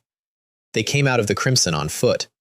200 players had spent 3 weeks being told the fog is where you go to die, and something had crossed it carrying a child. By the time I got downstairs, 40 people had them surrounded and were bargaining. Sure, but what value do you have? Even a dormitory key with 0 facilities costs 1,000 these days. Not enough, but if you agree to become my wife, I can give you a tenant slot. Sun-san, you only have 1 slot. What about her daughter? Her daughter will die sooner or later. How can this game let a child live? The little girl started crying. Changgang, to his credit, shut it down and told the woman plainly that even with a basic room she would not survive 1 round, and that she should take food and water and go. And the woman stood there and did not move and said, Can't you take us in? Tenants will do. And the crowd started up again and got worse. Then Wu Lan arrived and told everybody to shut up, and looked at the child and said to the woman, bluntly, Show your greatest value, or you really will have to leave.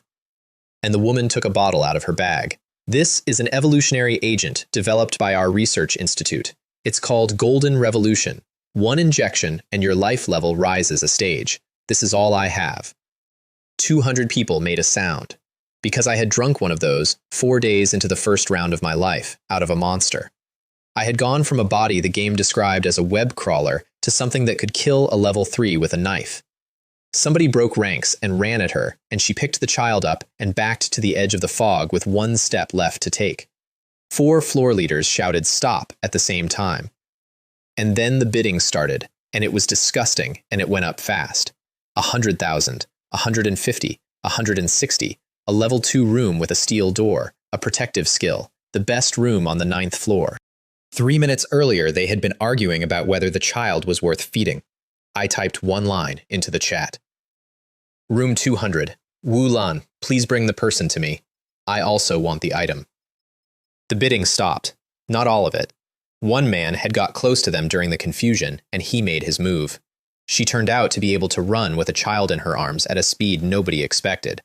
I killed him from the 10th floor with the dragon-slaying crossbow, at a range of about 90 meters, for 5,000 copper coins, which is the most I have ever paid for a single shot, and which I have never once regretted. The field cleared out in about 4 seconds. Her name was Sarah. The girl was Nuan Nuan. I got them into my room and I asked her one question, straight away, with everything I had switched on. Do you know Professor Adler? Her eyes went wide, and I have never enjoyed a reaction more, because Professor Adler is a name that appears in the description of the potion I drank in round 1. I had been carrying that name in my head for 3 weeks with nobody to ask. Yes, she said, he designed it. How do you know that? I saw it in an item description, and her whole face changed because it meant I was not from her city. She told me the truth over the next 20 minutes, and I got most of it by listening to her heart rather than her mouth. I want to lay it out in order because it reframes everything. 1. The evolution factor is extracted from the genetic samples of zombies, which means the zombies came first, which means round 1 of the dorm survival game was not a fantasy, it was a rerun. 2. She is not a national researcher. She worked for something considerably worse, and I told her so, and she stopped lying immediately and did not try again. 3. Golden Revolution is a second-tier product. Above it, there is a project codenamed Demigod, and the most complete version of it is called Prometheus, and it grants foresight. 4. The failure rate on the Demigod potion is 89.1%, and failure does not mean death, because the life force in it will not permit death. It means becoming something that cannot die and is no longer a person. And 5, which she did not say, and which I read off her pulse while she was standing in my living room being careful. Nuan Nuan is a successful demigod, an 8-year-old girl with a rabbit doll standing in my entrance hall eating a packet of crisps. That is how they crossed the Crimson on foot. I bought them a room. Wu Lan gave up her own, actually, a level 2 with a level 3 door and a level 4 turret, and moved in with Tang Mei. I paid for it, and Sarah said thank you. I said, don't thank me yet. That room is worth more than your potion. You'll be working it off. And she relaxed completely, because a debt is a thing she understood, and charity was not. Within 2 weeks, she had a laboratory. Within 3, she could manufacture Golden Revolution on demand from a sample of a summoned monster, at 12 hours a bottle. The summoning card was mine, and it was reusable. I owned a factory that produced permanent attribute points. And Nuan Nuan came to my room most evenings after that and ate her way through my kitchen and was given a plush sheep by Li Mei and a frog by Tang Sha and 3 bags of crisps by Liu Hua and would not go home, and I have never once objected. There were no children in the Mad King, not one, in 200 rooms. Everybody in my house understood what she was without being told, and none of us ever said it. I want it noted that the single most cynical household in that building fought quietly over who got to walk her back to 199. Then a merchant came, and I bought a job. Flicker is about 120 centimeters tall, dark jade skin, pointed fluffy ears, enormous wet gemstone eyes, and carries a pack 3 times her own size. She is a black merchant, and black merchants travel the Crimson under a contract with the game, and they cannot harm players and can only run away. They are the only channel through which anybody in any building learns anything about the outside. 99% of the Mad King came out to look at her. She squatted down in the plaza, put her pack on the ground, put a little hand on her chest, and announced that she was Flicker, a great merchant traveling the Crimson, and had come to trade. She was, immediately and obviously, robbing everybody. She quoted Guo Chang 10 million for a level 9 armor and watched him go gray. Then she told him his site was only a 3rd phase building, and that anything above level 6 commands a premium, and that she was not targeting him. It was for his own good. Without that restriction, 7th season players could move in, and he would be livestock.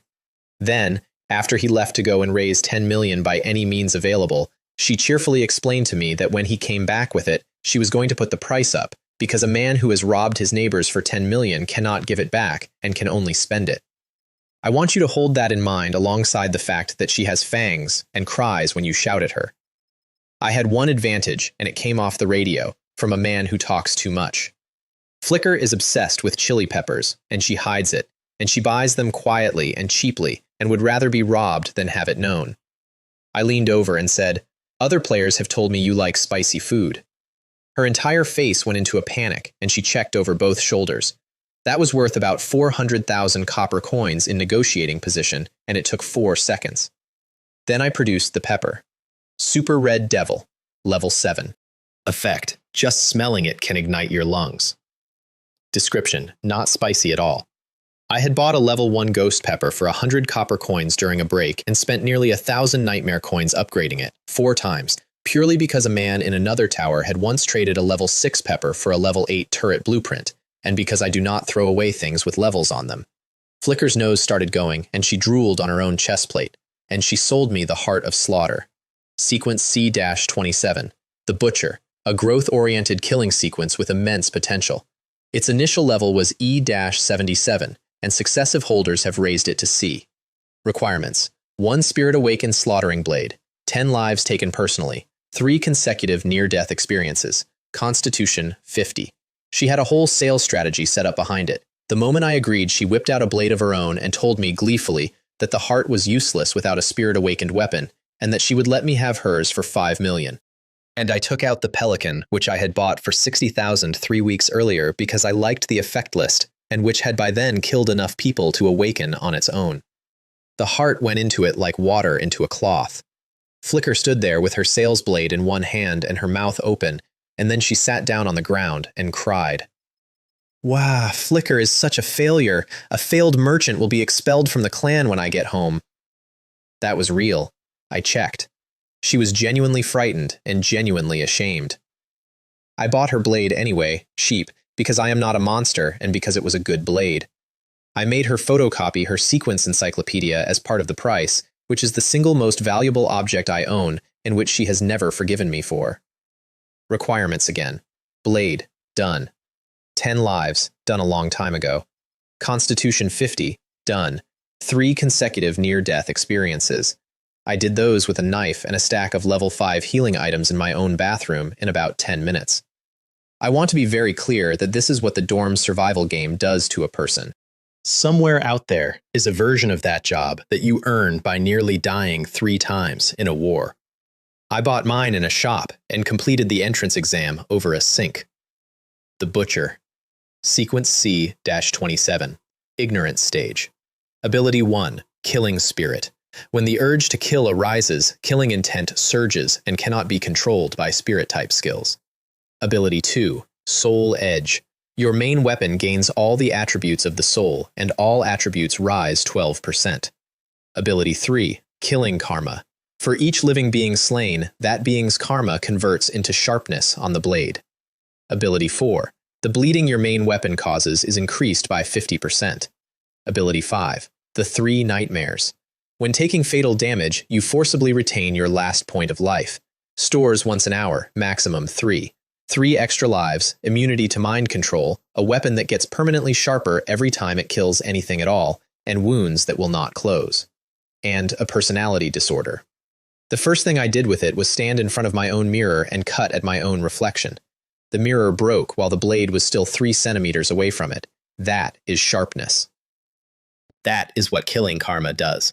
And then I stood there in a bathroom with a broken mirror and understood that I had wanted to swing. The killing spirit is not an emotion. It is a suggestion, and it arrives with pictures, and the pictures are extremely detailed, and it made a suggestion about my own reflection, and I found it interesting. I went out into the living room and looked at 5 people I would die for, and my brain helpfully overlaid several diagrams. Li Mei looked at my face and took an actual step backwards and said, "What have you been doing in the study?" I said, "Nothing. I just became a butcher." And she said, "You devil, give me back the timid Lin Wei." The Uru went quiet and said the thing that has stayed with me, which is that the heart provides the psychological impulse, and the soul edge provides the financial one, and no wonder that sequence has the reputation it has. Eve said brightly, "I think it's good. In this game, a madman is 1,000,000 times better than a coward." Tang Mei agreed with her, and I sat down on my sofa and told my household 99% of the truth about what I had just become, and kept the 3 lives to myself, and told them I had one. That is the last lie I told any of them, and I still have not corrected it. Then I killed 17 people during that break, and I want to explain the selection criteria, because everybody in the Mad King thinks I killed at random, and I did not kill a single person at random after round 2. The grudge is an income stream. Each layer pulls more monsters to my door in the next round, and monsters are money and points and permanent upgrades. So during a break, I have a direct financial incentive to kill players. Killing karma is also an income stream, and it does not weigh all lives the same. A man who has killed 1 person gives my blade less than a man who has killed 20.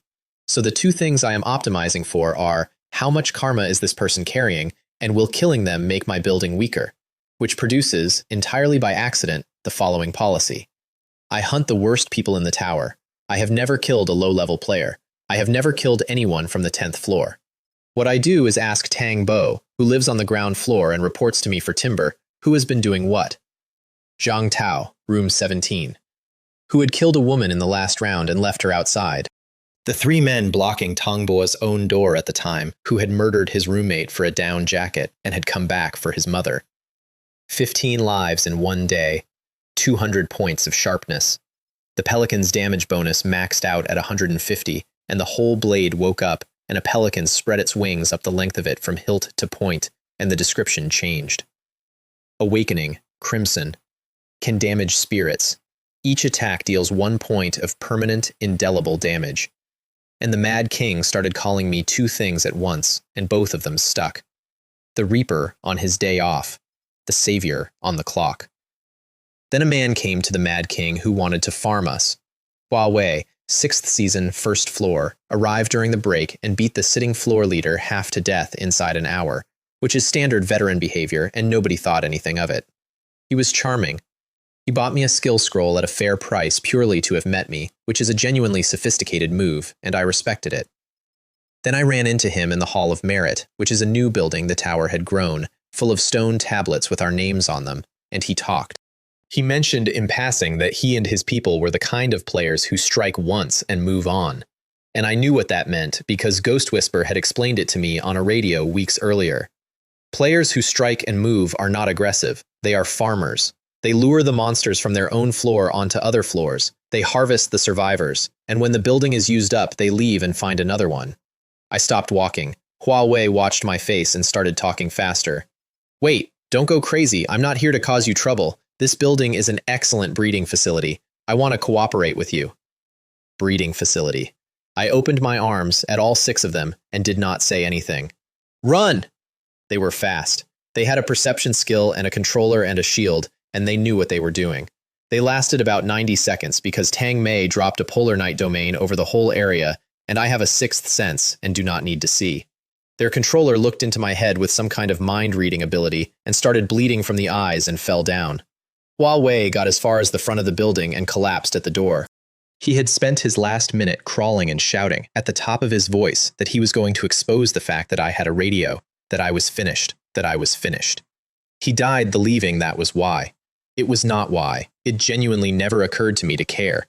He was killed because he said the words breeding facility about my building out loud to my face.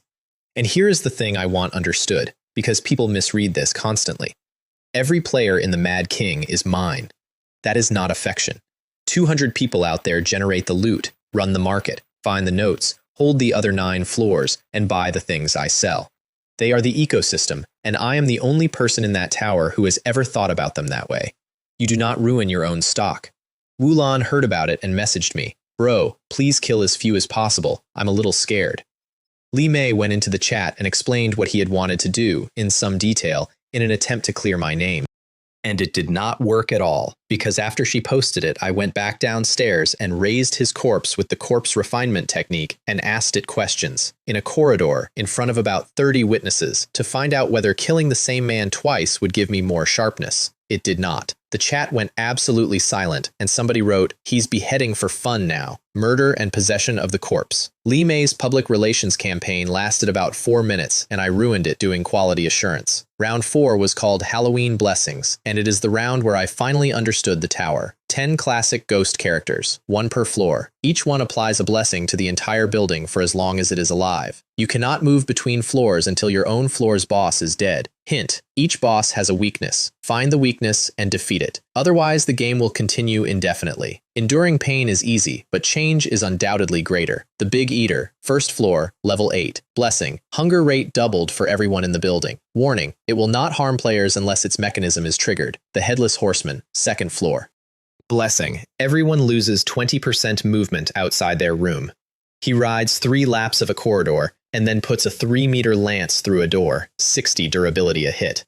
The Mad Witch, third floor. Blessing: every hour, hellfire burns every door in the building. The Fear Scarecrow, fourth floor. Blessing: everyone gets a sanity value, and at 0 you go insane. And when somebody in his corridor hit 0, he moved for the first time in an hour. A flock of red-eyed crows took 5 doors off at once and ate what was inside them. The Butcher, 5th floor. Blessing: bleed chance doubled. Pumpkinhead Jack, 6th floor. Blessing: the ambient temperature rises 15 degrees every 2 hours. The Pharaoh Mummy, 7th floor. Sleeps and breathes, and if you are quiet, does nothing at all. The Morning Lady, 8th floor. Blessing: no noise permitted in the corridor. Her husband has died. Please mourn. Senior Sister Hong Dai, 9th floor. Blessing: 5% of everybody's money every hour. She doesn't like money. She needs your attitude. And the Clown Emperor, 10th floor, mine, who arrived on a unicycle with an apple on his head, juggling 3 knives, and put his eye up to my peephole and said, "Let me see who's inside." He enjoys riddles. Every 10 seconds he asks the building a question. Correct answers receive a mystery gift. The building nearly died in the first 4 hours. Not from the bosses, from the blessings. The second floor lost 10 households in 90 minutes because a horse would not stop. The fourth floor lost more than half its players in 3 minutes when the Scarecrow finally moved. Everyone in the tower was starving at twice the normal rate with the shops shut, and Chang'an circulated a rationing plan that had a note at the bottom saying that to achieve self-sufficiency, the current population would need to be reduced by 2/3. And every single floor was doing the same thing, which was hiding behind their door, working out the boss's attack mechanism so they could avoid triggering it. That is what the tower told them to do: find the weakness. I read that hint 4 times, and then I said, out loud, to 5 people in a room, their weakness is that they're alone. Look at them. 10 bosses. Not one of them has minions. The corpse leader had Jiangshi. The Frost Ghoul King had an army. Every serious thing I had ever fought came with a screen of bodies in front of it, and these 10 had nothing. The whole building was sitting behind doors trying to solve riddles about them. The attack mechanism is not the puzzle. The attack mechanism is bait, designed to make 200 players spend a week studying instead of swinging. So I injected a Golden Revolution, upgraded it twice first, took it at level 6 for 12 Constitution and 12 Spirit, and a random high-level ability. Then upgraded my cultivation technique into a combat one and opened my own front door. The Clown Emperor was mid-riddle. 10, 9, 8. Haha, nobody's answering? It's a cow or a horse. The turrets interrupted his countdown, and he dodged every single shot backwards on a unicycle, including a dragon-slaying bolt that he cleared with a backflip by about 1 millimeter, and then patted his own chest and said, "A thrilling and exciting dodgeball game." And then my door opened and 5 people came out. He genuinely could not process it. He said out loud, "Would anyone actually do something as stupid as opening the door themselves?" A poison bottle, grenades, talismans, a dragon, frost, ice spears, all at once. He produced a black cloth and rolled it forward, and every flying thing we owned vanished into it. So we stopped throwing. I went in with the Great Sword of Pain, which is Flicker's Blade, level 6. Effect: the pain caused by this weapon is multiplied by 10, and effect 2, Awakening. Empathy. The holder is also affected. That is the joke of my entire equipment collection. My best weapon hurts me exactly as much as it hurts you. Except that the Butcher's first ability is that killing intent cannot be controlled by spirit-type effects, and pain is a spirit-type effect. I had bought a weapon whose only drawback I am specifically immune to. I took his heel off. And while he was on the ground, 60 bats came out of the bat nest above my door and covered him. A level 8 assassin who had dodged everything in that corridor lost the one thing he had, which was space. Defeat the Clown Emperor. 100,000 points. He dropped 3 throwing knives that steer themselves toward vital points, a level 10 passive called Grandmaster Throw, a fire ring skill, a summoning card, a jar of something called Gorgeous Golden Honey, and a note. Collect 10 summoning cards to create the Fantasy Night of Wonders. I gave the knives and the Grandmaster Throw to Tang Mei, who does hidden weapons, and who took them without saying anything, and then went and stood in a corner for a while. Then I went downstairs and killed the rest of them. I'm going to do this quickly, because after the Clown Emperor, it stopped being difficult and started being work. Hong Di on the 9th, with a scythe as tall as she was, walking Jiajia's household toward a wall. She turned round when we came out of the stairwell because a grudge smells better than a fight. Both Colts, ice spears, ghost fire, and every single-use item in 3 bags. And then I had to cut her into pieces because she kept knitting herself back together. Her remnant soul ended up in Liu Hua's bell, begging not to be eaten, and is now a member of my household and complains about the food. The mourning lady on the 8th, who had 2 forms, and whose second form had gone up to the 4th floor to break Guo Chang's door specifically because he had the most men in the building. She was fast, and she was very strong, and she died in about 40 seconds because there were 9 of us. The pharaoh on the 7th, who was asleep, and who I killed in his sleep, and I have no comment. Pumpkinhead Jack on the 6th, who is actually good, who has proper area attacks and does not fear being surrounded, and who had put half the 6th floor on the ground before I got there. Magic-type bosses die to melee. That is the entire discipline. And the Butcher on the 5th, that one I want to talk about, because he is the only thing in this entire story that fought me straight and did not lose immediately. He wears a hockey mask and carries a wood-chopping axe, and he had been sitting at the bottom of the stairwell waiting. Players came down to farm him, and he cut them in half through their armor, 1 hit each. Then he stood in the stairwell doorway so nobody could get past. Somebody clever came along the ceiling and hit him in the back with a wind blade, from a position where he could not be reached, with 100 friends behind him. And the Butcher looked up at him with red eyes, and the man's hands came off the ceiling. He fell about 4 meters, and the Butcher walked over without hurrying and dealt with him. Then a crowd threw everything they had at him: bolts, darts, elemental skills, nets, stun grenades. He cut the nets in half and walked through the grenades and did not appear to notice any of it. And when he finally reached them, he went into the middle of that crowd, and they broke and ran. He did not chase. He stood there breathing, with steam coming off him. Butcher Max, level 8. Skills, monster physique, crimson eyes. Introduction. Before killing his entire family, Max was a quiet and well-behaved boy. And out of Flicker's encyclopedia, which I had made her copy for me, Max the Butcher, the second holder of the Butcher sequence, who raised it to true spirit stage, and who after killing several hundred residents of the Crimson, was sold to a dormitory building by the owner of a playground. The man who used to have my job. We hit each other, and the shockwave went into the walls, and I came off worse. I want that on record, because it is the only time in this story anybody stood in front of me and simply held. He blocked things I threw at full strength. My numbers were a step below his. He had the sequence's control immunity too, so the greatsword's pain did nothing to his rhythm at all. I dropped the fire on him, and he walked out of it and looked at the ceiling and found me. And then I did the least dignified and most correct thing of my career, which is that I stopped fighting him honorably and turned round and shouted at the 5th floor. Brothers, there's no need for chivalry with this kind of thing. Charge with me, and threw a bottle of the mourning lady's tears at his chest, which strips defense. And about 40 players who had been standing in doorways for 20 minutes watching him kill their friends came off the walls at once. Tang Mei opened with 3 knives. Li Mei froze the floor. Li Feng howled and led the 8th floor down the stairs. The last holder of the Butcher sequence died to a mob in a corridor because the current holder shouted for help. He put 2 cuts on my neck first. I want him to have that. I took his head, and I was standing there covered in it, and somebody in the crowd knocked into me from behind, possibly by accident. I turned round and killed him before I had made a decision about it.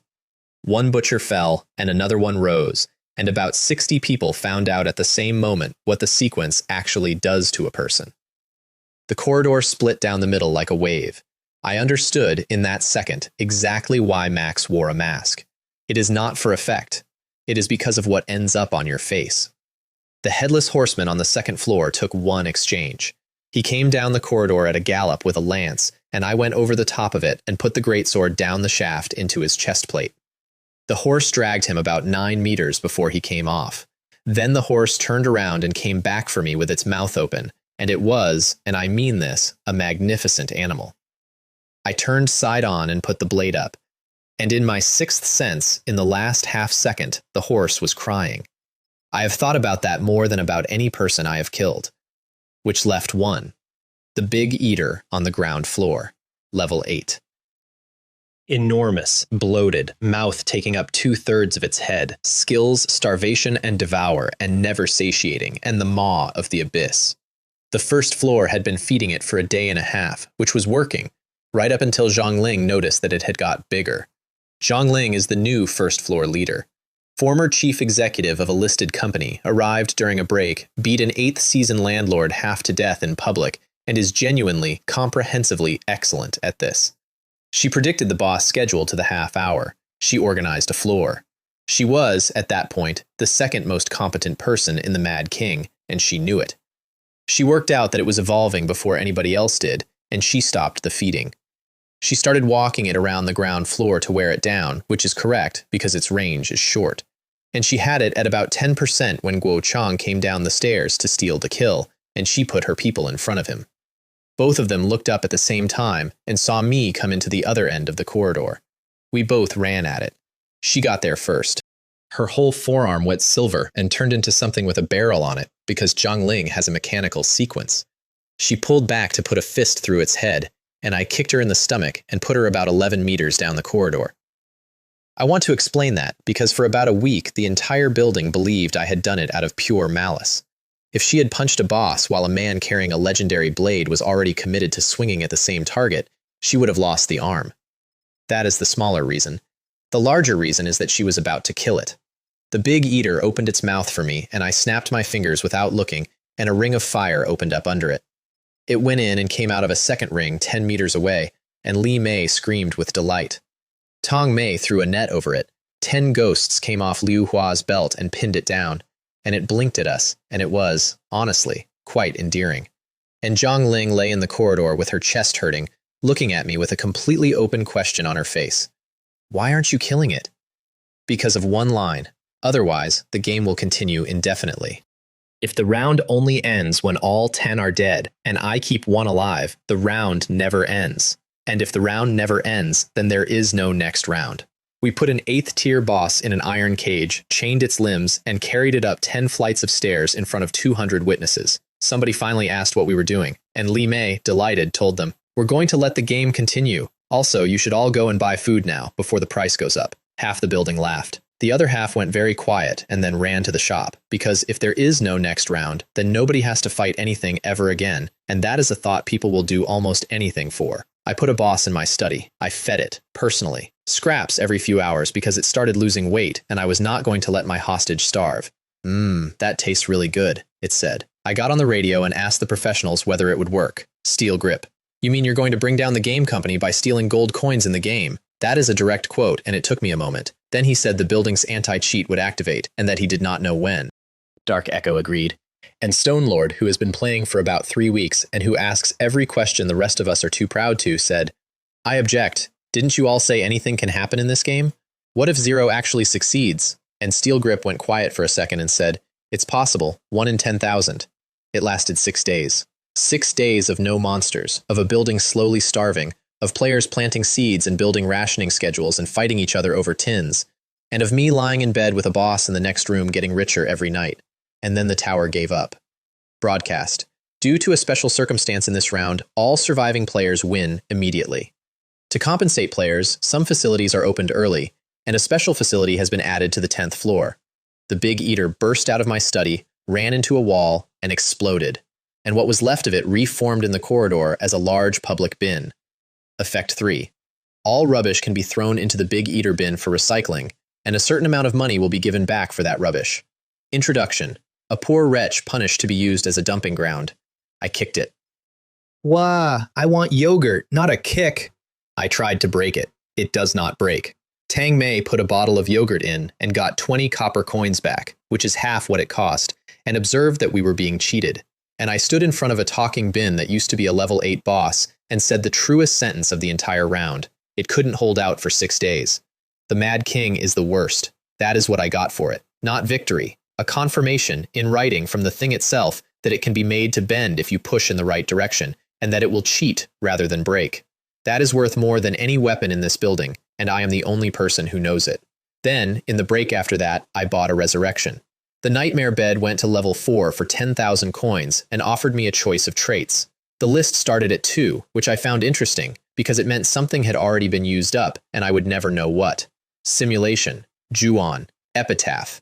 I took the last one on the list, on the theory that anything the game puts further down is something it wants you to reach for later. Epitaph. When you and all your tenants die, you and all your tenants are resurrected once, and the dormitory and all facilities are restored. You may freely set the resurrection time. I set it to 7 days, because a standard round is 7 days, and because if my entire household is dead, there is no point coming back into the middle of the thing that killed us. I have a get out of death card for 8 people, and none of them know it exists. That is the 4th thing I have never told them, and I am aware of how the list is growing, and I have decided I am comfortable with all 4. I also, in that break, got a message from Changgang inviting me to Hot Pot, which turned out to be a business meeting, which turned out to be the closest thing the Mad King has to a government. His daughter had drawn a sequence in round 3. Blacksmith, C-77. She can enhance equipment, she can cut sockets into things for gemstones, and she can do it 20 times a day. He could not protect her alone, and he knew it, and 8th season players were arriving. So he put her in front of me and offered me 30% of the net. I said 50. He said done without pausing, which told me he had come in expecting to pay 60. And his daughter, who is 19 and who has clearly decided something about me that her father has not agreed to, sent me the details of her 4th ability privately, which she has not told anybody else, including him.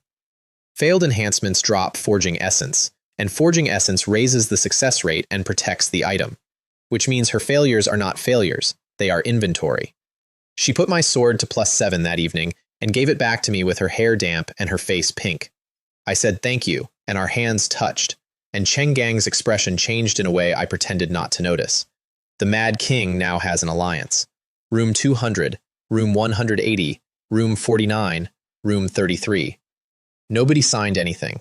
It holds because Cheng Gang and I both want it to, and because everybody else in it would be dead without one of us. And in that same break, Li Mei bought a card. Queen of Clubs. Level unknown. Effect. Summon a friend or relative from your original world. She looked at me with her whole face and asked me to buy it for her. I asked her whether she had thought about it and reminded her that the Mad King is not a tourist attraction and that her parents would probably die in the next round. She cried, and I bought it anyway, at the highest price on the board, and told her that since we were all family, we might as well die together. She covered my mouth with both hands. She used it, and what came out of the light was not her parents. It was a woman with short silver hair, face down on my floor, covered in cuts. Sun Mei. Li Mei's best friend, daughter of a multinational chief executive, and when Eve had finished healing her, she sat up and looked around and said, "Mei, what are you doing here?" And then she told us about home. About a month ago, the Crimson appeared all over the world at once. It made pockets, secret realms. At first, only the powerful were allowed in, because there were treasures inside. Then the pockets multiplied and stopped being controllable, and spread across about 1% of the surface of the planet, and somebody used weapons of mass destruction on one, and it did not work. It went berserk and expanded, and cities started falling. Sun Mei came out of one of them with a sequence of her own and a body full of cuts from something with blades for arms. And Li Mei said, in a very small voice, "Are my parents all right?" And Sun Mei said yes, they're in the safe zone, and Li Mei put both hands over her face. Everybody in that room went silent. And I want to be honest about what I said next, because several of them have told me since that it was the coldest thing they have ever heard. I said, "Don't worry too much." I said, "In the later stages of a dormitory building, there will definitely be items that bring people back. So it doesn't ultimately matter if your families die." I said, "We don't even know who our opponent is. But if you want to win, you have to stay at the table." Liu Hua was the one who fixed it. She clenched her fist and said, "Brother Wei is right. As long as we live, there's hope." She is the only person in that room who could have turned that sentence into a kind one, and she did it without changing a word of it. And then the last thing happened, and it is the reason I am telling you all of this instead of something shorter. I had 10 summoning cards. One off every boss in round 4, and a note saying that 10 of them make a fantasy night of wonders. Invitation to the fantasy night. Effect. The spirit enters a mystical realm and does not actually die. Maximum 3 players. 6 hours. Backpack disabled. Storage disabled. Everything you take, you carry. Introduction. Dear valued guest, the Fantasy Circus is about to open, and we cordially invite you to attend the performance.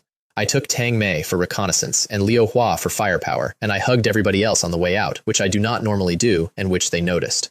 Midnight and a bell and a circus tent under an orange moon. Camel bells. Lions. A queue of people in clothes about 150 years out of date. All of them delighted, all of them shouting compliments at the two girls holding the curtain. An elderly gentleman in a bowler hat came over and took his hat off and bowed and said his name was Edgar Thornton and that he was an investor in the circus and that Baron, who runs it, was busy and that he would show us to the box. His entire information panel was question marks. He put us in a private box above the stage, apologized for the hospitality, and went to get tea. And I wrote one line on a piece of paper and passed it to Tang Mei. She wrote back, neat, refined, non-aggressive, which is a profiling skill she uses daily and which is extremely accurate and which meant nothing because non-aggressive only means the conditions have not been met. So I wrote, what are his consumption habits? And she wrote, strong desire to consume. And I wrote 2 words and put the pen away. Break the ice.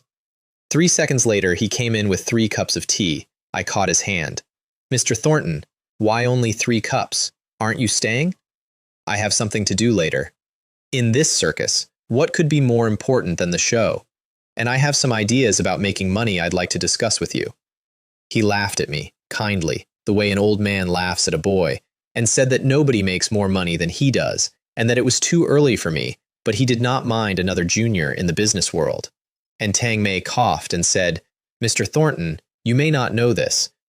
Mr. Lin Wei's nickname is the Capital Immortal, which is the greatest sentence anyone has ever produced on my behalf, and which she invented on the spot in a demon's box at midnight. He said, what's that? It means he can squeeze oil out of a rock. He took out a gold pocket watch and gave me 3 minutes. I asked him what determines the value of an object. He said value lies in fluidity. Anything that can flow has value. I shook my head at him, which he did not enjoy, and I took out a sheet of blank paper and asked him what it was worth. 1 copper coin at most. And if you sold it? 1 copper coin. Please sign here. He did not take the pen. He looked at the paper for about 4 seconds, and then his eyes changed. The value of a thing is its meaning, I said. If the meaning is sufficient, people will pay 10,000 times the price. That's the essence of money. He laughed, and then he kept laughing, and it got louder and worse and stopped being a human sound. The air in that box started to creak, and Liu Hua reached for her bell and Tang Mei for a knife. And I put a hand on each of their shoulders, because in my 6th sense, that thing had become the most frightening object I have ever stood next to. There was no malice in it anywhere. He was just happy. The lights went down, a spotlight found a magician on the stage, and when they came back up, Edgar Thornton had gray feathers coming out of his collar and a beak about 20 centimeters long and gray eyes with a great deal of intelligence in them. He gave me a black crystal and called it my tuition fee. Soul Stone, level 10, can be used as food for ghosts and guardian spirits or as raw material. A level 10 item handed over as a tip for a marketing lecture. Then he complained to me about his businesses. He owns a mill. He owns a workshop where they break souls for parts. Both are losing money, and he blames industrialization. I asked to see the product. He produced a tin and opened it with a finger, and Liu Hua and Tang Mei both looked away. Your product's poor, I said. There's still hair in it. It enriches the flavor. The diners don't mind. And then, because 6 hours is not very long, and because I had already decided what this evening was for, I gave the demon a business plan. I told him his problem was that he had not segmented, that some customers prefer skin, some prefer bone, and some prefer the rest, and that a single undifferentiated tin serves none of them. That 3 product lines with 3 price points would let him name a premium. That he should hire 1 specialist per line, which creates jobs, and that once his brand had authority, he should extend into a luxury range and take the whole market. I put my arm around a demon's shoulders in a private box and said, if the customers don't have a demand, create one for them. He started breathing very fast. Then he offered me a job. Edgar invites you to become his investment advisor. Accepting will keep you permanently in the fantasy night. Permanently. Which told me, in 1 system prompt, that this place is not a dream and that a person can be kept here. I declined politely and asked about his other business and gave him advice on that, too. The advice involved the phrase, erasing memories so the instrument does not break after one use. He offered me the job a second time, harder. I declined again and asked him about the circus instead, and he told me everything. That the ringmaster's name is Baron, that the animal trainer has a sequence, and the Clown King has a killing sequence. And then I bought 10 jars of gorgeous golden honey off him for a pile of silver and a photocopied encyclopedia, and thanked him warmly, and said the three of us needed the bathroom. He asked if he should show us the way. I said no. Backstage was dark. That is the only reason it worked. Tang Mei put a polar night over the three of us, and we went in past the dressing rooms while an animal trainer was on stage letting a lion swallow a spectator's head, to enormous applause. The audience of the fantasy circus is the best audience in the world. They clap even when their own heads come off. The Clown King was standing at the edge of the curtain, hating the animal trainer with his entire body, counting the number of spectators the lion had eaten, 17, and gripping a knife. He is the same design as the Clown Emperor I killed on my own floor, except older, sharper, and with a genuine sequence. I walked up behind him and said, "Excuse me, are you Mr. Clown King?" He turned round with an enormous smile and opened his arms and said, "Are you my fan?" He had a knife in each hand. Both of us knew. Neither of us said anything else. At about 2 meters, a blade came out of the empty air and opened the back of his neck, because Tang Mei had been standing behind him inside the dark the entire time. He said, "Ah, I'm dead," and fell over. And a second Clown King appeared behind Tang Mei and cut at her throat. Hat trick. I had bullet time on before he finished appearing, and the world slowed, and I did the arithmetic, and I did not go to save her. I went at him. Because a golden knife demon out of Liu Hua's bell was already halfway to the knife aimed at Tang Mei's back and would get there first, and if I turned to help, I would waste the only half second in which he was committed. Both things happened at once. The demon blocked. My sword went through his neck. He looked absolutely astonished. Then the first body sat up and started to say, "Hat trick," again, and 7 ghosts hit him. A scythe came out of the dark and went through his chest. 2 Clown Kings, dead inside 4 seconds, by a household that has practiced together for 2 months.